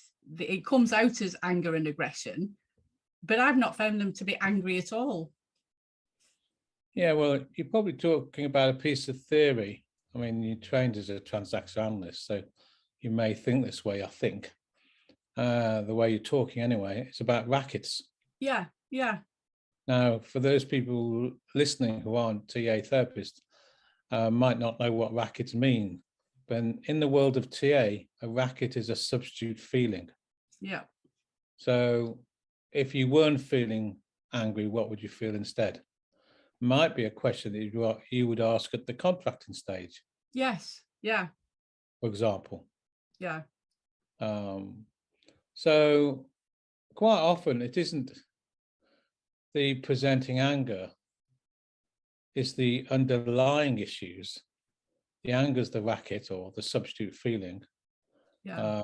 And what's underneath that might be sadness, fear, anxiety, frustration. Yeah. Any of these underlying processes. So that's where you need to get to. Yes. That's what I've found with people that actually come themselves and say, I've been told I've got anger issues and I need to come and my wife has said I need to come and speak to somebody because I've got anger issues. So in the contracting is important though. Yeah. Oh, definitely. Yeah. In terms of keeping yourself safe and what's acceptable, what's not acceptable, boundaries, written into your contract, I hear is yours about, and most therapists actually, about keeping themselves safe and what's acceptable. So that's really important. And anybody comes with anger issues, I think the contracting stage is important in that sense. Yes. Another aspect about people who may express anger as their major emotion and the other emotions are missing is an inquiry into a person's history in terms of what's been modeled down to them. Yeah. Because if anger was the major currency of the day in the family of origin, yeah, then they may have taken on that modeling as a way of making contact or solving problems, or in fact as a way of being. Yes. So they may have not had any permission to be sad or to be frustrated or to be frightened or be anxious, and being angry was the major port of call, which is why I think the theory of rackets is really interesting in TA. Yeah. Because if somebody's got a prominent emotion, whatever it is, we're talking about anger here, then it's the missing emotions which you need to get to. Yeah. I love the racket system. I use that an awful lot with clients. Yeah. And I relate to it personally as well. You know, as a parent, often we say to our kids, don't be angry, don't be sad. So it's like, okay, I can't be sad and I can't be angry. So what can I be? I can be scared or I can be happy. So we kind of, exactly like you say, we substitute one feeling or emotion for another one. Yeah. So I think that's really important. And in my experience, it's usually the hurt injury in the child where you get to the child ego state I'm talking about developmentally, Yeah. that is often covered up by expression of anger, which I need to get to. Now, as I said, it's really important at the beginning here in terms of keeping yourself safe. So somebody lacks emotional regulation and starts getting angry in a very sort of outrageous way, then the therapist needs to move to keeping themselves calm and also feeding back to them Yeah. what their behavior is. So even if you fed back, well, I'm experiencing your behavior is quite scary here. Do you know that? Yeah. Example. Yeah. Because 10 to 1, what they're doing with you, they'll be doing in other relationships. And probably that's why they've come in the first place. Yes. Yeah. I think the only one that springs to mind specifically, and it was anger, but it was specifically about road rage. That was the reason why he came, was road rage. He just loses the plot if anything happens when he's on the road in the car. He was traveling long distances. If it was a traffic jam or if somebody cut him up or anything, he would feel himself get absolutely irate while he was driving. So you might do a bit of educative therapy there about teaching him how to regulate his emotions. Yeah. That'd be one thing if you want to do that. Another one would be, if you weren't feeling angry in that car, what would you be feeling? And explore that. So I don't know which way you went, but you could do both. Yeah, I think we had lots of conversations. It was funny. I think, I don't know if it was the last one or the one before that, we were talking about art therapy. He was very reluctant to talk about a lot of things. It was like, it was hard work with him, let's put it that way. But yeah, I ended up saying, because he traveled a lot and he was paid for traveling, so he got, a daily rate. So it didn't matter how long he was sat in a traffic jam, he got paid. And that was where the conversation went in the end. I was saying, but you get paid the same amount if you stood still in traffic or whether you're humping things up and down stairs. Have you ever thought about it that way, that you're actually being paid by your employer to sit in traffic and listen to a radio or contemplate your navel or whatever you're doing? Yeah, that's an important technique, reframing. Yeah. I think, working with people who are often angry in the way you described it, it's a really important technique to reframe the way you did there. Yeah. Yeah. I think anger, I have worked with many people with anger reduction. As I say, I usually think of rackets, go to substitute feelings, look at the developmental hurt, and look into the feelings underneath the anger. Yeah. Okay. Do you just focus on the anger, or do you focus on the situation around which they get angry? I nearly always look at, well, they come together. Okay. So if you say, tell me a little bit about, when you particularly get angry, or what triggers you in the here and now, where you feel so overwhelmed that you have to be angry and you can't control that anger. Could you tell me a little bit about what triggers you in the here and now? Yeah. Like, if that's what you mean by situation. That's particularly what I was thinking about, certain triggers. I work with a lot of alienated parents where, they haven't got access to the children and they're really angry towards their ex-partner and get triggered really easy around anything to do with that. Whereas, in other walks of life, they're absolutely fine. So it's quite specific with some people. Yeah, so I suppose number one would be contracting. Yeah. Keep yourself safe, boundaries, what's acceptable and what's acceptable. Yeah. Contract around that. Number two, if a person starts to get angry, keep yourself calm. Yeah. Number three, if they continue to be angry, you need to feed back to them what their behavior is like and how it's impacting them. Yeah. And ask them to change that behavior, and also link it in, well, is this what you're usually like then? Yeah. So you're actually getting to some frame of reference in the process in terms of, well, what's happening here Is that what's happening there? Yeah. And usually when you do that, people are able to move to their thinking or their adult place quicker because they put the two and two together. Yeah. Another thing I tend to do with them is ask them, how would I know if you got angry with me in the room? What would I see? That's a good question. Which kind of gets them to really think about the behavior and what goes on in the body, or sort of thing. You know, like if I said something now and you were angry at me, what would happen? What would I see? That's right. So that's another good way. I usually head developmentally though. Yeah. So I want to find out, well, you know, was it modeled to you to be angry Yeah. to get your needs met? When you were angry, were other needs not seen? Yeah. Did you have to be angry to, you know, get heard and understood?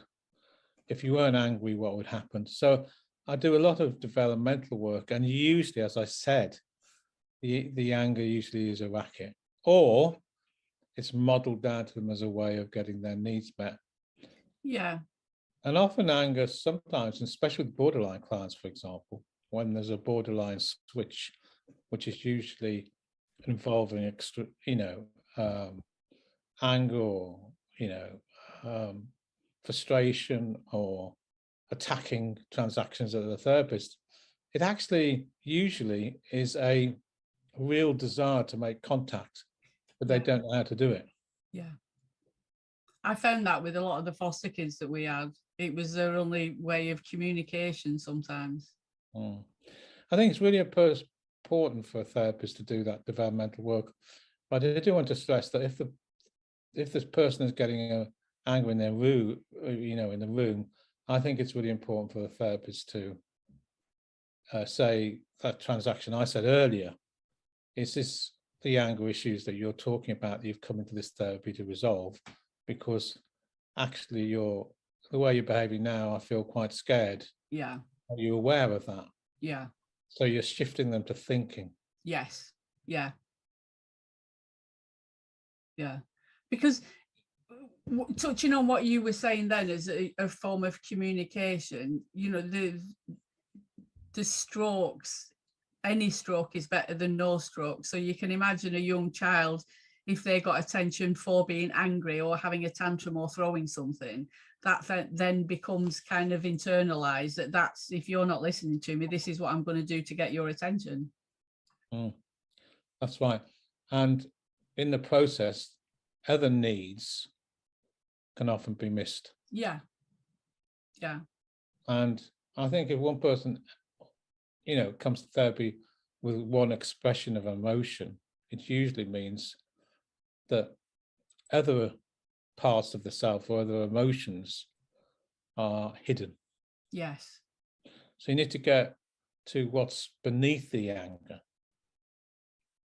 Yeah. When you get to the hurt part of the self and you start dealing with that, usually the healing happens there, and then the anger dissipates, or because the real feelings get dealt with.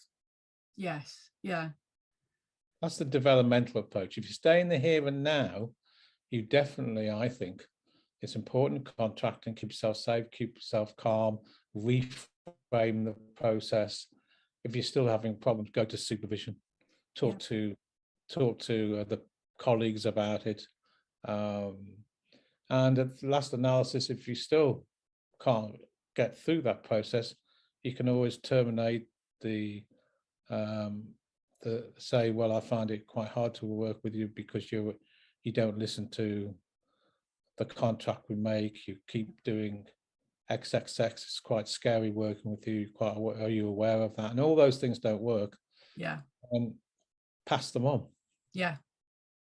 Yeah. Again, that's it. And I think, you know, your own safety has to be paramount in that situation. You can't be putting yourself at risk, exactly like you said, in a therapy room. My experience, though, nearly always is if you go developmental, yeah, help them understand how the past affects the present. Yeah. you usually get to the feelings which are underneath the anger. Yeah. You did mention something I think also is really important, another tack as well, is helping them identify the triggers in the present. So they can work out how the past affects the present and how the present affects the past. So they connect the two. Yeah. Yeah. I think that's really important. Yeah, definitely. There was something else I was thinking then. Oh yeah, I know we're talking about the angry client or clients who, you know, with lack of emotional regulation, but there are some clients who find it really hard to express anger. Oh, that's, which yeah. is completely the opposite. But it is an interesting one because you do get clients who come and say they have anger issues, yeah, and when they walk in, you can tell they have anger issues because, how can I explain this to you? There's a sort of passive aggressive stance. Yeah. And the best metaphor I can think about is a pressure cooker. Yeah. And usually I say to them, you know, you seem quite angry, even though you're talking, you know, and in a quite a calm way or whatever way I say it. But you know, do you have a situation like a pressure cooker where there's a lot going on in your pressure cooker? Yeah. And you're attempting to keep it all in, and then something could happen, then it comes out like a intense fury. Yes. And I help people look at what's in their pressure cooker.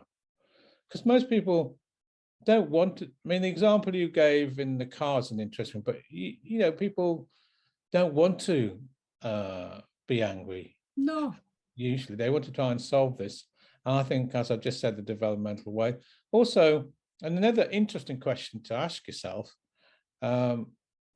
whose anger is it? Mm. Yeah. Yeah, particularly when you were talking earlier on about how it was modeled and how emotional regulation was modeled and things like that. Yeah, totally.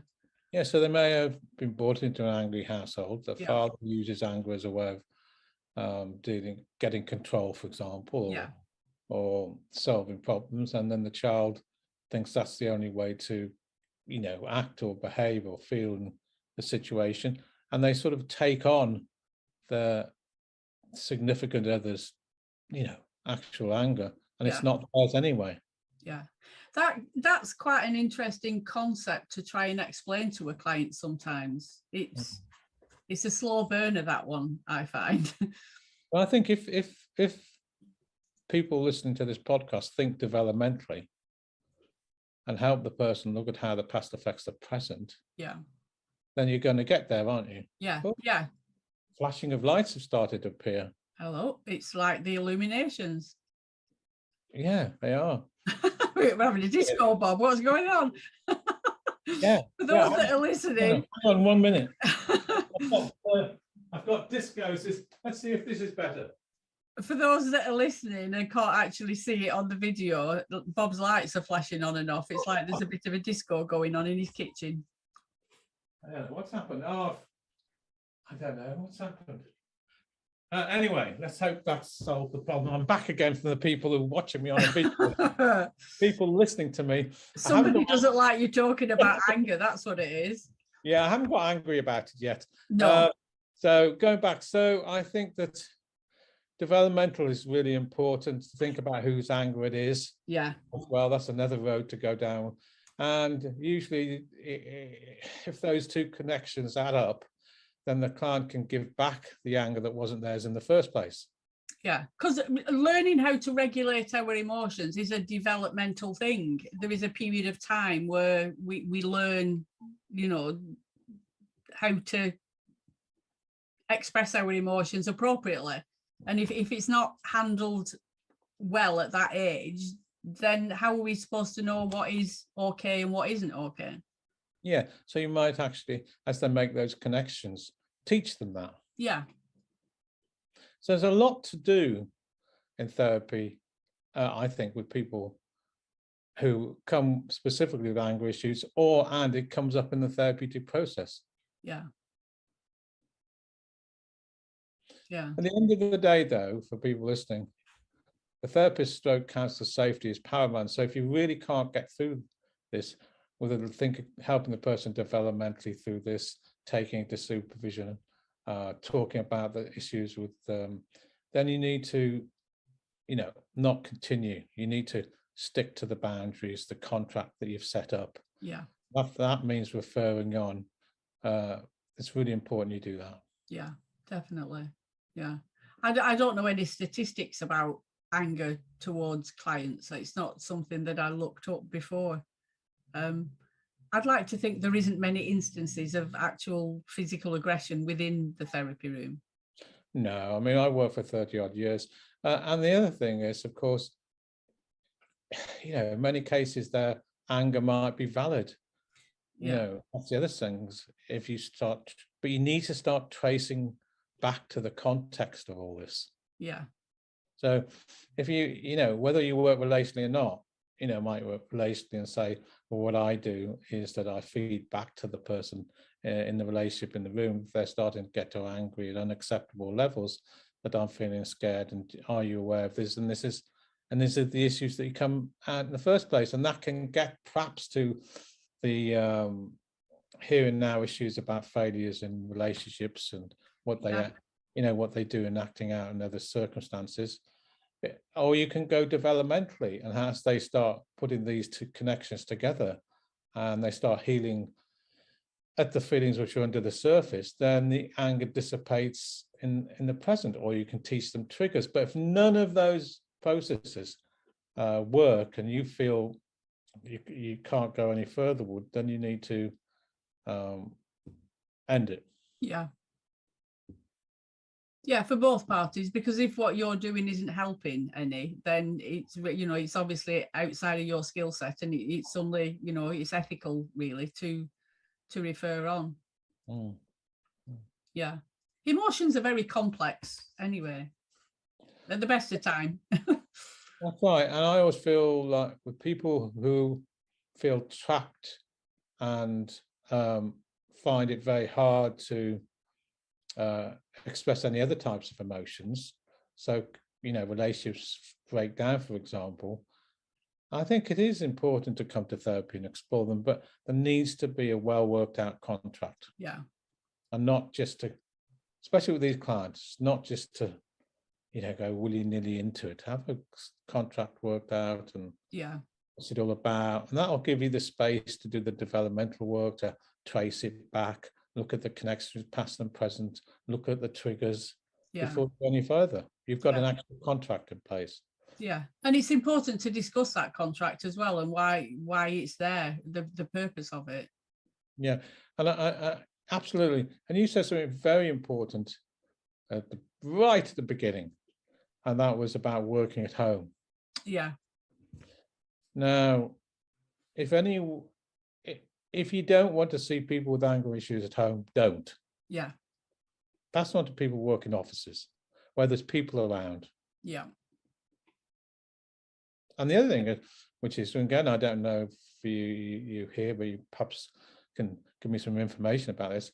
But if I was a supervisor and somebody worked at home and they were talking about working with some of the anger issues, I'd talk about, well, have you, if you don't know this person, for example, and you haven't worked out contracts, or even if you have you got, have you got it worked out so people know that you're in the room working, that you've got maybe even a button that you could press, and all these sorts of things. So the safeguarding and safety issues for yourself are taken into consideration. Yeah.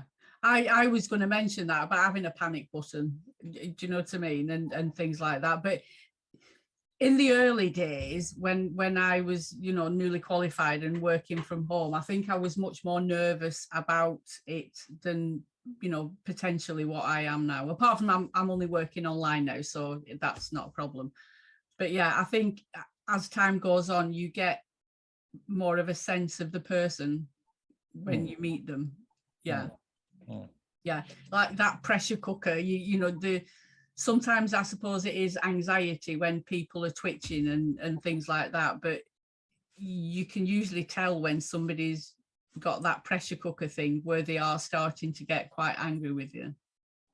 Yeah, and I think it's very good practice to tell peers where you are. Yeah.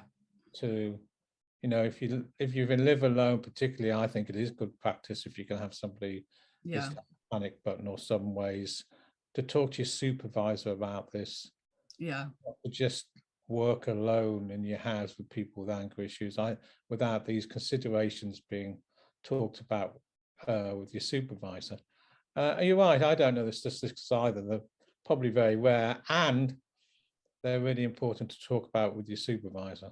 Yeah, and I think you've raised a really valid point there, that as psychotherapists, it's okay for us to pick and choose who we want to work with. Absolutely. It's okay for us to work with certain people and not with other people. And that's not to say that anybody can't get angry at any point, so we can never be 100% sure. But it's okay to choose not to work with males that have got anger issues if you're a female working on their own at home. Absolutely. And of course, when you're working with clients, as they're working developmentally, then those anger issues might come up, as you go down the onion, and they're angry because of very valid reasons. Yeah. You can help them, express their anger in a safe way, in a safe setting. Yeah. That's a different process because Yes. the angers come up in the therapy development. You've got a relationship and everything else. But if a stranger walks in and says they want to work on therapy issues, I think you need to really think about it in terms of what we've just been talking about. Yeah. And again, what you said then about, the relationship, I think that's really important, because it's a fine line in allowing a client to express the emotions freely in the room and know what isn't acceptable in the room as well. And I think that, again, is through the relationship that you build with your clients. And the contract. Yes. Yeah. See, I really liked what you had in your contract at the beginning. I don't know whether you actually give them the contract on a piece of paper or something. Yeah. I sign it and they sign it. It's kind of done deal. But then you don't, damage furniture, property, you don't, all the things you just talked about. Yeah. You've got a contractual process to be able to stop the process in a certain way. But I do think it's important to talk about these things with your supervisor. Definitely. Yeah. Especially if you feel uncomfortable or intuitively feel uncomfortable in any way at all. Yeah. Yeah. And trust your instincts. If you feel uneasy with somebody, then it's okay to not see them. It's a prerogative that we have. Yeah. Thank you for that, Bob. That was really interesting. Good place to stop. It is a good place to stop. Emotions and anger and things like that are perfectly human. We can all do it at certain times. We've all experienced it. Yeah. So what we're going to be doing next time is silence. I was so scared of silence when I first started, Bob. The use of silence in the therapy room. That was one thing that I really didn't sit well with me in the early days. So that's what we're going to be talking about, the use of silence in therapy. Yeah. Okay. Till next time. Thank you. Okay. You've been listening to The Therapy Show, Behind Closed Doors podcast. We hope you enjoyed the show. Don't forget to subscribe and leave us a review. We'll be back next week with another episode. Hi everyone, I am Carolise, and today we're going to be talking about a very special topic, and that is how to deal with difficult stakeholders. So don't go anywhere, I will be right back.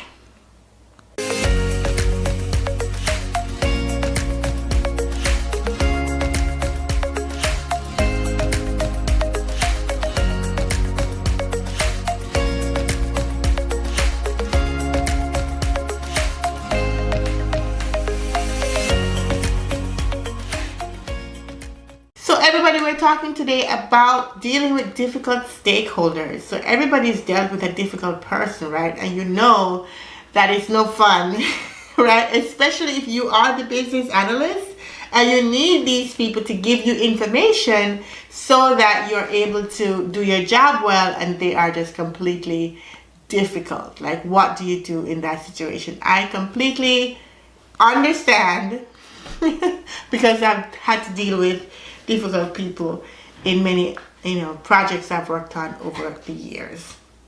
So the first thing to do, though, when you're dealing with difficult people is to, first of all, make sure you're talking to the right person. Make sure you have identified the right stakeholder. Not because a person has been involved in the project or, around the project, or somebody told you that they would be a good stakeholder means that they are. You have to look at your project, do some observation, like I said in this video right here, about how to elicit requirements. That will also help you to identify who your stakeholders are, and so that you know you're talking to the right person. But let's say, for example, that you are talking to the right person. They are a stakeholder and you need to get information from them, but they're being difficult. Now, you have to understand some of the reasons why people are difficult, right? It may not just be as obvious as it seems. There is sometimes a resistance to change. Remember, you as a business analyst, you are an agent of change, right? When you step into a project, you're there only because they want to change something. Something is happening that they want to fix, or they want to change, or they want to improve, and that's the reason why you're on the project. So you are an agent of change, and people naturally are resistant to change. So they see you coming, they already put up their guards, and they don't even want to talk to you because they know you're just there to change stuff. So you have to understand the psychology behind why people are difficult sometimes. And sometimes even further to that, the people you're talking to who are difficult, maybe they were the ones who actually championed whatever the process currently is. So it could have been their process. It could have been them that came up with it. And now you're coming to change it, and they feel like that is an insult almost to them. And so they are already kind of committed to the process because they created it or they have inherited it. Could have been that it was passed down to them from some other boss or some other department or something, and they've just been working in it. And so now you come to change it and they're very resistant to you. So that could have been the reason why they're difficult. Another reason, sorry, my phone's going off. Another reason is to avoid blame. So if you've been working in a process for a while and it's going awry to the point where management sends business analysts to go figure out how to fix this process, then there might be this feeling that, I'm going to be blamed for it being wrong, or I'm going to be blamed because it's not going well, or it's not profitable, or it's not working out. So people are a little bit, difficult because they don't want to be identified as the root cause, and they don't want their name to float up and for them to get the blame. So they're trying to protect themselves, a kind of a CYA activity to be difficult to you, to hinder you, because they're trying to protect themselves. Another thing that could cause people to become difficult is this concept of seniority, right? I've been at the company so many years. I've been working here for so long, and now you come, you're a little upstart, and you want to ask me all these questions and make all these suggestions to change things. Like, who are you? Like, where did you come from? So it's like they've been there so long, they're so ingrained in the entire process that they are resistant to you because they feel like they're up here, they're above you, they know more than you, they've been there longer than you, and here you come trying to make changes, and they just don't like that because you're too new. So they resist you, and they're difficult to you for that reason. The other thing could be just personal reasons, right? Sometimes people are going through hard times. Sometimes people are going through divorces, breakups, their children are giving trouble, they have mortgage problems, I don't know. But sometimes people are going through personal issues, and they just become difficult at work. Sometimes they have health issues, like they're sick and they just don't know what's going to happen to them next. And then you come asking a bunch of questions and they just blow up on you, right? They're difficult to you. And it also could be work frustration. Some people are like very disgruntled. They have real reasons to be disgruntled. It could be that they think they should have been promoted already. They think they deserve to be paid more. They see other people moving up the chain and they're not going anywhere, and they've been stuck in the rut for a long time. Who knows? But there could be like work frustration on top of personal frustration, and so you don't know who you're gonna get on any given day of the week. So these people, they are difficult. So sometimes it's you catch them on a good day and you get everything out of them. Sometimes you catch them on a bad day and it's like the door is closed. Right? right? So that's kind of sometimes the underlying reason why your stakeholders are difficult. Another reason could just be job security, right? They've been working in this process, they know the process, they've been doing it for many years, and now there's a project to improve the process, and they know when things change, people get let go, people's job roles change, and they don't really want to risk their job, right? If they're doing a very manual process and there's no longer a need for that manual step, what's going to happen to them? And so they have all of these things going on, and when you step in there to do your interview and to elicit your requirements, they just don't want to deal with you. They don't want nothing to do with you.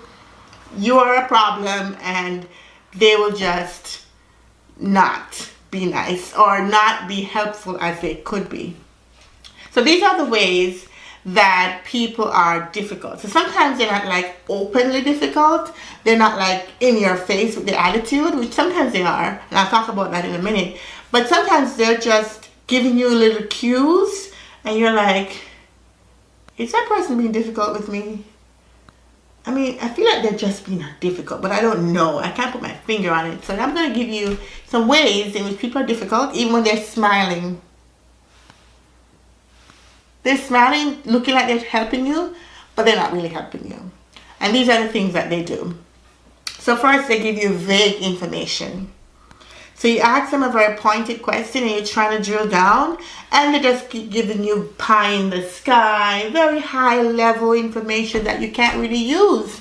And no matter how much you're asking pointed information, you're just getting it back, at this level, and you're like, wow. Yeah.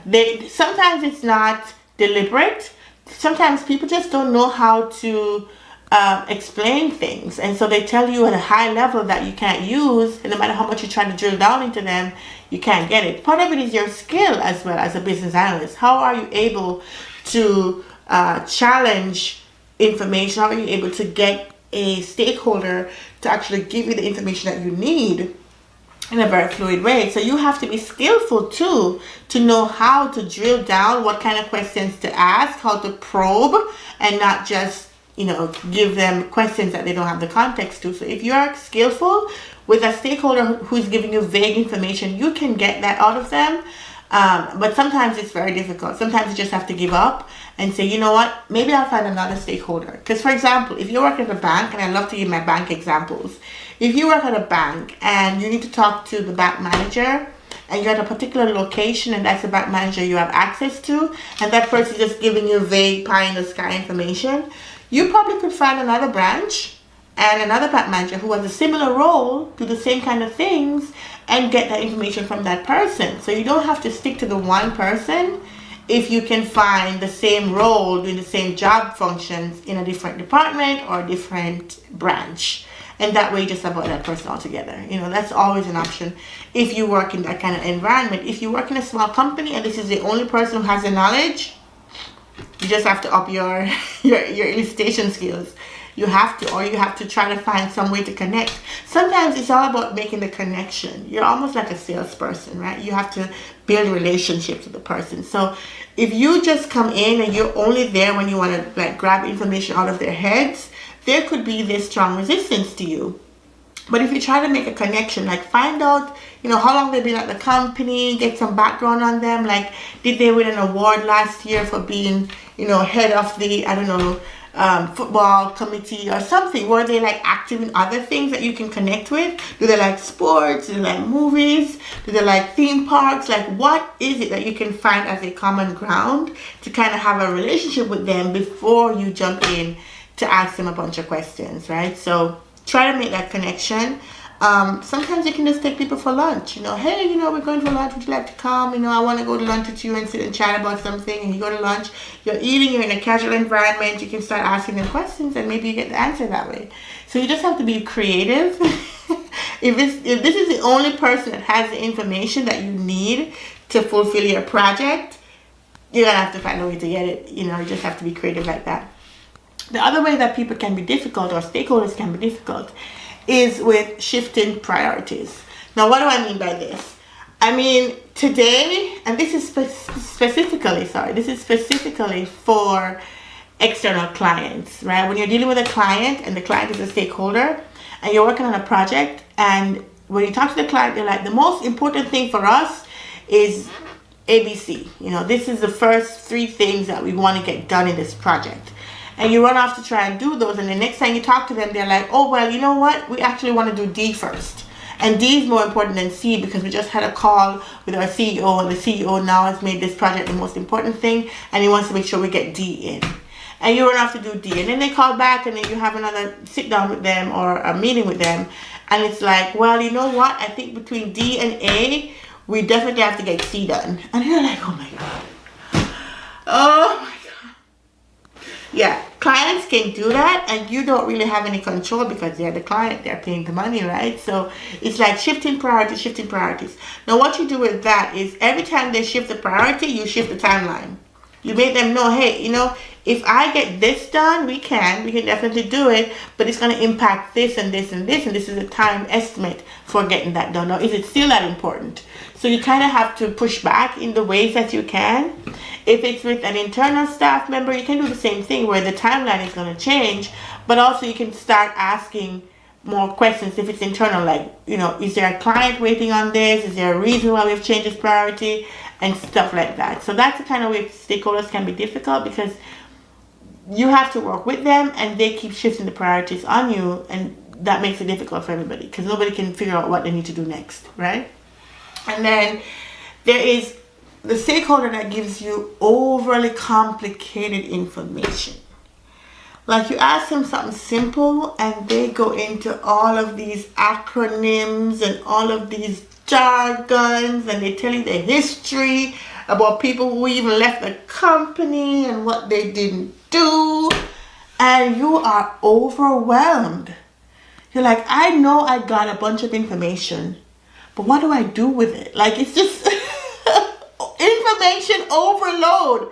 And typically these people are, you know, like, they're very knowledgeable and you respect their knowledge, but it's like they don't know how to package that knowledge in a way that a person who's not had their experience, not been at the company that long, not in their world, can actually consume it. They don't have that skill set. It might be that they may not want to be difficult, but they don't have the skill set to package the information in such a way that it can be consumable by somebody who's not living in their world.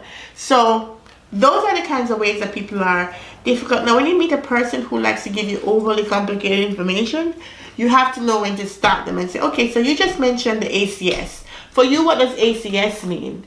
And it could mean something different for me, something different for them. So they got to go through what an ACS is. And then you got to say, okay, so when you say the refactoring process, what exactly does that mean? So you kind of stop them and clarify. Stop them and clarify. And God help you if they want to clarify and get into more overly complicated details. You know, so again, you can always piggyback on the fact that maybe there's somebody else who has that knowledge that you could get the same information from. Because normally in an organization, not only one person has all the details, right? You could get it from multiple, you know, different sources. But if this is the one person you keep being pointed back to, you got to use your analytical skills. You just have to, because, yeah, people can give you very, very complicated information that you don't even know how to consume.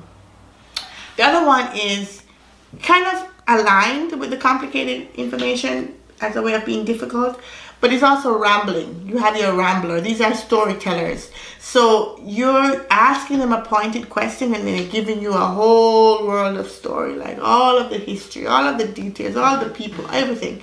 So this is kind of good in some cases because you might want to see the history of something. You might want to understand how it started, but sometimes you just want a pointed answer and you just can't get that pointed answer. So what I would do in that situation is when they tell you all of this, all of this, all this, all this stuff, slim it down, get to the essence of it and confirm. So after all of that, what I'm understanding is ABC, and they confirm and you say, okay, cool. Just know that you have to budget more time with this kind of person than another kind of person, because you know if you have an hour, you're probably going to go into 2 hours. If you need 15 minutes, you have to go into an hour because it's going to be so much fluff around the story. Let me turn my phone off because it's just making a lot of noise right here. See, I'm an important person. People keep sending me messages. Okay, so the other thing is the way that people can be difficult is that they are unwilling to compromise. And this again is very typical with clients. When the client is a stakeholder, where they don't want to remove anything. They want the whole gamut of everything that was talked about, but they want it within the same timeline, and they don't want to compromise. They don't want to give on anything. You're like, okay, well, we can get all this done in phase 1, but we're going to need at least another 6 months to complete the other things in phase 2. No, we want the whole thing in phase 1. I want it within the same timeline. And you're like, this is not how, like, we're not going to be able to work magic here. This is not a magician show.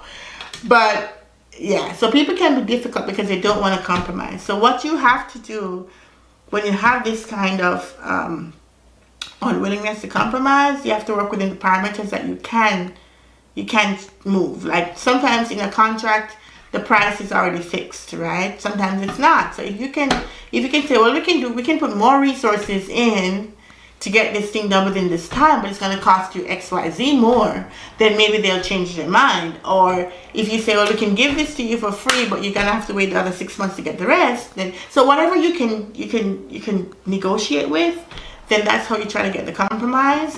And always try to find win-win solutions, like things that you win as the seller of the company, or you representing your company, and think that they win. So when you're a business analyst and you're coming up with a feature, most of the time, if we're dealing with internal people, is that we have to deal with developers, and maybe we don't have the amount of resources to get the exact feature that we want in. So the compromise will be taking out some of the functionality so we can get something in that's still meeting the need and meeting at least the MVP that we can actually deliver. So that's usually where we compromise as business analysts, and also on processes, right? So sometimes we're doing a process revamp and we have to eliminate some steps, but because we eliminate the steps, it causes things to be more expensive, or even though we reduce the time, we affect some other part of the system. So it's like, how can we find a compromise between both? And we have multiple departments who might want different outputs, and you have to deliver it to them. So always look for opportunities where you can find win-win situations, and that way, and work within your framework. So if you can, like for example, internally you can't really work with price because you're not normally billing a different department, but you have people that would have to work between both. You can say, well, I can give you a resource on your team if you let me do this within my team. So you have to work with whatever parameters are available to you. Chasing your tail, that's the other one. So people can be difficult because they have you doing this around and around and around and around. So you talk to Tom, and he says, the best person to talk to about this is Mary. Mary says, no, go to John. John says, no, goes to Amy. And so by the time you're done with Amy, you go right back to the person that you started with. And they just keep sending you around and around and around and around. And the reason they do that is because they don't want to actually answer your question, right? They want to just send you on a wild goose chase. That is them being difficult, and sometimes it's because they don't know. It could be that they honestly don't know, and you ask them a bunch of questions that they should know, but they don't know, and so they just pawn you off to somebody else. So when you find that you're being sent around and around, one of the things that you can do is, with the person that you're with, say, no, I want to talk to you. I want your input. I want your opinion. I value you. I value your opinion on this. So if you have any thoughts on this at all, I want to hear it. And it's kind of like putting them back in the picture, so they know you're not just there to suck out of them for a process or for improving something, but you actually care about what they care about. You care about their world. You care about what they're doing. And that would give them some incentive to be more helpful, to be more open, and that might stop them from being difficult with you. The other thing that you'll know that someone is being difficult with you is when they give you outright attitude. And this attitude doesn't have to only be verbal. It could be your body language. So like you're talking to someone and they're like this, or their face expression is like, so they don't have to be like rude, like cursing you out or whatever, but they're just giving you all the cues that they don't care, and they don't have time, and this is not their job, and they don't report to you, and who cares? So you will get attitude like that, And sometimes you can't really change the attitude. What I would do if I started in really bad attitude is I would give the person a break. I would, just reschedule the session or have another time later on when they're in a better mood or something. I wouldn't want to continue when people are already giving me attitude, because I don't want to start giving them attitude because it's going to rub off on me. So I would rather just reschedule, do it again another day, and kind of start from a different vantage point. So if I started one place that I found that they were not very receptive to, then the next time I meet with them, I try to start somewhere else or try to change it up somehow, switch it up, make it more interesting for them, and hopefully they'll be more motivated to tell me stuff. So that's it. So those are the ways that your stakeholders can be difficult. I hope this was helpful for you to understand that this is a kind of a natural part of the job. As long as you're dealing with a lot of people and you have to get information from people, you will have people who are going to be difficult. And so don't go into the job expecting everybody's going to be nice, it's going to be great, I'm going to just do well, I'm not going to have any trouble. That doesn't happen in the real world, right? And as a business analyst, remember, you're an agent of change. And so you're going in there to change things, and nobody likes that, right? So you just have to find ways to get what you need. But at the same time, when you come across a difficult person, I've just explained to you some of the reasons they could be difficult. You now have to use your analytical skills to see how can I circumvent that problem and what can I do to just make myself more amenable and be willing to understand their vantage point, and for them to be more willing to open up to me. Whatever I can do. There are some people that are going to be so difficult they're just going to give up and be like, I don't even want to deal with them. I don't. But, for the sake of the project, for the sake of your job, for the sake of just being a professional, you have to put on a smile and you have to try again.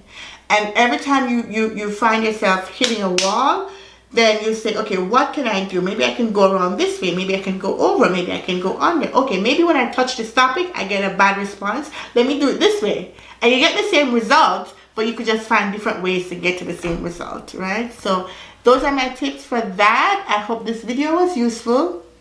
And please, guys, subscribe. Check out my blog, carolise.com. And also check out my Facebook page, facebook.com/Carolise. And I also have a Facebook group that's very active called Real World Business Analysis. Let's say today I lost my house, I lost everything, like I was out on the streets, I was a bum. It's a pretty bad circumstance, but in my mind, the way I think, I'll be like, awesome. Time to hustle again. All right. Let's see how quick I can do it. Let's see how quick I can get up. Or this is really going to toughen me up. That doesn't matter. Ego depletion doesn't matter. When your mind is set on something, you're going to do it. Like what I said, when I'm making a video for YouTube, I don't give a shit about ego depletion. I'm going to sit there and finish the video until it's done, or I'm going to die. Nothing can hurt me. I'm only going up. Body, mind, empowerment.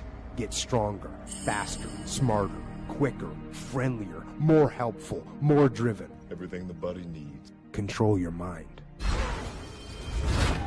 Welcome to the Body, Mind, Empowerment podcast. I'm your host, Siimland, and today my guest is Isaac from the YouTube channel The Realized Man. And he makes videos about dominating your psychology and winning the internal battle, winning the internal battle we all face, and achieving your goals that way. Isaac, I'm so glad to have you here, and I want to welcome you to the show. The pleasure is mine, man. I've been waiting to get on your podcast, and I was so happy when you actually told me, hey, Isaac, let's make this happen. And here we are. Hopefully it's a good one. Yeah, definitely. We've been on this journey of YouTube together for a while already, and we kind of, it was just a matter of time, Yeah. You, me, and Philip, it started all at the beginning. I think this time last year, fresh. Here we are now. Yeah, exactly. Why I like your videos is like you combine the philosophy and the aspect of hustling hard. So it's kind of very good combination of modern day success and personal development with these ancient philosophers as well. Yeah, 100%. I think you kind of need that, especially the philosophy of Stoicism. There's so many aspects in that philosophy that just correlate into the hustle ethic that just kind of give you the right mindsets to be able to just get down and win that battle of the internal mind, like what I'm always talking about on my channel, and make things happen. So you need to draw from all different areas, and philosophy is definitely a strong point for me to get my, motivation from. Exactly, like the game is psychology. Everything, the world or your subjective experience of the world, it all of it exists only in your head, in your psychology, and so your own mindset and the way you look at things, it's literally the key aspect of how you experience the world around you. So why do you think like they're having a mindset or having a good right growth mindset is so important? Well, just like what you said, your perception is everything. And I've seen what kind of drew me to this whole self-improvement thing was how I realized how your mind can literally change what you experience. I've seen people that have had it all literally having terrible lives just because of how they perceive things, just because of how ungrateful they are. And I've seen people with nothing just really happy and, having that energy just coming from them because of their perception, because they're grateful for the small things. So it all starts with the mindset. Like a growth mindset especially is incredibly important. In this line of work, you need to kind of have faith that you can get better. The fixed mindset that people have when they believe that, like this is what they have, these are the genetic blessings I've been given, or this is all I can achieve, is not inducive of success in this world, right? So self-improvement is kind of a way to unlock that growth mindset in people to be able to actually achieve crazy things, to be able to actually do the things that we're always talking about, trying to inspire on our channels. Yeah, it's true. Like, and it doesn't just apply just to success or goals. You need to have your mindset on point with everything else as well, like your health, your relationships, your greater purpose in life, and those are all tied. They're all tied to your mindset. And the thing with your mindset and the thing with your actions is that, like, they become self-fulfilling prophecies in a sense of what you believe to be true. You will only act if you believe that something is possible to be accomplished, and if you don't believe that something is that you won't be able to accomplish them, then you won't be able to act either, because it's limiting in a sense, and you never want to act on something that you're gonna fail. So yeah, definitely having a growth mindset, believing in what you do, lays the foundation to your actions all the time. So what kind of a mindset do you yourself personally have? Like my business, the Realized Man, my hustle, I have a pretty extreme mindset. I'm not sure. I'm sure you're aware of Jocko Willink. Yeah, Jocko Willink. Yeah. Yeah. I've got a similar type of mindset when it comes to my work. Whereas he's probably got like in terms of battle and being a commander and stuff. I've got that do or die mindset when it's time to do the work. So if I need to do something, and the only way I'll get off it is once I'm finished or if I'm dead. So I push myself to that mental place. And it hasn't always been like that. It took a bit of time. A lot of books I've read, especially a lot of Navy SEAL books, they're really good for kind of building up that mindset. And I feel like that's the mindset you need if you want to be a good hustler, right? In this world, you need to be able to kind of push the barriers. And what I've noticed is a lot of us, we stop at self-made limits, right? We start feeling that inner resistance. We start feeling a little bit of resistance, and we're like, okay, now that's enough. Now I'm done. What I've been doing over the past 5 years is just trying to teach myself to push through that limit. It started off from the gym, from fitness, and then it seeped over to the mindset aspect, to just sitting down and doing work. And what I've noticed is, as human beings, our potential is so insane. It's incredible, but a lot of us just tap into a little bit of it. Yeah, that's true. It's true. Like I like what you said, that Navy SEALs, they are all pushing themselves to the limit, and I've heard this saying amongst Navy SEALs that whenever you feel like quitting or whenever you feel like you've reached enough, then that's only like the 40% of your true potential. And that is true because your mind is always trying to protect you from taking action, from putting you into these uncertain situations, because it's like, yeah, self-preserving mechanism. Because an organism, if it expends too much energy, if it gets into these dangerous situations, then its survival is gonna, then its chances of survival is gonna be lower. So your mind is always trying to protect you, whether that be by not taking action, causing fear, anxiety, or even lying to yourself. It's also a way of you know, self-preservation and avoiding the uncertainty. Yeah. I think you have to be very cognizant of that. I always talk about that on my channel. I talk about this thing called the evolutionary mismatch. Basically, our biology hasn't really caught up with the technology and the advancements we have now. So, like what you said, you as an organism, you're trying to conserve energy as the number one thing. You're trying to ensure your survival. So your brain doesn't care about your higher ideals, doesn't care about your podcast sim, it doesn't care about your courses or your impact you want to make on this earth. Your brain just wants you to survive. And it still thinks that we're getting chased by mammoths and saber-toothed tigers. So luckily for us as human beings, we have this blessing, this faculty of being able to be more aware. So we can kind of like step outside of ourselves and see the situation. We can become aware of these impulses we have as like an animal, as like, you know, an organism, and still see the higher picture and say, hey, wait a minute, this doesn't have to be the way, I don't have to follow this impulse. I'm not a base animal. I can choose to persist. And I think that's where that grit comes from. And I'm sure you know a lot about that, Sim. I see how much work you've been putting in, and your podcast, you know all about that mental resistance and pushing through it.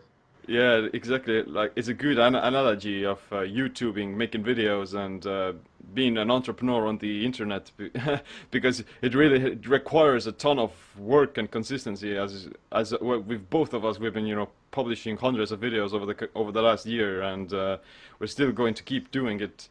So it's definitely like we're not, even though we're living in a modern age that is very safe and secure, we're still as if living in a, you know, in an environment that requires these kinds of adaptations of disciplining ourselves and maintaining this consistency in this regard.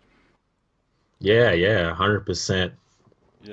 And another thing that's kind of messes us up in the modern day is you have to realize that we are bombarded by so many more distractions than there's ever been at any other time, period. I was having a talk with my friend the other day, and we were discussing what would it have been like to live just like 20 years ago. Like, what did people do before the internet, before, you know, social media? What did you do, right? Yeah. Now we've got all these things. We've got Telegram, Instagram, Snapchat, YouTube, iTunes, like all these things grabbing your attention. So it's never been easier for people just to kind of take the path of sloth, to kind of just fall into those evolutionary urges to take the path of least resistance, to just entertain yourself. So today, more than ever, a good mindset, that hustler mindset, that grit mindset is needed. Yeah, if we're being conditioned to be, you know, all over the place, and to be, you know, in the grips of these sensory stimulations, then you don't develop this kind of patience and focus, and you tend to dabble. You don't commit to one thing that is going to actually give you the more results, because mastery, the greatest results come from mastering something and getting actually so good, getting really good at something.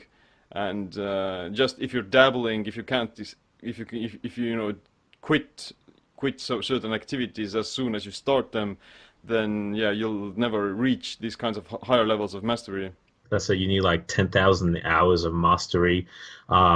It's something that's kind of becoming more difficult to do in this modern day, like what we said was the distractions. You go back a few thousand years ago, a blacksmith who was a blacksmith all his life, you know, all he's going to be doing is just forging weapons. He's going to get that 10,000 hours easily. But for us, it takes a lot of mental focus to decide on one thing and to actually go hard at that.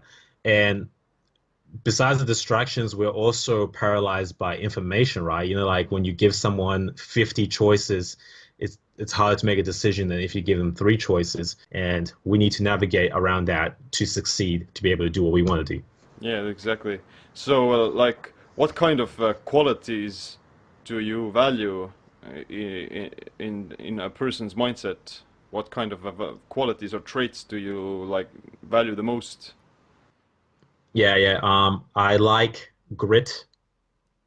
That's one. Grit, the ability to just persist on one thing and keep going regardless of hurdles. People need to be adaptation. I feel like a lot of people are not adaptive. They get comfortable in a particular environment or way of thinking, and it's next to impossible to get them out of that.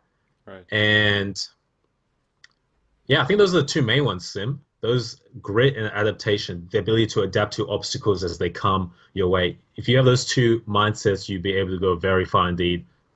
Yeah, but yeah, I agree with you. Like, one of the highest values that I value in people is like having this kind of a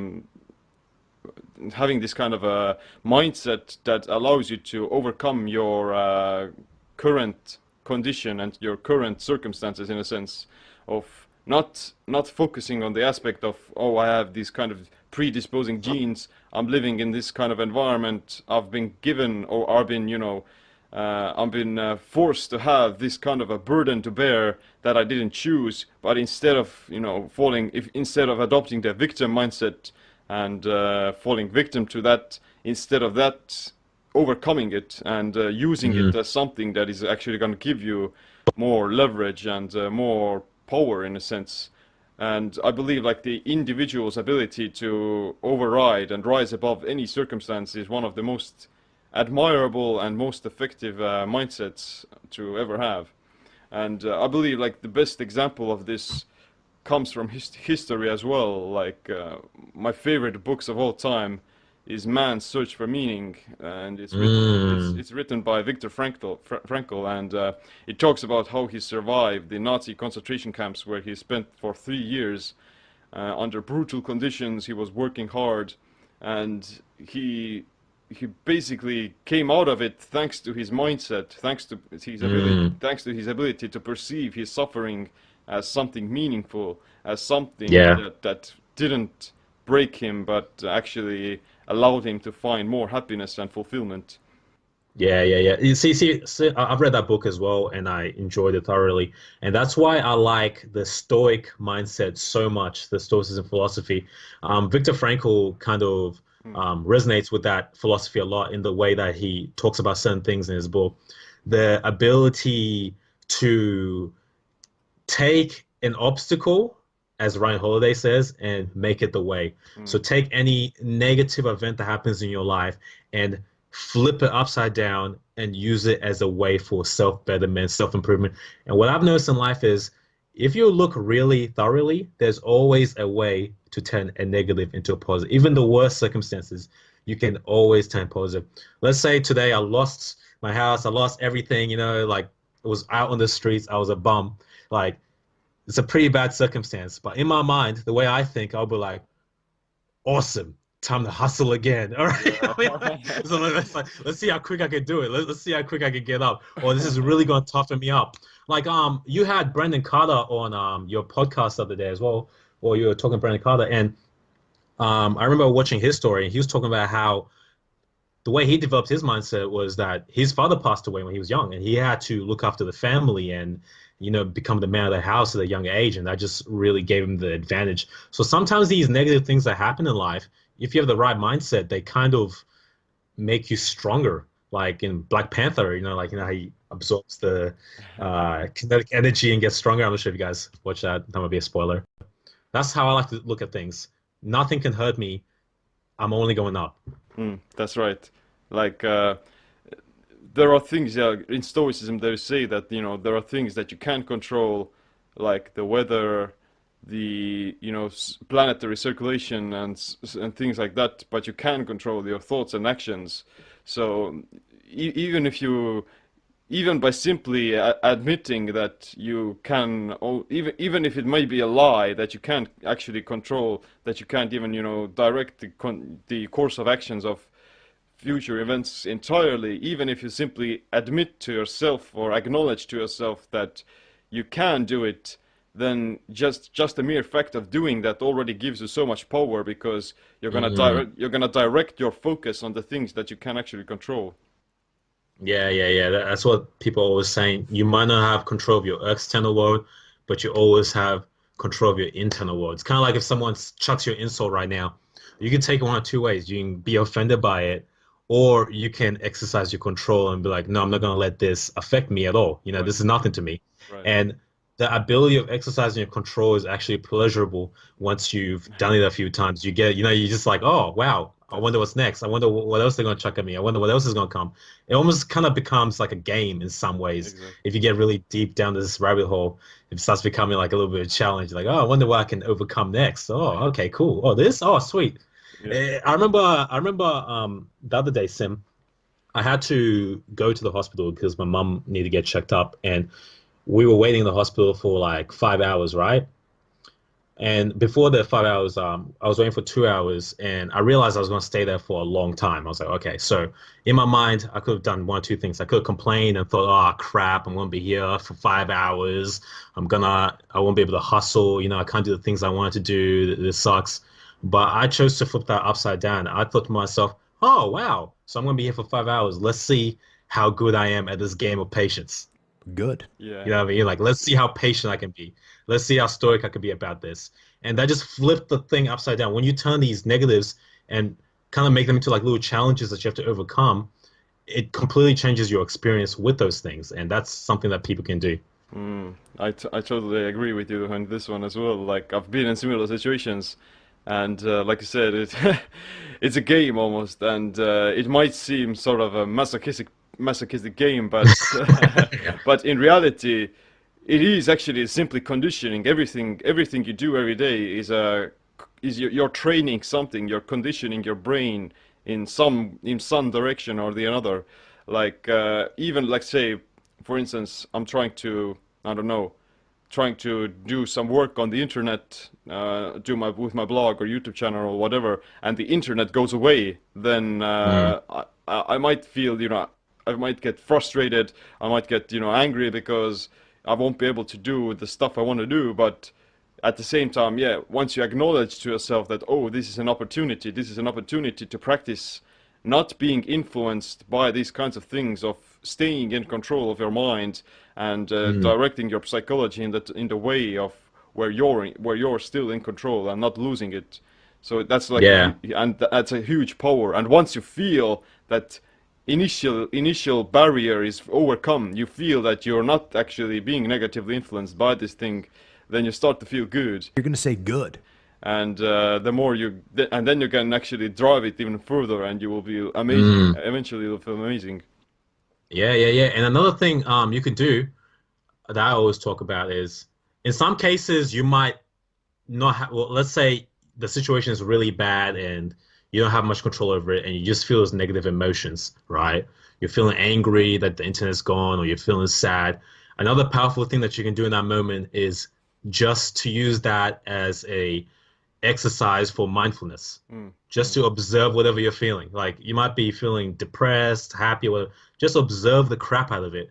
And even that in itself is valuable, because it's kind of like you're a scientist and you're observing through like a magnifying glass the human experience.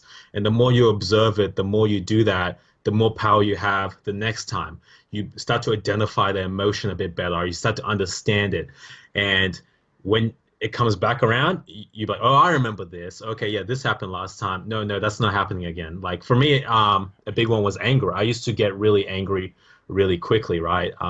With different people and stuff, and finding out the little cues that I had before I burst out. And an interesting thing happened. At other times in the future, when I start getting angry, I'll just become aware of it. And the fact that I was aware of it made the anger go away. I was just like, oh, wait a second. That's that thing again. You always just look at me and say good. And to actually become more mindful in the present moment, as to dig deeper into the experience itself, and to actually see what is causing it causing you to feel in this way, and whether or not it has actually any meaning or any basis. Yeah. Because most of our feelings, they result from our emotions, which themselves come from the physiological state of our body and the experiences we have. Yeah, you can't just trust your emotions at face value. You can't just take whatever you're feeling and just say, okay, this is what I'm feeling, I'm going to go with it. Sometimes when you do examine it, put underneath a magnifying glass of mindfulness, look at it with great scrutiny, you see that you kind of overreacted, or you're not really seeing all pieces of the puzzle. And that realization brings you back to your default state, I've noticed. So don't always just run with your emotions. If you're feeling angry, don't just stop punching the wall or whatever. Just try, see what's happening. If you're feeling sad, try, see what's happening. That was an overreaction. And that in itself is another fun game. So life is full of fun games that you can play. And the good thing about these games is they make you better. That's true, yeah. But like we talked about emotional control and being able to control your mindset, do you believe in this ability that people have? Do you believe in free will? That's a complicated question, that one. That's a complicated question. Well, this is what I think. This is my personal theory. I feel like we have free will to a degree. To a degree. It's like this. You don't really necessarily control your thoughts. Like, thoughts just come into your mind and then you say, oh, okay, look, I had that thought, and you think that you thought that, right? Most of the time, we're not in conscious thought. A lot of the things that we think of are coming from the subconscious mind. We might see an object and it reminds us of something in the past, and then we get an idea and we think that we thought of it. Just our brain kind of using transistor actions just come up, like an algorithm, just come up with random shit. I feel like other things that appear in your consciousness, let's say you got 5 different options or 5 different things that appear in your mind, you have the choice to do A, B, C, D, or E out of the options that are in your mind. But you don't have a choice in what goes in your mind. So it's kind of like limited free will. So let's say someone's got schizophrenia, right? And for some reason they're really messed up and they get the weird idea to like go murder someone or something, right? Maybe in their mind, they didn't have any other option but to murder someone. That's the only option that was in their mind. But this is a freaking weird analogy here, but we'll go with it. but when they get there, they might choose to do A, B, or C. Kill this person in A manner, B manner, or C manner. If that makes any sense. So I feel like we have limited free will, but not really a holistic type of free will. How about you? What do you think? I think something similar to you. Like we have free will. We can always choose to, make a conscious decision based on our free will. But more often than not, we're simply being controlled by, our sensory perception, different experiences, different states of mind, and definitely like preconceived genetic predispositions and so on. They're like subconscious programs that are running, but once we become aware of them, then we can, rise above them. And Viktor Frankl also has this amazing quote about this. He says something like, everything can be taken from a man, but one thing, the last of human freedoms, to choose one's attitude in any given set of circumstances, to choose one's own way. That they may take our lives, but they'll never take our freedom! He's definitely, in my opinion, one of the epitomes of free will and this ability to rise above any circumstance. So his book is definitely one of those books every human being needs to read. Needs to read it. Yeah, exactly. Yeah. And to simplify my analogy, Sim, to kind of make it a bit more digestible for people, I found a better way of explaining it. Okay, the free will example. Let's say you're playing a game of cards or something, and someone slides you 5 cards. You don't choose which cards they slide you. So we have free will in deciding, out of the 5 cards we're given, I'm going to choose this card. But we don't choose the cards that we given to us. But if you expose yourself to more material through self-development, through reading philosophy, through meditation, you enhance the amount of cards you have. You enhance the options you have, so you do, in a sense, get a greater sense of free will because you have more options available to your mind as opposed to someone who's never looked at this stuff, who's never been shown this stuff. Let's go team free will. But what about things like willpower fatigue and ego depletion? I'm glad you brought that up. It's something I've been looking at for the past couple of years. I've looked at lots of research papers on ego depletion and the studies and stuff. And recently, I've been told that all those studies have been debunked. Like they've done the tests again, and there's no coherent evidence. But I still believe in it, to be honest with you. I still believe in ego depletion to a degree. Like the average person, you have a hard day at work, like your boss is giving you a tough time, nothing's going your way. When you come home and someone irritates you, you're more likely to spaz out. That's the average person. But if you train your mentality, if you train your mind and get like the Joko Willink type mind, to get the Simulant type mind, you're going to, that doesn't matter. Ego depletion doesn't matter. When your mind is set on something, you're going to do it. Like what I said, when I'm making a video for YouTube and I'm really excited for it, I don't give a shit about ego depletion. I'm going to sit there and finish the video until it's done, or I'm going to die. You know what I mean? So I feel like ego depletion applies for the vast majority of people, but you can transcend it if you have the right mindset. Right. The more I hold the line, the stronger the hold is. I think like it also makes it an excuse. Like if you think that your ego or if your willpower is gonna become depleted, you're gonna lose your control, then it becomes a self-fulfilling prophecy as well. And you make it an excuse, like, oh, I've been already doing it. I've been already depleted my willpower, and it makes it an excuse to slip off in a sense. And and like you said, like you can always transcend it once you have the right mindset. And Friedrich Nietzsche said as well, where there is a will, there is a way. Or not? No, he said something like, with a big enough of a why, any how becomes possible. Like if you have a reason to do something, if you actually want to hold true to a certain mindset, then it doesn't matter. It doesn't matter how long hours you've been working or what other obstacles you may come across. I agree. The thing is, going back to what we were talking about earlier in this call, the human mind just wants to preserve you. It just wants to kind of like conserve energy. In the same way as, let's say you take someone who is not very active, physically active and stuff, and you tell them to run 1 kilometer, right? They're going to be dying. Their heart's going to be exploding in their chest. They're going to be like holding onto their throat. It's going to be very difficult for them to run that 1 kilometer. They probably won't do it. They'll tell you that they can't do it.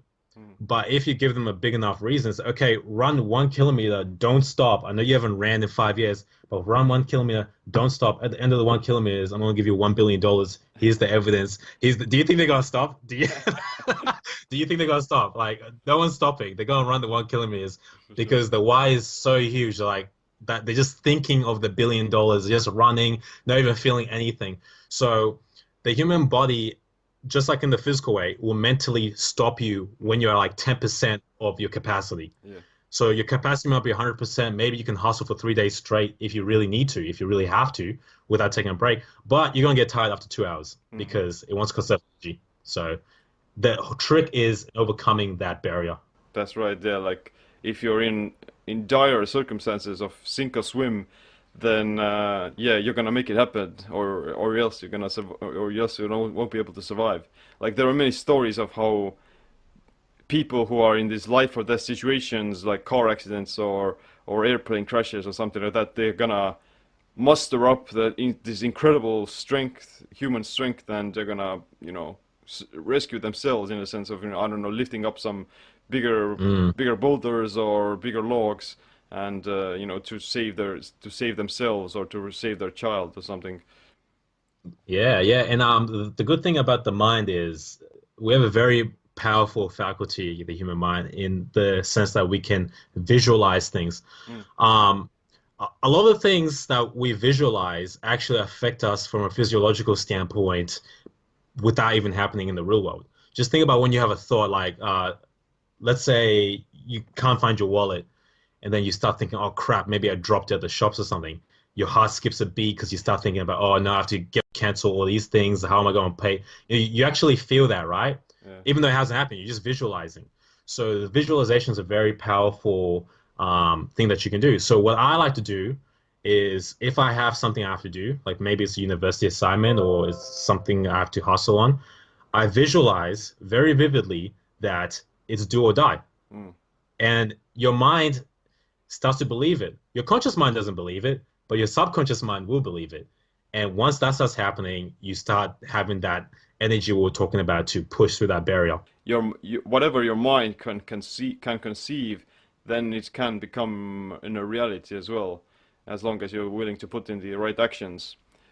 So what are some like other strengthening exercises for your willpower? How do you make yourself more disciplined and to have an iron will? Well, honestly, I think building your willpower is just like a habit. Like when you first start driving a car or riding a bike, everything is very conscious based and rigid, and it takes a lot of energy to get it going. But after a while, it becomes a faculty of the subconscious mind. It just becomes easy, automatic, right? So willpower is just simply the ability to not take your thoughts so seriously, right? Because whenever you're doing something that's worthwhile, what's naturally going to happen is you're going to start getting those thoughts that like, oh, take a break now, or go to sleep, take a rest. Everyone gets them. So what you need to do is to learn to identify that resistance and to completely disregard it, just completely shove it out of the way. And the more you can do that consciously say, okay, there's the resistance, I'm going to shove it out of the way. And if you keep doing it, after a while, it starts becoming habitual. And once it becomes habitual, that's when you're gold. And it's no longer a game of willpower. It's just a game of you just doing your things. And that's your default mode. You're just deflecting all these excuses, resistance. I used to be someone who used to give in to a lot of rationalizations, resistance. But once I started doing that, over time, I realized it became easy. Like people ask me, how are you doing that for 10 hours? How are you doing it for 12 hours? I'm like, what are you talking about? There's nothing here. You know what I mean? Like there's nothing to do. It's just, you just do it. Do it. So it's training. You build it up. There's a number of things you can do as well, though. Like there's physical things you can do, like cold showers. Like that's a good one, a very practical one, because it teaches you to kind of not take your mind so seriously. When you have to wake up in the morning, go and take the shower, turn it on cold. It's a very binary decision. It's a yes or no. Are you going to do it, or are you going to bitch out today and not do it, right? So the more you can do that and you start conquering your own mind, it's kind of weird. It's kind of like there's a battle in your mind. It's you versus your mind. Once you start conquering it, not taking it so seriously, you start seeing all the games it plays, and you can overcome them much easier. Free your mind. Yeah, I think the key is to actually recognize or to project your internal resistance outward out of yourself, of not associating it as something that is inside you, that not associating it with the free will aspect of you, the one who is able to make the decisions despite any circumstances, but to start associating the feeling of resistance and the feeling of procrastination as something that is external to you, that is, in a sense, is being projected onto you through these different experiences, through these different events that are happening to you. Because, for instance, let's take for an example of a person who is having a diet, who is trying to lose weight, and they get the urge to eat some donuts, and they say to themselves, okay, I have the feeling that I want to eat some donuts, and I get the cravings, so I decide to take a short diet break. I've been doing enough work, and I'm gonna eat that one donut, and they're gonna consciously rationalize it as something that they decide to do based on their free will, that they decided to do it. But when you dig a little deeper, then you can find that the reason they got the craving or the urge to eat that donut came to them through the environment. They sensed this smell of fresh bakery. They saw the visual images of these delicious donuts, and maybe someone else around them also ordered those donuts. Then you can't actually say that they made this decision based on their free will, because that decision was thrusted upon them from their environment. So the free will aspect of it would have been simply to disregard it and to actually see that it was external. That the decision was external to them. Yeah, that's definitely a good way of looking at it. Forbidden donut. I've also heard about, different willpower exercises done by the Spartans in ancient Greece, where Oh, okay. where they would, when the kids, young boys were training, then they would put some water into their mouth, and they would have to run an entire mile while holding the water in their mouth without swallowing it. So, and when they came back from the run after that 1 mile, then they would have to spit the water out into this bowl again. So, and they actually measured how much water did they swallow, and based on that, they would either give some punishment or some additional exercise or something. So it's crazy. Wow. Well, yeah. Well, you can definitely train yourself to build willpower. Personally, I've used the gym as an actual way to build my willpower. Like I always tell people to do this particular exercise. You find like this isn't for muscle building, by the way. This is just purely for building willpower. You find an exercise that's relatively safe, right? So you probably shouldn't do this on squats or something like that. Like maybe just a machine or something, right? And you set a weight that you could do for maybe like 10 reps, 10 good reps, right? Let's say bicycle curls, you do 10 reps, and then you do 100. I'm gonna say you do 100 straight, but you don't stop until you get 100. Right. And what you find, I always do this. I always get people to do this, shoulder raises on different exercises. What you find is, at maybe 20 or 30, you feel like you can't do anymore. But if you can just convince yourself that you're going to do it, and the only way you're stopping is if you can't do it, you get to the 100 almost every time. You get to 100, and once you get to 100, you start thinking to yourself, wait a second, I just did 100 reps, and I've been stopping at 10. I've been stopping at 20. I've been playing myself this whole time. Well, I thought, yeah. So I took that mindset. Like I was doing the gym to begin with, just different exercises, squats, all these exercises I was doing it. And then when I transitioned over to doing work, like schoolwork or hustling, I'll be doing work, and then I start getting tired and want to take a break. I'm like, okay, I'm going to take a break. And I'm like, wait a second. Wait a minute. It's still my set. I'm not done yet. Am I at that point where I can't actually do meaningful work anymore? Am I at the point where I actually can't do it, or am I just giving in? Am I stopping at the 10 reps, right? And once you know those mental barriers you put on yourself, it's easier to just keep going and just to try it. And the funny thing is, once you keep going, you start to realize it's not even that bad. Like, you know what I mean? It's just the beginning that's like, so that's another exercise I do. Yeah, it's exactly like that. You only actually start to strengthening your willpower in a situation where you're actually forced to use your willpower. For instance, let's say, imagine, you build some muscle to do 10 reps with the biceps curls, but to actually progress further, to actually strengthen that muscle, you need to be putting more stress on it. You need to train it harder, whether through increasing reps or the weights.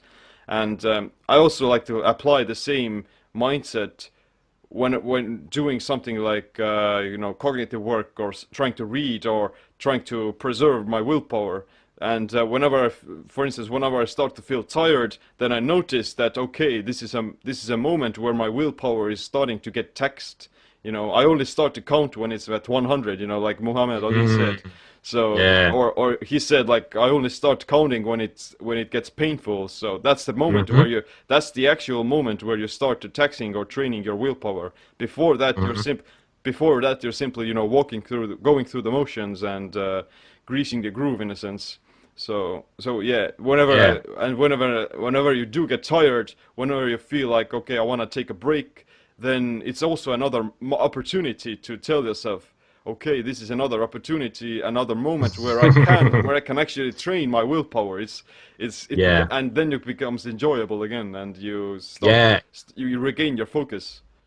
It goes back to what we were saying about like all these different games that you can play in life. The willpower one is definitely one. And the good thing about it is it's become satisfying. One of the most satisfying feelings you could ever feel, I personally think, is when you exceed your own expectations. You think that you're going to get like this much done, and you end up doing that much. You're like, oh wow, I actually did a lot more than I thought I could, because it opens up your mind. It's like, wow, if I could do that, is that really my max? Is that really my potential? Of course, you can burn out. There are limits. There are times when you should, of course, take some time to rest and recover. You have to be smart about it. But I feel like as a society, we tend to cling too close or too much to comfort. It's okay sometimes to push yourself to the limits. Like what you do with your fasting. It's okay to fast for 3 days sometimes just to see what the hell happens. You know, you're not going to die. You know, it's okay to maybe hustle a little bit longer one day just to see if you can do it. Maybe like get 2 hours sleep. I'm not saying do it all the time, but it's okay to see those limits from time to time. Yeah, it's true. It's true. Like definitely, there has to be this balancing act of whenever you do push yourself further than you used to, then you need to recover as well to compensate for it. And one of the most important mindsets, or one of the most principles of life, is to avoid all absolutes. And what it means is that you should never want to create these absolute statements about yourself or your goals or your personality or your routines. You know, like I'll never skip a workout. I'll never skip a gym session. You know, I'm always gonna be eating clean. I'm always gonna be eating keto, or you know, I'm always gonna be doing my YouTube channel until the day I die because I set myself a goal and that's it. And you know, yeah, like people like we have this kind of a semi-type A personality where we want to get things done, and we do stay disciplined, and we can push ourselves through the dirt quite easily. And the problem is that, you know, it becomes an absolute, and it can also blind us from our true purpose and the things that we actually need to do. So you have to like kind of avoid all the absolutes. And Aristotle also has like amazing quote for this. Like he said, it is the mark of an intelligent mind to entertain two conflicting thoughts at the same time. So what it basically means is that you have to be able to adopt this mindset of actually being able to push yourself through these kinds of barriers, to staying disciplined no matter what, and, you know, grinding your face off, while at the same time being mindful of how it affects your body. And whenever you do find yourself in this situation where you're forced to break your principles or to break your routines or to change your goals, then you accept it. You accept it because you can see past this initial you can see past your ego in a sense. Yeah, that's 100% correct. I think that's similar to what Robert Greene says in the 48 Laws of Power. Assume formlessness. Or Bruce Lee, be like water. Avoid those absolutes. Yeah, that's very important, because I've seen a lot of people grind themselves to the death. You need to be cognizant or be aware at the back of your mind of why you're doing this in the first place. I see too many people get caught up in the whole hustle mentality. They want to make more money. You know, they want to get $20,000 a month, $30,000 a month, and they lose track of why they wanted to do that in the first place. Yeah. They lose track of what exactly they wanted. Yeah, they want more money so they can have a better life, but if you're hustling all the time, are you actually enjoying the money? If you're hustling all the time, like, I feel like human beings, it's very easy for us to kind of forget that life happens right now, like in the moment. It's very easy for us to get stuck in the past, thinking about what we did yesterday, or to think about tomorrow. Like for me, I spend a lot of time thinking about like the YouTube channel, growing it, hustling the future. But I always have to ground myself in coming back to the moment and saying, hey, hold on a minute. Remember, this is what life is. These moments here, this is life. There is no perfect day that's going to come where, you know, you just arrive at this day and you're like, this is life. They're like, this is it. So you need to be cognizant of that while you're hustling. Sure, you can hustle to push your limits, build your future and stuff, but remember that you're living in your life right now as well. It's kind of hard to explain. Like Seneca, he's written his book on the shortness of life, where he talks about that, you know, men, they don't live short lives, they simply waste it.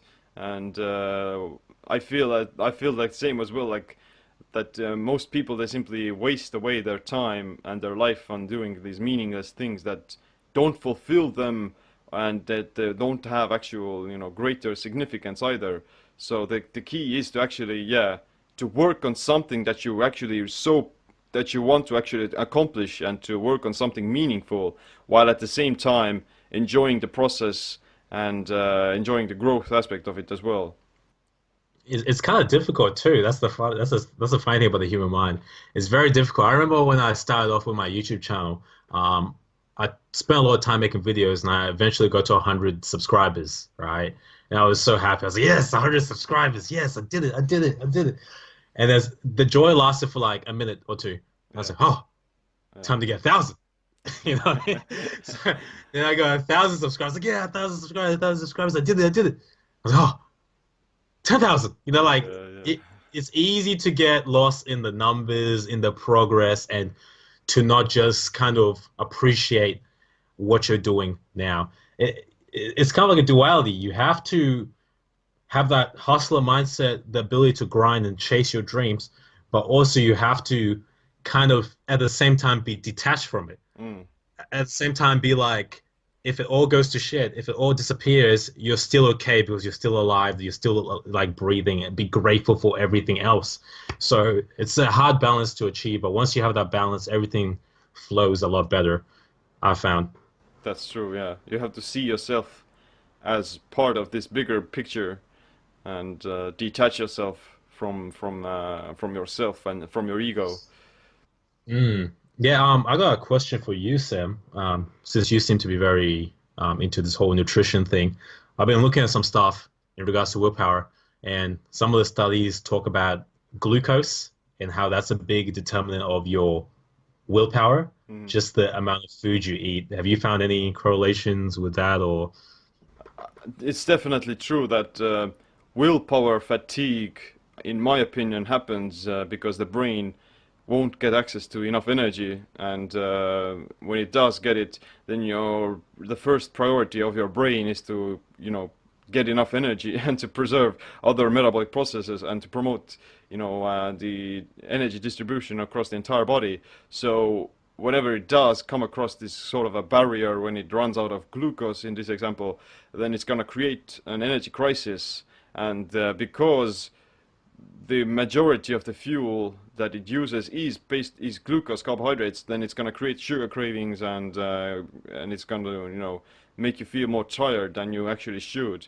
But your brain doesn't need that much glucose. Actually, it needs about 120 grams of glucose per day, and to be honest, after you become keto adapted, after you switch into ketosis, then that amount of glucose gets drastically reduced, because ketones can provide up to 70% of your brain's fuel. So it means that if you become fully keto adapted after a few weeks, then you can cover almost like 100 grams of or let's say 70% of the brain's energy demands by ketones, and the remaining bit, which is maybe like 10 to 30 grams of glucose it may need per day, then that can also be covered by other processes, like the fat from your own adipose tissue and the fat from dietary intake that can be also converted into glucose through gluconeogenesis. So yeah, your brain definitely needs some glucose to function, but it can be covered in other ways other than just eating carbohydrates. And what I like about ketosis is that you become less dependent of those calories and of that glucose, because you will always have access to your own body fat. You will always have access to burning fat, and that's going to keep your brain satiated, and it's going to maintain these stable energy levels all day.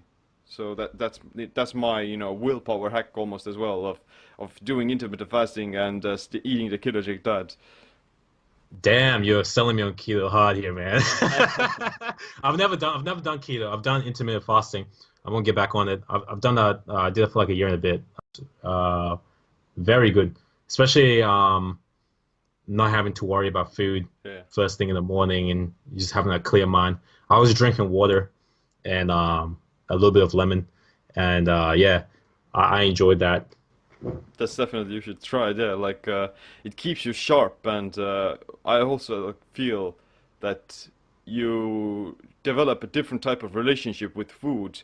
You don't have to worry about it. You don't actually crave anything either particularly. You simply feel satiated and nourished all the time. Yeah, definitely. But let's talk about maybe some of your personal routines and these kinds of habits that you do every day to, adopt or to maintain this kind of a mindset. Oh yeah, yeah. One of the biggest things I do every day is I'm always consuming some sort of content that's related to self-improvement. It's not strictly self-improvement like self-help books, per se. Sometimes it's psychology, sometimes it's evolutionary psychology, history. Occasionally, fiction can be beneficial as well, but I'm always consuming some sort of new material. And it's not just for my line of work because I'm a content creator, so I always have to be coming up, reading up on the latest studies and newest topics.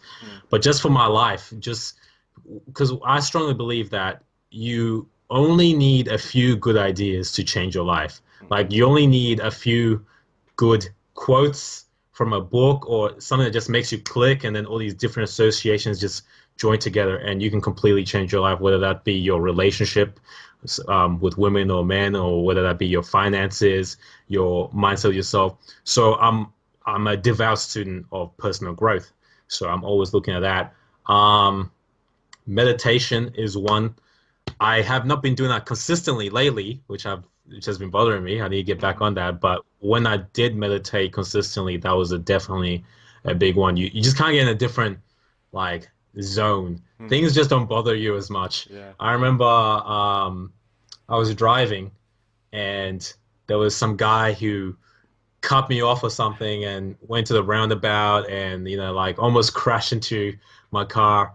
And I was driving with the family and everyone was like just flipping out, really angry, like really angry with this guy, really pissed off with this guy. I was like just so chill. I'm just like, yeah, he probably didn't mean it. Like, Yeah, you know what I mean? Like, it was like near death experience, but I'm just like, yeah. at least I'm still alive. Like it just makes you so like immune to those reactions that you normally would get. Yeah, like that's a very good word. Like you become immune to these things. You become less reactive and more proactive. You you become less reactive to the external environment and to your own emotions as well, because you can, and your own thoughts. You begin to learn how to disassociate yourself from your thoughts and to actually see what causes them, to see what makes you, why do you feel in a particular way, and you can see that you're full of shit almost all the time. We both full of shit. Yeah, like meditation is definitely something I've been trying to sell to a lot of my subscribers. I made like so many videos on it. I've been trying to sell it to everyone ever since I started getting into it. The problem is it's hard to sell to people. It's hard to tell them to do it because it looks like it's a waste of time. Like you're sitting there like breathing or whatever, or focusing on something. When the outsider who doesn't understand what's going on watches you, they're like, that's a waste of time. And to make things worse, it takes a bit of time to actually start seeing results. It's not like you meditate once, you start seeing results. You have to be consistent, and it's not the funnest thing to do a lot of the times. It's can be very painful and strenuous for the brain. So those are huge barriers for a lot of people, but the people that stick with it, they see incredible benefits. It might be easily my top 3 habits. If I had to keep 3 habits, meditation is definitely the top 3 habits because it can change your game. It change a lot of things up. So those are 2 things I do. I listen to podcasts a lot, but I guess that kind of ties in with the self-improvement audiobooks. To the gym most days of the week. I like doing strength training, like powerlifting type, big compound exercises. I like the idea of challenging my body to push heavier weights because I feel like that's just as much of a mental game as everything else we've been talking about. When you go to a squat rack and there's 3 or 4 20s or big plates on the sides and you're thinking, can I do that? Like, can I do that? Yeah. And you have to do it. It's one of the more primal things. I don't feel right when I skip a week or 2 without working out. I just don't feel right. And I've been doing it for about 6 years now. And the longest I've taken off was, I think, 2 weeks. Have you heard of Corey Gregory's squat everyday program? I've heard of the program. I haven't done the exact program, but I'm glad you mentioned that because I'm currently squatting every day. Yeah, it's Yeah. quite interesting in the sense that it makes sense that if you want to get good at something, then you would have to be doing it every day. So what he prescribes is, yeah, doing heavy back squats every day, and a lot of people have been seeing some great results from it. I did it for maybe a month, like a year ago, and I definitely saw massive gains in my legs and in back squat strength as well. So you get used to it. You get used to it once you program it correctly without overtaxing or overstimulating your nervous system. But it works. Yeah. Yeah, your body's very adaptive and mental is very adaptive. That's right. Yeah.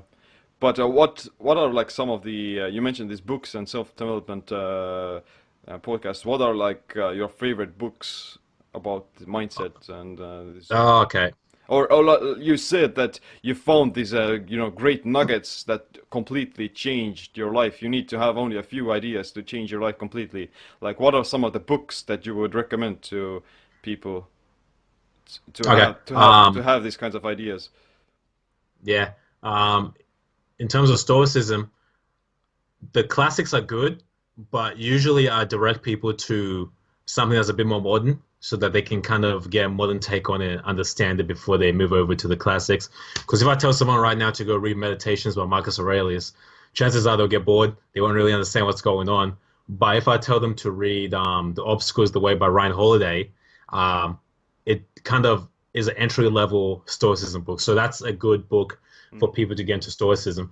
The Slight Edge is a really good book by Jeff Olson in terms of just understanding how all the small actions you make throughout your day are compounded over time and actually matter. Because a lot of times we think that, I'll do this and it won't matter. I'll do this one time. I'll eat the cupcake. But when you take these actions and you leverage them with time, they create some huge results. So that book is really good for that. I actually did a video on my channel lately. Shameless plug. I like the new Psycho-Cybernetics. I forgot who wrote that, but that's a really good book for the subconscious mind and self-image, which is very foundational, very fundamental. It's something else we could probably talk about for like 3 hours, but we'll skip that for today. What else do I like? In the hustle mindset, I like this book here, Relentless by Tim Grover.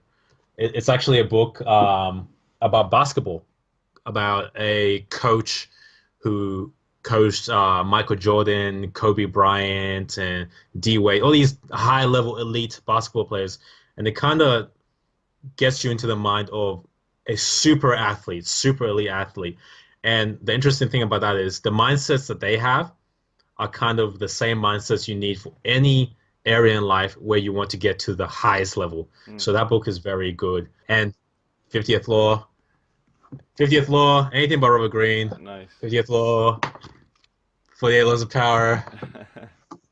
Oh, sorry. I'm just going to pull out my bookshelf here. Yeah, those are the big books. At the top of my head right now, there's probably like a million more, but those are the ones that I'm thinking of right now. Nice. Yeah, like the books you read and the ideas you consume, they're gonna reflect back at you in a sense of how your mind is going to become developed. So it's very important. You have to pay like very close attention to what ideas you get exposed to, and what books you read as well. Yeah, I also have to tell people, this is a cautionary thing. When you're reading a book like The 48 Laws of Power or something like that, you're not going to internalize everything in the book the first time you read it. You might not even internalize 80% of it. You might just like read over it, just comes in, goes out.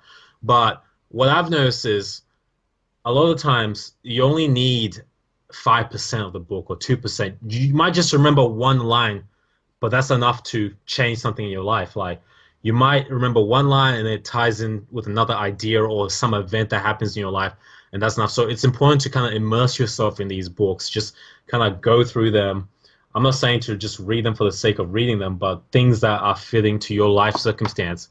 Try to get as much of that information, that as long as you can digest it in your life, because you never know when it's going to come back to you and you're going to need it and use it and be grateful that you read that book. It's going to always come back from the least likely book too. That's true. That's true. Yeah, and you can also find all of the book reviews on your YouTube channel as well, right?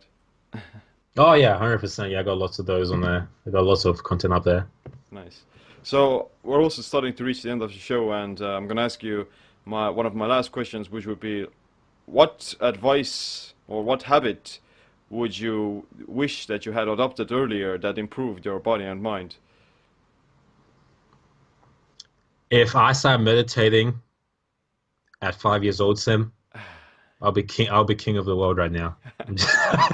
I just tell you, meditation number one, because that kind of improves everything else we've been talking about in this show. Improves your willpower, improves your ability to resist urges, just by understanding that you are not your mind, right? You're not your thoughts. You're something. I'm getting a bit esoteric here, a bit spiritual, but you're something else that's not exactly your thoughts. Sure, you experience your thoughts, they arise in consciousness, but you're not them because you're able to see them, you're able to perceive them.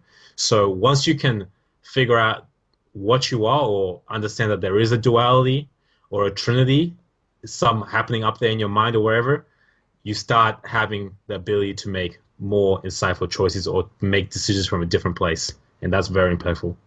That's true. Yeah, meditation is a meta skill. Mm-hmm. And yeah, like where can people learn more about you and your work? The easiest place to go is the Realized Man YouTube channel. I've also got a blog. I don't post this frequently on there, and a Facebook group, but the YouTube channel is where I'm going to be posting most frequently. Definitely. A ton of awesome videos on there on all of these topics we discussed, and how to, you know, dominate your psychology. Yeah, 100%. Yeah, but thanks, Isaac, for coming on the show. Really enjoyed talking with you, and I'll definitely looking forward to your future projects as well. It's been an honor, man. I'm so happy that I've come on the show. We have to make it again happen sometime in the future, Sim. Definitely. All right, it's been great. Definitely. And thanks again, man. Stay empowered. Yeah, stay empowered. I'll see you next time. Alright, that's it for this episode. Make sure you leave us a review on iTunes and other social media platforms. And other than that, subscribe, click the like, notification bell as well. Like always, thanks for watching. My name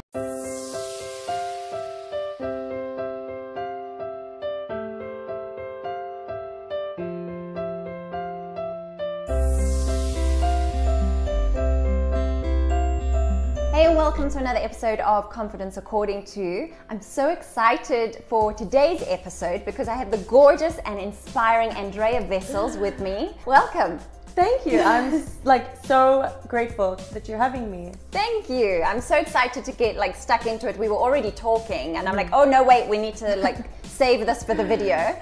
So Andrea is a life and wellness coach. She is Canadian, you will hear, and she's been living here in Cape Town for the last year. And so how is it that you landed up being here in Cape Town of all places? Well, so my husband and I both met in Vegas. Ah. Yeah, we were both competing in 2013.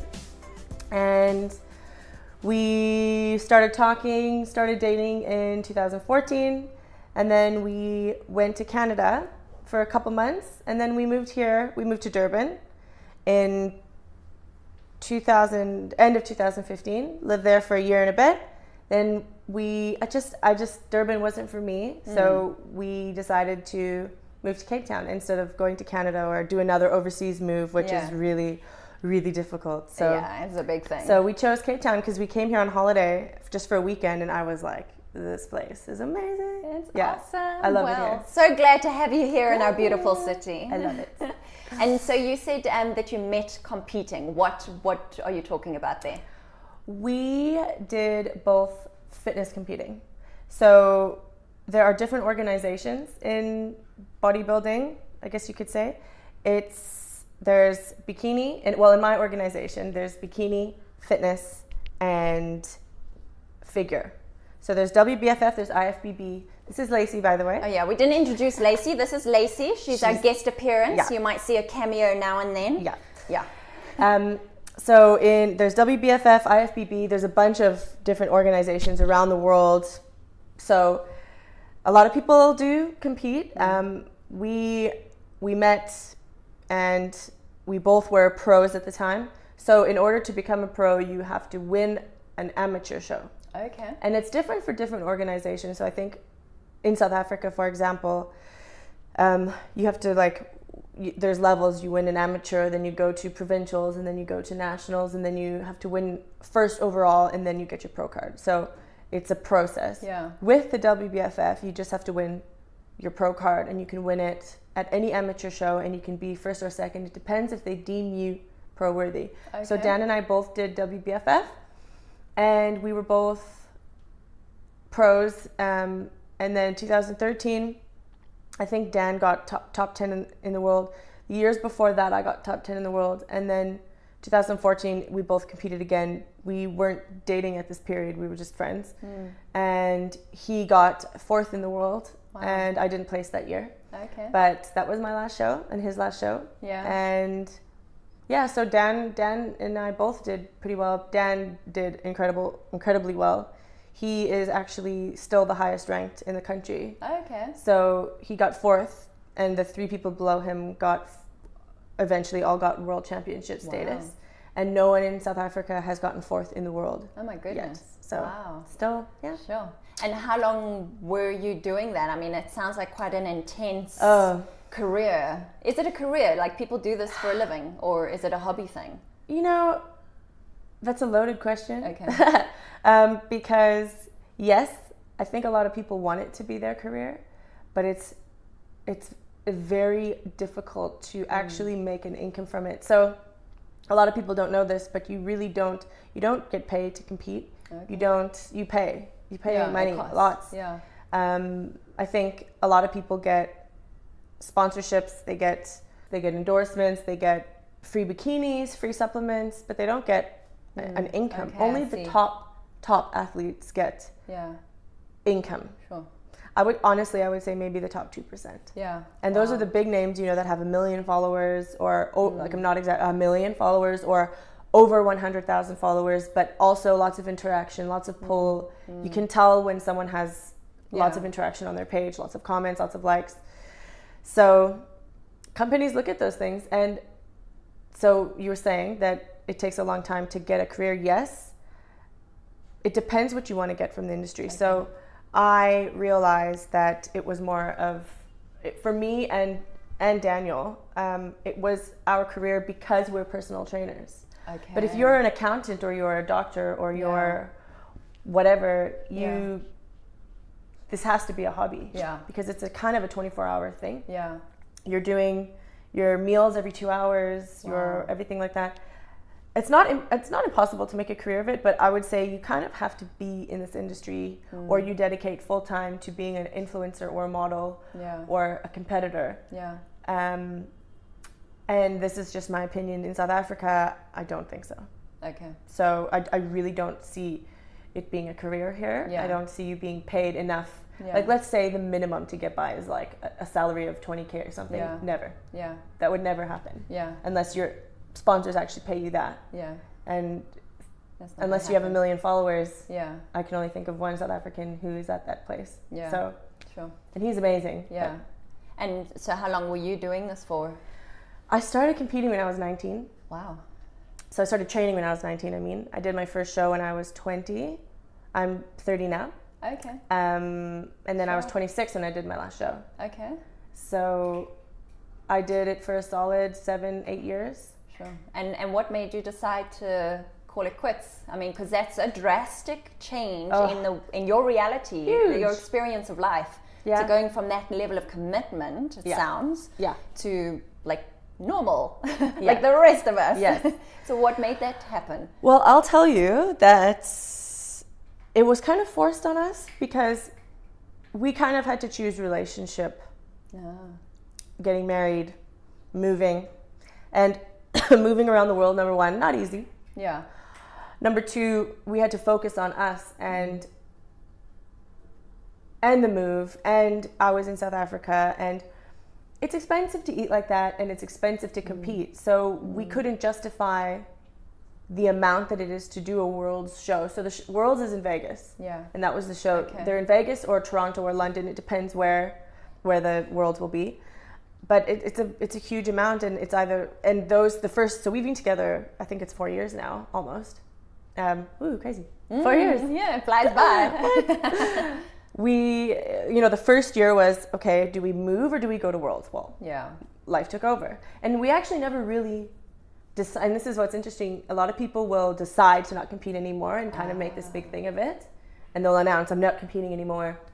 We didn't. We didn't see it coming until like a year ago. Okay. So what happened is we, like I said, the first year was like, do we move and put that into moving?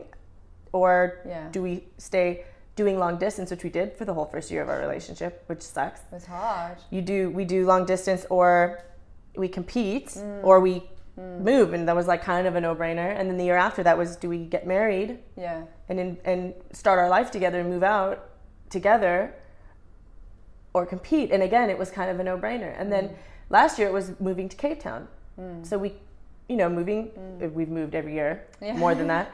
It was move to Cape Town or compete, and again, no brainer. And then when I moved here, we were actually involved in a show that was supposed to be planned here and stuff. It fell through, it didn't happen.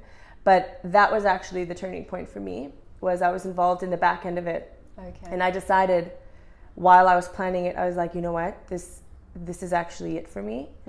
Because I hadn't been in it for 2-3 years.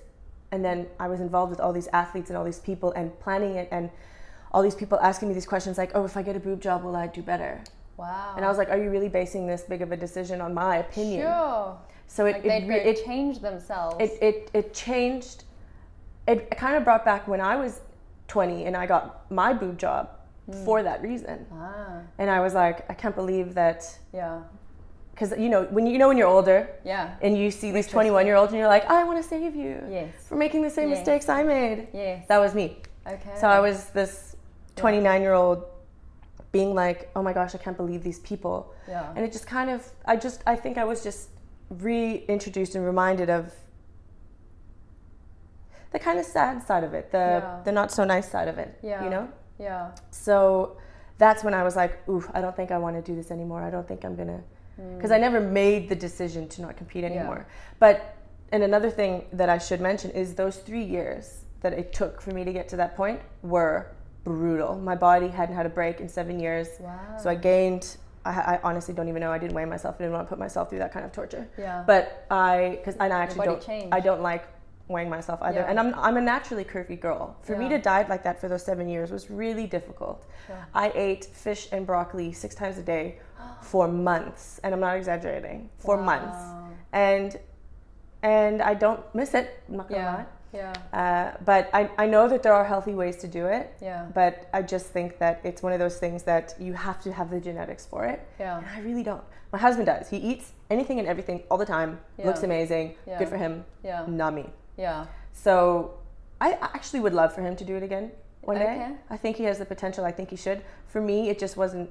And it's not feasible for me. And Yeah. like now I'm thinking maybe family and those things. And I just don't want to have that in the back of my mind to put myself back into that. I'd probably have to lose like at least 15 kgs. It's insane. Minimum to compete again. And I just don't want to. No, absolutely. Another thing I actually wanted to mention too, when you stop competing and it's been a part of your life for so long, you go through a major identity crisis. I was going to say.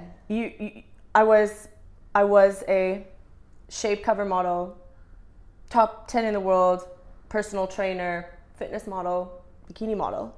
And then the hardest thing for me and my self-esteem, my self-worth, everything when we moved to Durban, I had spent, those years in Canada building up my reputation. I was well known. I would go out to bars or go out and people would be like, oh my gosh, I know you, blah, blah, blah. Yeah. And in Durban, it's like, oh, that's Dan's girlfriend.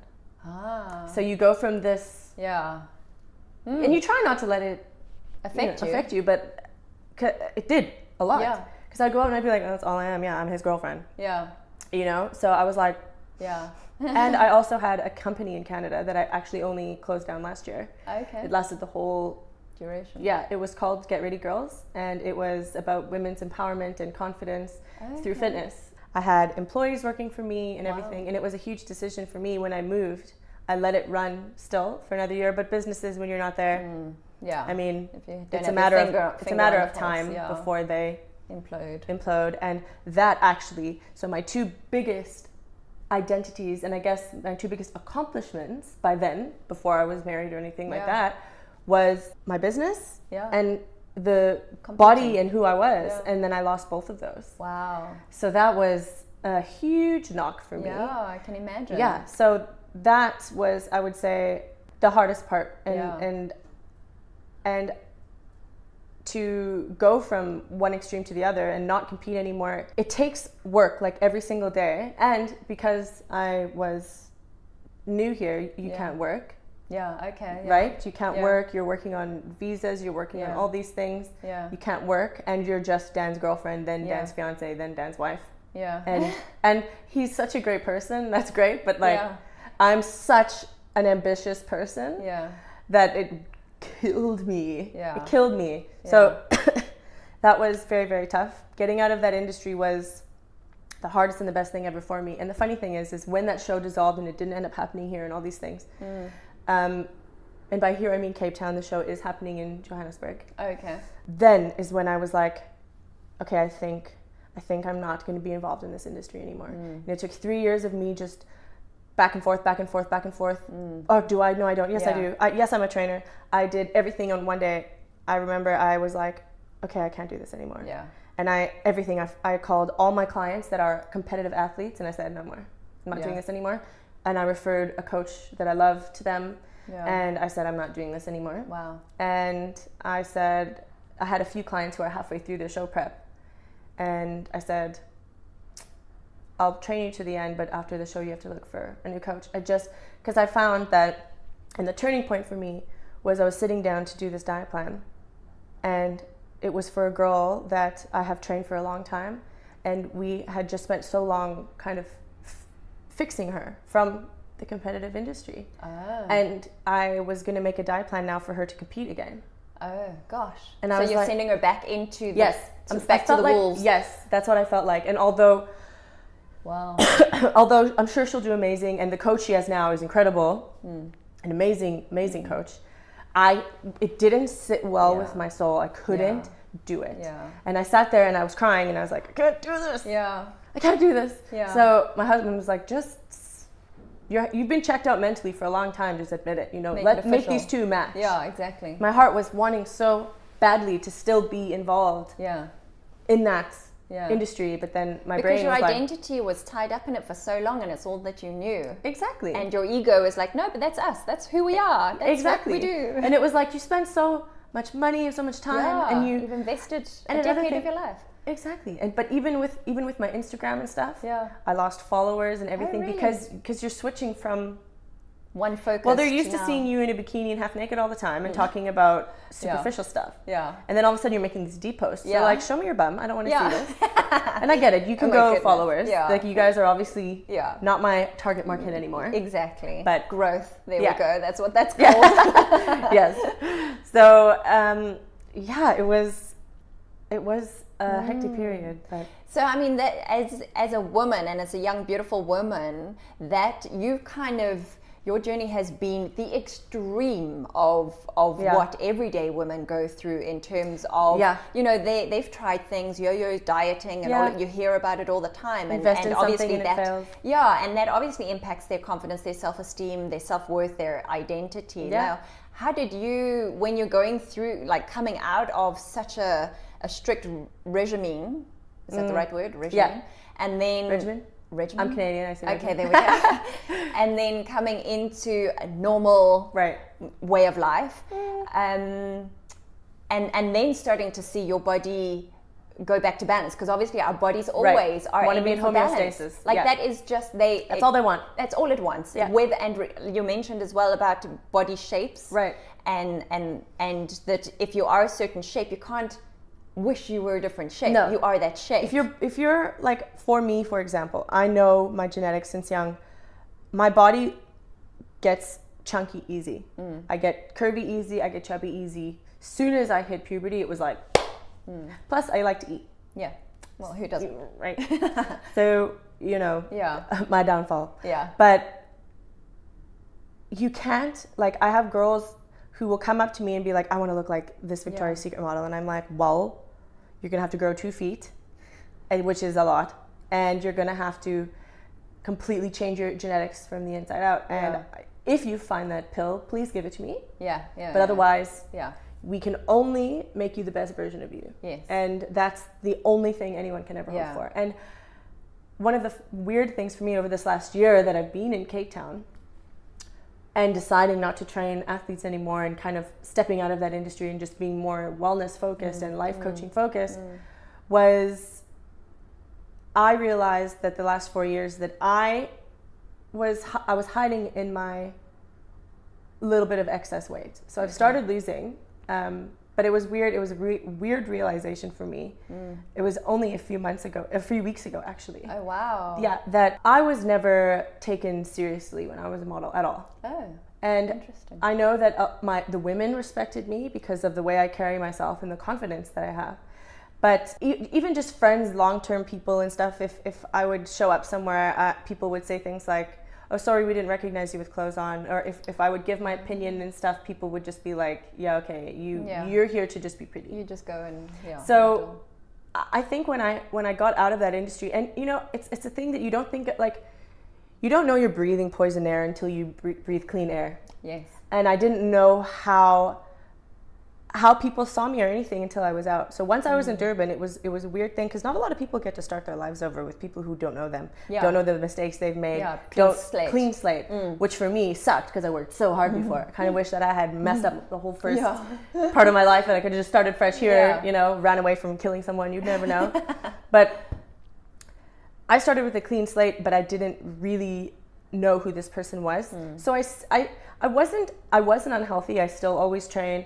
But I was drinking more because I didn't drink like my whole, you know, I was drinking more. I was not like, I went from being extreme to being like, let's say this is healthy. Whatever your definition of healthy is, I was a little bit here. So I realized a few weeks ago that like I was sitting in this because I was so comfortable with the fact that people saw me for me and not for just my body.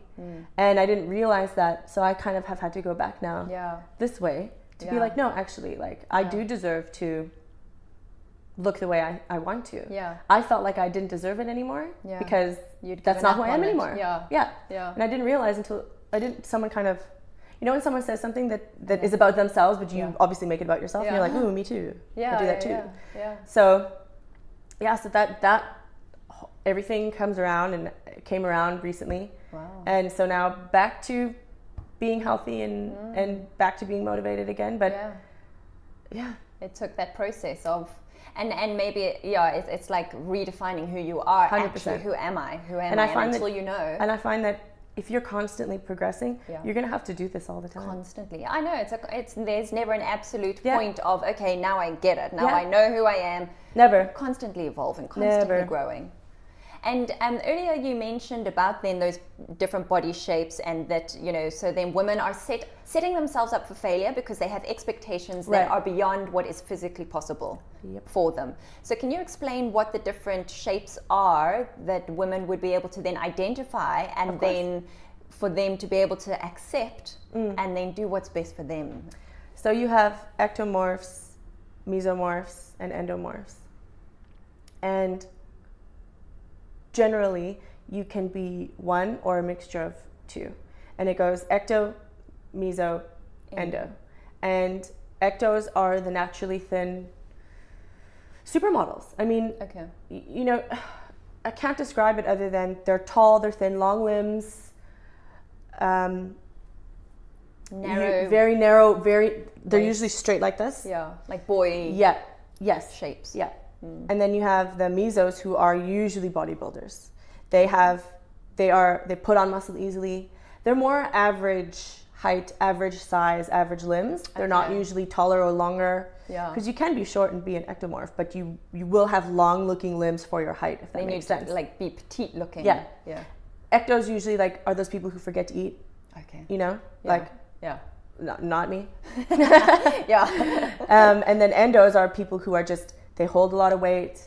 They have usually wider hips. hips and waist is usually bigger. Yeah. And like bigger bone structure. Yeah. So for me, I'm a mixture of meso endo, kind of a mixture. I put muscle on easily and I can lose it. It's just, it is difficult for me. I do tend to lean a bit towards the endo side. So it really depends on who you are, and also on your genetics and what you eat every day, your physical activity, everything. You can combat your genetics 100%. Okay. You can. Okay. It's just for some people it's going to be more difficult than others. Okay. Basically. Yeah. And so their commitment to both nutrition and exercise is going to Exactly. vary depending on where they are. And for me, it was worth it. Then it was worth it, and I was willing to do anything and everything to fight my genetics and to become what I wanted, which was a pro and cover model and all these things. But who I was then is like a stranger compared to who I am now. Yeah. So I, right now, knowing everything I know, wouldn't do that again. Okay. But then it was so worth it. You know?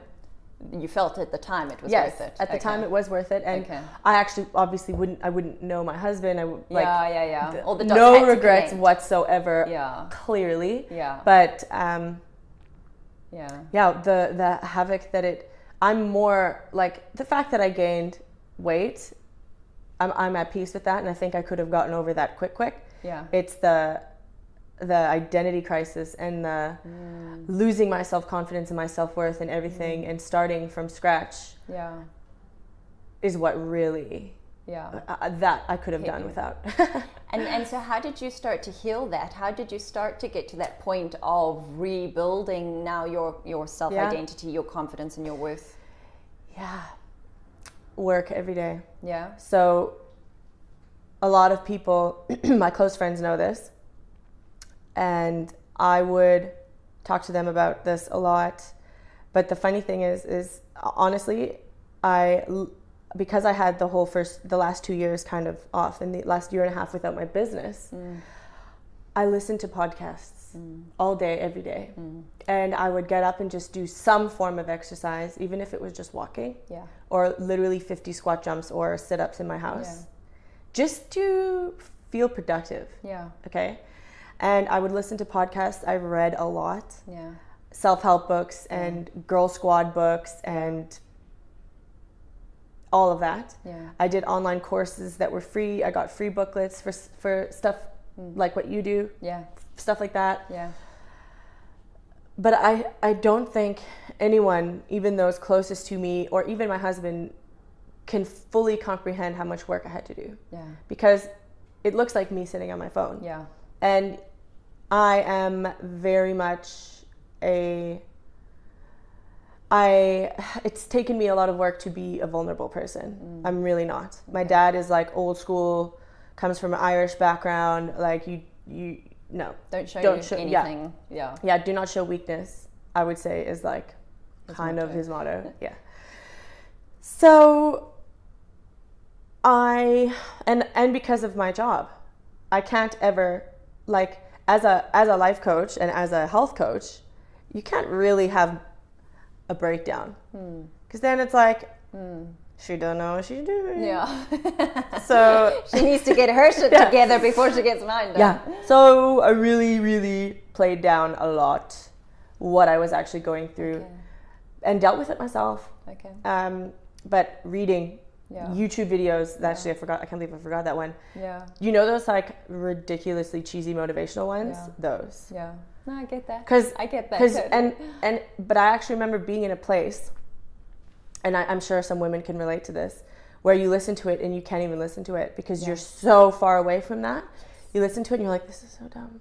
Yeah. Who feels this way? Yeah. Like, who actually is this motivated? Yeah. Like, I remember listening to that. It's kind of like the same feeling that you get when you're in like a really toxic relationship with your partner. Yeah. Like when you're with the really wrong person, and then you watch, you listen to love songs or you watch a movie, Yeah. and you're like, this is so not real. Yeah. Love like this doesn't exist. Yeah, exactly. It's the same thing, but Yeah. with anything happy. Someone has something happy going on in their life, and you're like, it's fake. This is fake. It's not real. Yeah. How can it possibly? Yeah. So I went through that first. Wow. And again, because I do so many exercises with my clients and I write programs for a living, I had to do more work on myself than anything. And I don't know how women do it who never even just sit down and have to do these things. I don't know how they progress, because you have to sit and look at yourself every once in a while and be like, whoops, let's fix this. Yeah, absolutely. Like, I think the reason why I am a good coach and why I am a good life coach is because I do that every day. Yeah. Every day I'm like, oh, you suck at that. You're doing this introspective work. But not in like a derogatory. Oof. Like, it's like I would say that to like a girlfriend. Like, you screw that up, hey? Yeah. Like, oof, better tomorrow. Yeah, absolutely. So, well, that's the awareness, having that self-awareness and recognizing opportunities. Exactly. In yourself. And that's why it's so important to like, you have to be strict with yourself, but also really easy on yourself. Yeah. You have to be disciplined in some ways. And then when you, and finding that balance, changes all the time. Yeah. So when I was in that very vulnerable place that I just told you about, where I was like, I can't even watch these YouTube videos, and listening to these podcasts of all these amazing women that I listen to, it was torture. Yeah. I was like, I can't even listen to this. Yeah. But I persisted. Yeah. Because of my background in fitness, I know that you might diet for 30 days straight, but it's that 31st day where you actually see change. You're looking for. So I would listen to these podcasts that were grading me, because I was like, I can't even listen to this, but I would just listen. Yeah. While I walk, or while I do the dishes or clean or do laundry, you know, I would listen to these podcasts, and my husband would come home and be like, because it sounds almost like, you know, like those like raw podcasts. Yes, like, absolutely. What do you do? So that phase was the hardest, because pushing through when you don't even, and I had no direction either. I was like, who the heck am I now? Yeah. And you're listening to these podcasts like, you're amazing, and you're like, yeah. Totally, yeah, I am. Yeah. And all you're really identifying is the gap between where they are, where you are, and like it's just there. So where is the connection? One thing I tell, and so the funny thing is what I used to tell my clients, and then what I ended up having to tell myself, was you bridge the gap by saying, I'm working on it. Yes. All the time. Yeah. So if someone's like, because affirmations is a big part of the courses that I do, and I am beautiful and I am wonderful was so hard for me to say. So I would say, I'm working on being. I'm working on. It is. It's that belief. Like affirmations are great. Yes. If you believe them. Yeah. If you don't believe them, you're just repeating nonsensically to yourself. You're saying like, this lamp is nice. Yeah. It's the same exactly. thing. The sky is blue. Yeah. Yes. Mm-hmm. Yeah. So.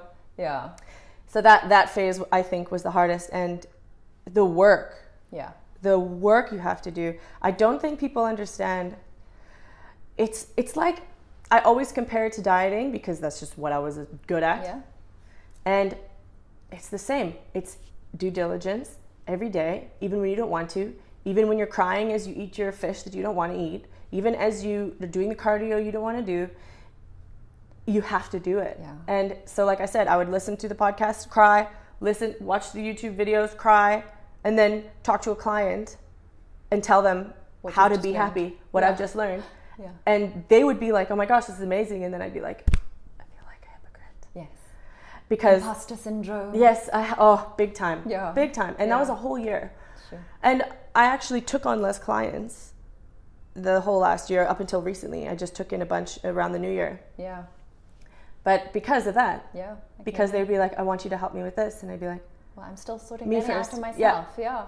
So work. And it's different for each person, I think. I think every person has a different aspect of confidence, but I think because of my history, it is a bit easier for me to do it daily because of the discipline that I had to have. Yeah. A lot of people just don't have that. They wake up to go to work because they're getting paid. Yeah. That's the only discipline they have, but it's monetary motivation. Yeah.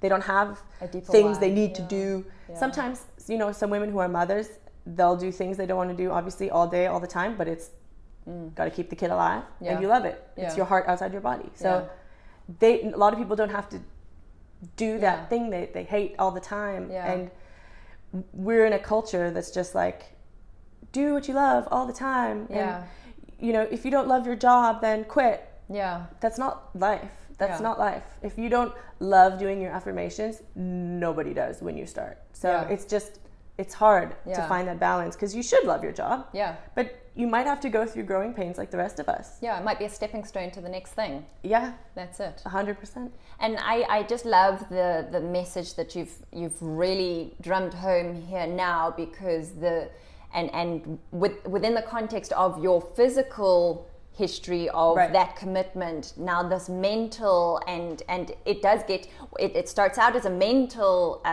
process, Yeah. and without realizing it becomes a spiritual process in the same Always. time, Mhm. because of this opening and this awareness and awakening. Mhm. But I love how you emphasize that, because I agree completely that Yeah. I think most people think, well, you know, that you just somehow Are born with magically, it. or osmosis, you'll, you know, you have to actually do the People work. think you're born with good bodies. Yeah. People think you're born with confidence. Yeah. And it's neither are true. Yeah. Yes, some women are born with more confidence than others. Yeah. And some women are born with better bodies than others Or better by society yeah, standards. Yeah, exactly. But it can be changed. Yeah. It can be. Yeah. It's just how much you put into it, and it At the comes end down of- to what you put yeah. in, you get out. 100%. At the end of the day, we're all people. Yeah. And some of us are going to be scientists, and some of us, like myself, can't do math. Yeah. You know, Same here. at the end of the day, we all serve a purpose, but Yeah. intertwined with each other, and Yeah. we're here to help each other. And I think that my life was like, I've been through so much just at 30. Yeah. And that's why I realized, because I had this thing that I wasn't going to be a life coach until I was 40. Okay. Because for me, that was the age of a woman who has experienced life. Who you has know, something to share. Who has something to share, because I just pictured myself as a coach at 30 dealing with women who are in their 50s. And I made up the conversation in my head that was like, you're 30, what do you know? And I literally made up this whole scenario, and I was like, oh, okay, well, you know, 10 years, I'll work on it till then and everything. And then one day, I don't know what it was or what I was listening to, but someone said these words that was, your experience is enough. Yeah. And I was like, I have been through a lot. You know, long distance relationships, marriage, moving around the world, living everywhere, all these things that a lot of people, they go through one of them. Yeah. And You they know? think they've done something huge. Yeah. Meanwhile, you've got a whole list of them. So what I mean is I can relate to so many people, and that's actually always been my skill. It's what I'm good at. So I realized, you know what, I can do this now, and I know I'm good at it. Yeah. Because one of the reasons why I was such a good coach when I was just a wellness coach is because I knew that your weight had absolutely nothing to do with actually your food. It was your mind. Yeah. I would say, they say like it's 80% nutrition, 20% diet. I think it's 100% mind. Yeah. I don't think it has anything to do with other things. Yeah. Because if your mind is in order, you'll sort everything out. Yeah, Everything. completely. Your confidence, everything will Yeah. come from the strength Yeah. in your mind. And it doesn't come from confidence. Confidence is a piece of it, a very big piece. But it's your like I said, it's your discipline, it's your mental strength, your physical strength, like to go through to deal with some of the haters that you're going to get when you're in a position of authority, or you put yourself out there to be judged. Guess what? You're going to be judged. Yeah. And exactly. it sucks. Yeah. So I think Yeah. that was a huge, again, another thing for me. Yeah. Was realizing, like, actually, why wait 10 years? Yeah. You've got enough of a story, and I think there's so much power in just sharing your story. I mean, it's phenomenal to think that you've actually lived through what you've just described, you know, in these few minutes. And I think some women go through years to kind of realize what I realized in a year. Yeah, absolutely. Yeah. And so now on a scale of 1 to 10, you know, 1 being completely, you have zero confidence, 10 being take over the world, where are you? Okay, so 1 was last year. Okay. And then I would say I'm at a 9 now. Awesome. Yeah, I again, for me, this is just my personality type. I'm impulsive. I make decisions like this. When I made the decision, okay, I'm doing this. Yeah. It was it. Yeah. Game over. It was in March. Okay. When I was like, I'm not in the fitness industry anymore, and I'm not going to compete again, and da da da da da. And then it was like, I cried, and then it felt like someone had taken a boulder and just lifted it off of me. And I was like, and from then, so I didn't close the door. Like a lot of people in the fitness industry will karate chop that door shut. They'll like kick it shut and then bolt it closed because they have such pain attached to it. Yeah. I just closed it. Yeah. But as soon as I closed it, it was like other doors just flew open, and I knew exactly where I was going, and I have such clarity with where I want to be in my life. Yeah. Even if I have a bad day in any respect with side jobs I do or anything, it's like if I'm having a bad day and someone's like, or any criticism or anything like that, it doesn't affect me now because I have direction. And I think that's what a lot of people are missing, is that direction. Because what happens is, and what happened to me, when you don't have your identity kind of solidified, or you don't have your direction solidified, things like the job that I described to you where I was planning this show or whatever, they come, and because you're in a vulnerable state, you veer off course. Yeah. And you're not meant to do those things, and that's why they'll shut in your face. Yeah. They'll be karate chopped closed in your face. Yeah, exactly. And you'll think, oh, what's wrong with me? It's something to do with me. But it's because it's not on your path. Yeah. It's not aligned. If you keep making, if your path is here and you keep going like this, that's fine. You're always going to come back. Yeah. And it's going to 99% of the time be painful. Yeah, exactly. Because until you've learned that, and then you stay on course. Yeah. Yeah. Your dharma. Yeah. It's there. It's guiding you. Yeah. So you can't I feel now that I have this direction, it's so different. But again, like I said, when you're breathing toxic air, you don't know until. So I feel that's why you go this way, because you're like, well, I could use this and I need it, and maybe it's a stepping stone, and then nope, and then nope. So that's life. It's not going to be like this. But once you kind of know where your direction is, like for me, when I made that decision, nope, none of this anymore. Yeah. My attention was gone from that. It was like life coaching, and now I have a podcast coming. I have all these things coming that I've always wanted to do if I want to. Absolutely. And so you mentioned, all the podcasts and the books and the YouTube, all these things that you consumed in order to help you with your own personal development. So do you still do all of that in your day-to-day life? Do you have a daily routine that you implement to make sure that you're staying on that track? What does that look like? You have to, or you fall off. It's so I listen to a few podcasts still, and they always give me good ideas and help propel me forward. Which ones in particular? I really love the Champagne Diet. Okay. Cara Alwaleba, I love her. I love Angie Lee. Yes, I love her. Yeah. We used to talk when I used to do fitness and stuff. Oh, And I reached out to her the other day, and then I saw like all this conversation, and I was like, oh my gosh, I forgot that I had. Yeah. So I fangirled a little bit. Oh, awesome. I love the Precision Nutrition podcast, just for my nutrition stuff. Yeah.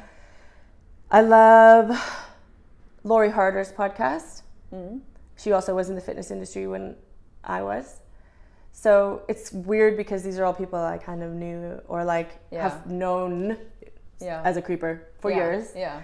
So it's inspiring because they all have similar stories to me. And they've all left the industry same as you? Yeah. Okay. They all have very similar stories to me, where they were like just these now liberated women helping other women. And my whole thing, so my purpose has always, I've actually always known my purpose. Like when people will sometimes be like, what's your like someone in those exercises you do online and stuff like that, I'm sure you know what I'm talking about. One of them will be like, what brings you great happiness? And since 19, when I started Get Ready Girls, it was my mantra that was on the website was to educate women about nutrition and fitness in a positive female environment. But it was always about body, mind, and soul. Even when I was 19, I would make them do affirmations, all these things.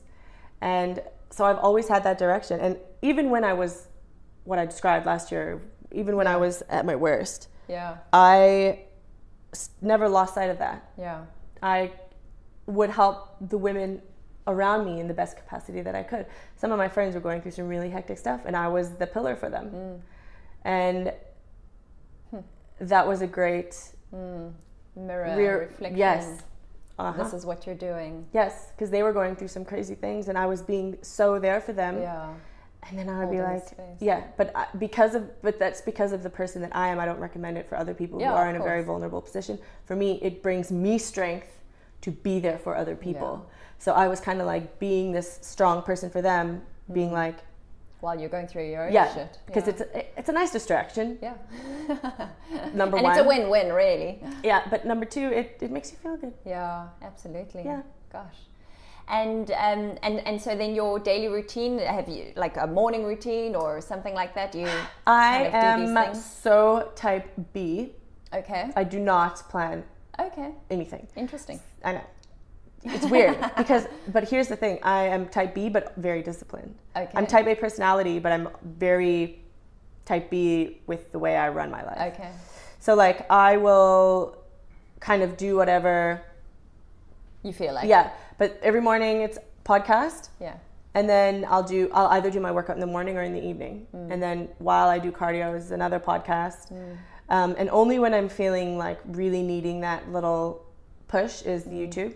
Okay. But podcast every day. Yeah. Yeah. Awesome. And different ones, different people, but the three women I mentioned in particular are ones that I really like. And yeah. And so now you're doing the life coaching and wellness coaching, and you've actually combined the two, worlds really, as the physicality of it and then the mental side of it. And so if your clients, are they generally still women who can relate to that previous, the fitness industry, or are they everyday women who just with their everyday? Mostly everyday women. Okay. And you attract what you put out. Yeah. So when I was in the industry, it was all girls who want to be that. Because I think we kind of are attracted to who we kind of want to be.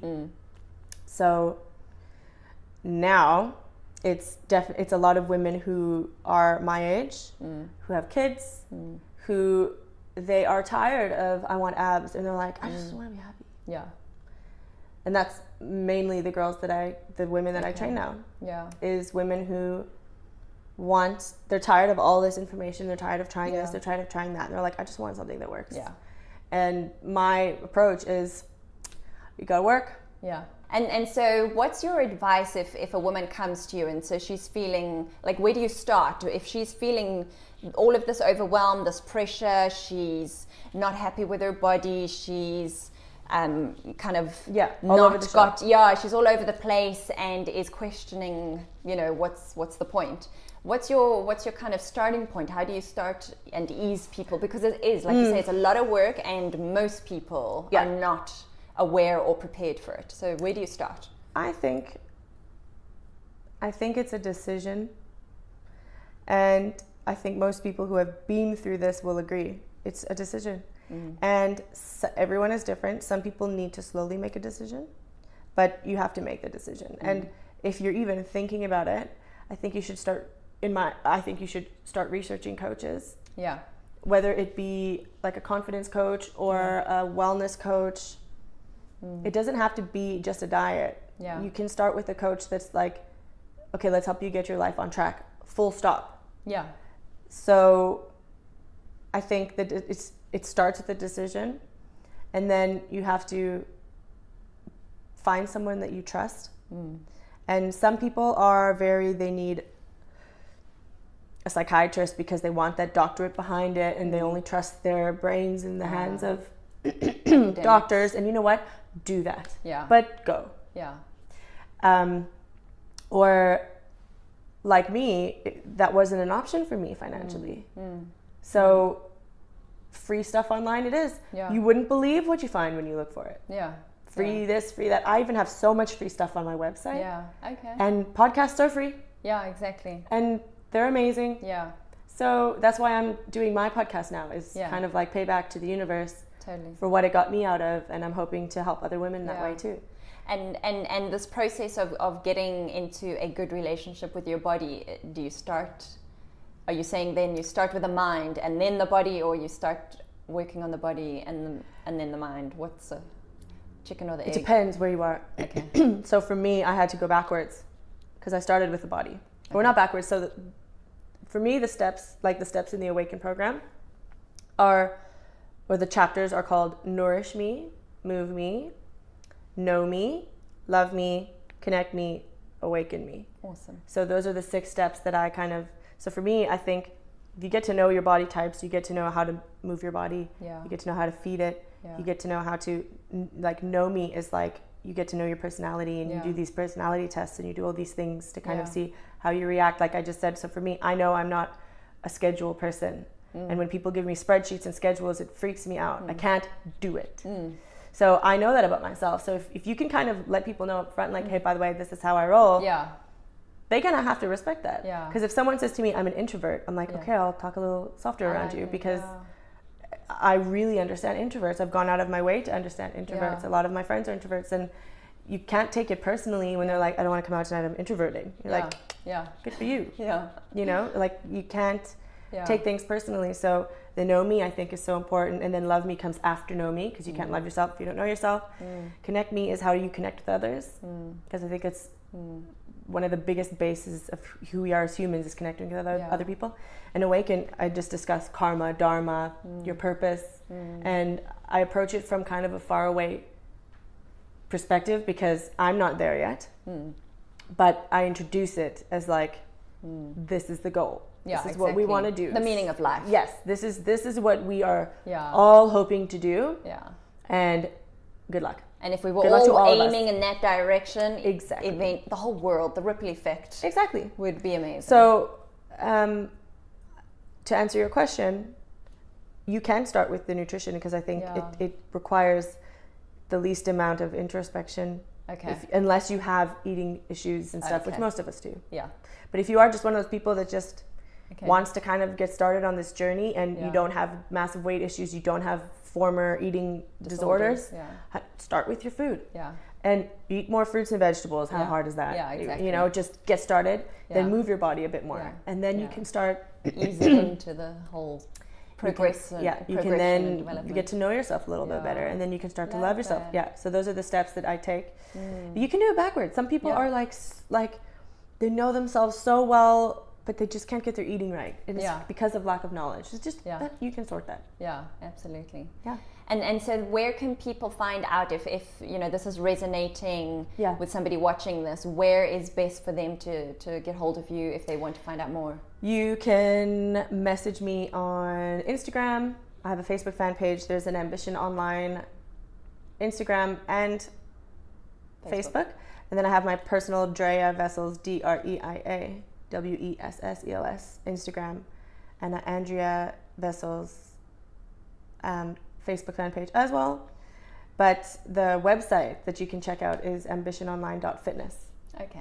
Awesome. So if anyone wants to check it out. Awesome. Yeah. Was there ever a time when you were starting out in your fitness side of things, and now you're wearing like the skimpiest of bikinis and walking out on stage in front in of hooker heels. In hooker heels. No, not a in joke. Front of my goodness.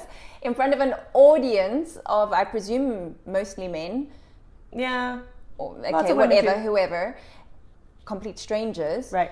And like, was there ever this like, how do you even, I can't even fathom, like how, I struggled to just walk down on Camps Bay Beach in my bikini, let alone up on a stage, and presumably you started somewhere where you were not at world-class level. Right. How did you do that? Like, what was that like? Well, I can tell you it was really hard. Was it? Yes. But the thing is, when you've worked so hard for so long, you actually are excited to get on stage and kind of showcase the hard work. The hard part comes after when you hear the judgments. Oh, you weren't as lean. Oh, you weren't as good as you thought you should be. That was my experience, was getting on stage and being like, oh my gosh, I worked so hard for this. And then you get off stage and then the judges go, 10th place. Yeah. You're like comparing yourself to the girl beside you, and then it makes you ugly. Because you're like, I'm better than her. Yeah. And I'm so against that now. Yeah. I'm like, you all win. Yeah, absolutely. Yeah, so that's the hard part is after. Yeah. And obviously the hard work all before, but I'm talking about being in a bikini on stage, that's not super fun. Okay. And now, like, bikinis? I struggled with that. Yeah. Again, last year, I struggled with that. I was sitting at a heavy weight and but again, I worked so hard at loving myself at that weight. And I'm very lucky I have an amazing husband too. He helped me a lot to get through that. Yeah. But I like my shape. I think I still carry my shape well. I still have a small waist. I still train every single day. I just am not obsessed with it anymore. Awesome. And it's really liberating. That's like, I can feel like this global sigh of relief almost, you know, and that's what you want to get to, that you can just, whatever it is you are wearing, if you're wearing nothing, just and I think love where you are. I think as long as you're healthy, and I think only a doctor can tell you if you're healthy. Yeah. Because I know some women who are very overweight, but they're healthy. Yeah, absolutely, absolutely. And there's not just a one definition of beautiful and ideal. You define it for yourself. Yeah, totally. That's awesome. Thank you so much. Thank you. Yeah. And then lastly, what does confidence mean to you? Confidence to me means accepting who you are, and not just accepting who you are, but loving who that person is, and loving that person even when you feel like that person's not worthy. So it's acceptance and love of who you are, and we are a sum of our actions. So being cautious and conscious of that, and every decision we make, making it from a place of love, full on love for others, love for ourselves, and then I think it will resonate and come across as confidence. Thank you so much for joining us and sharing your insights and your story, which is phenomenally powerful. And I know that everybody watching this is going to really take something special away and some big learnings. I hope so. And anyone can contact me anytime. Awesome. Thank you. Thank you. Well, there you go. I hope you enjoyed this episode. Please do reach out to Andrea. She's got some fantastic offerings and programs, and come and sit next to this woman and learn from her firsthand how you can become a more confident version of you. So until next episode, see you again.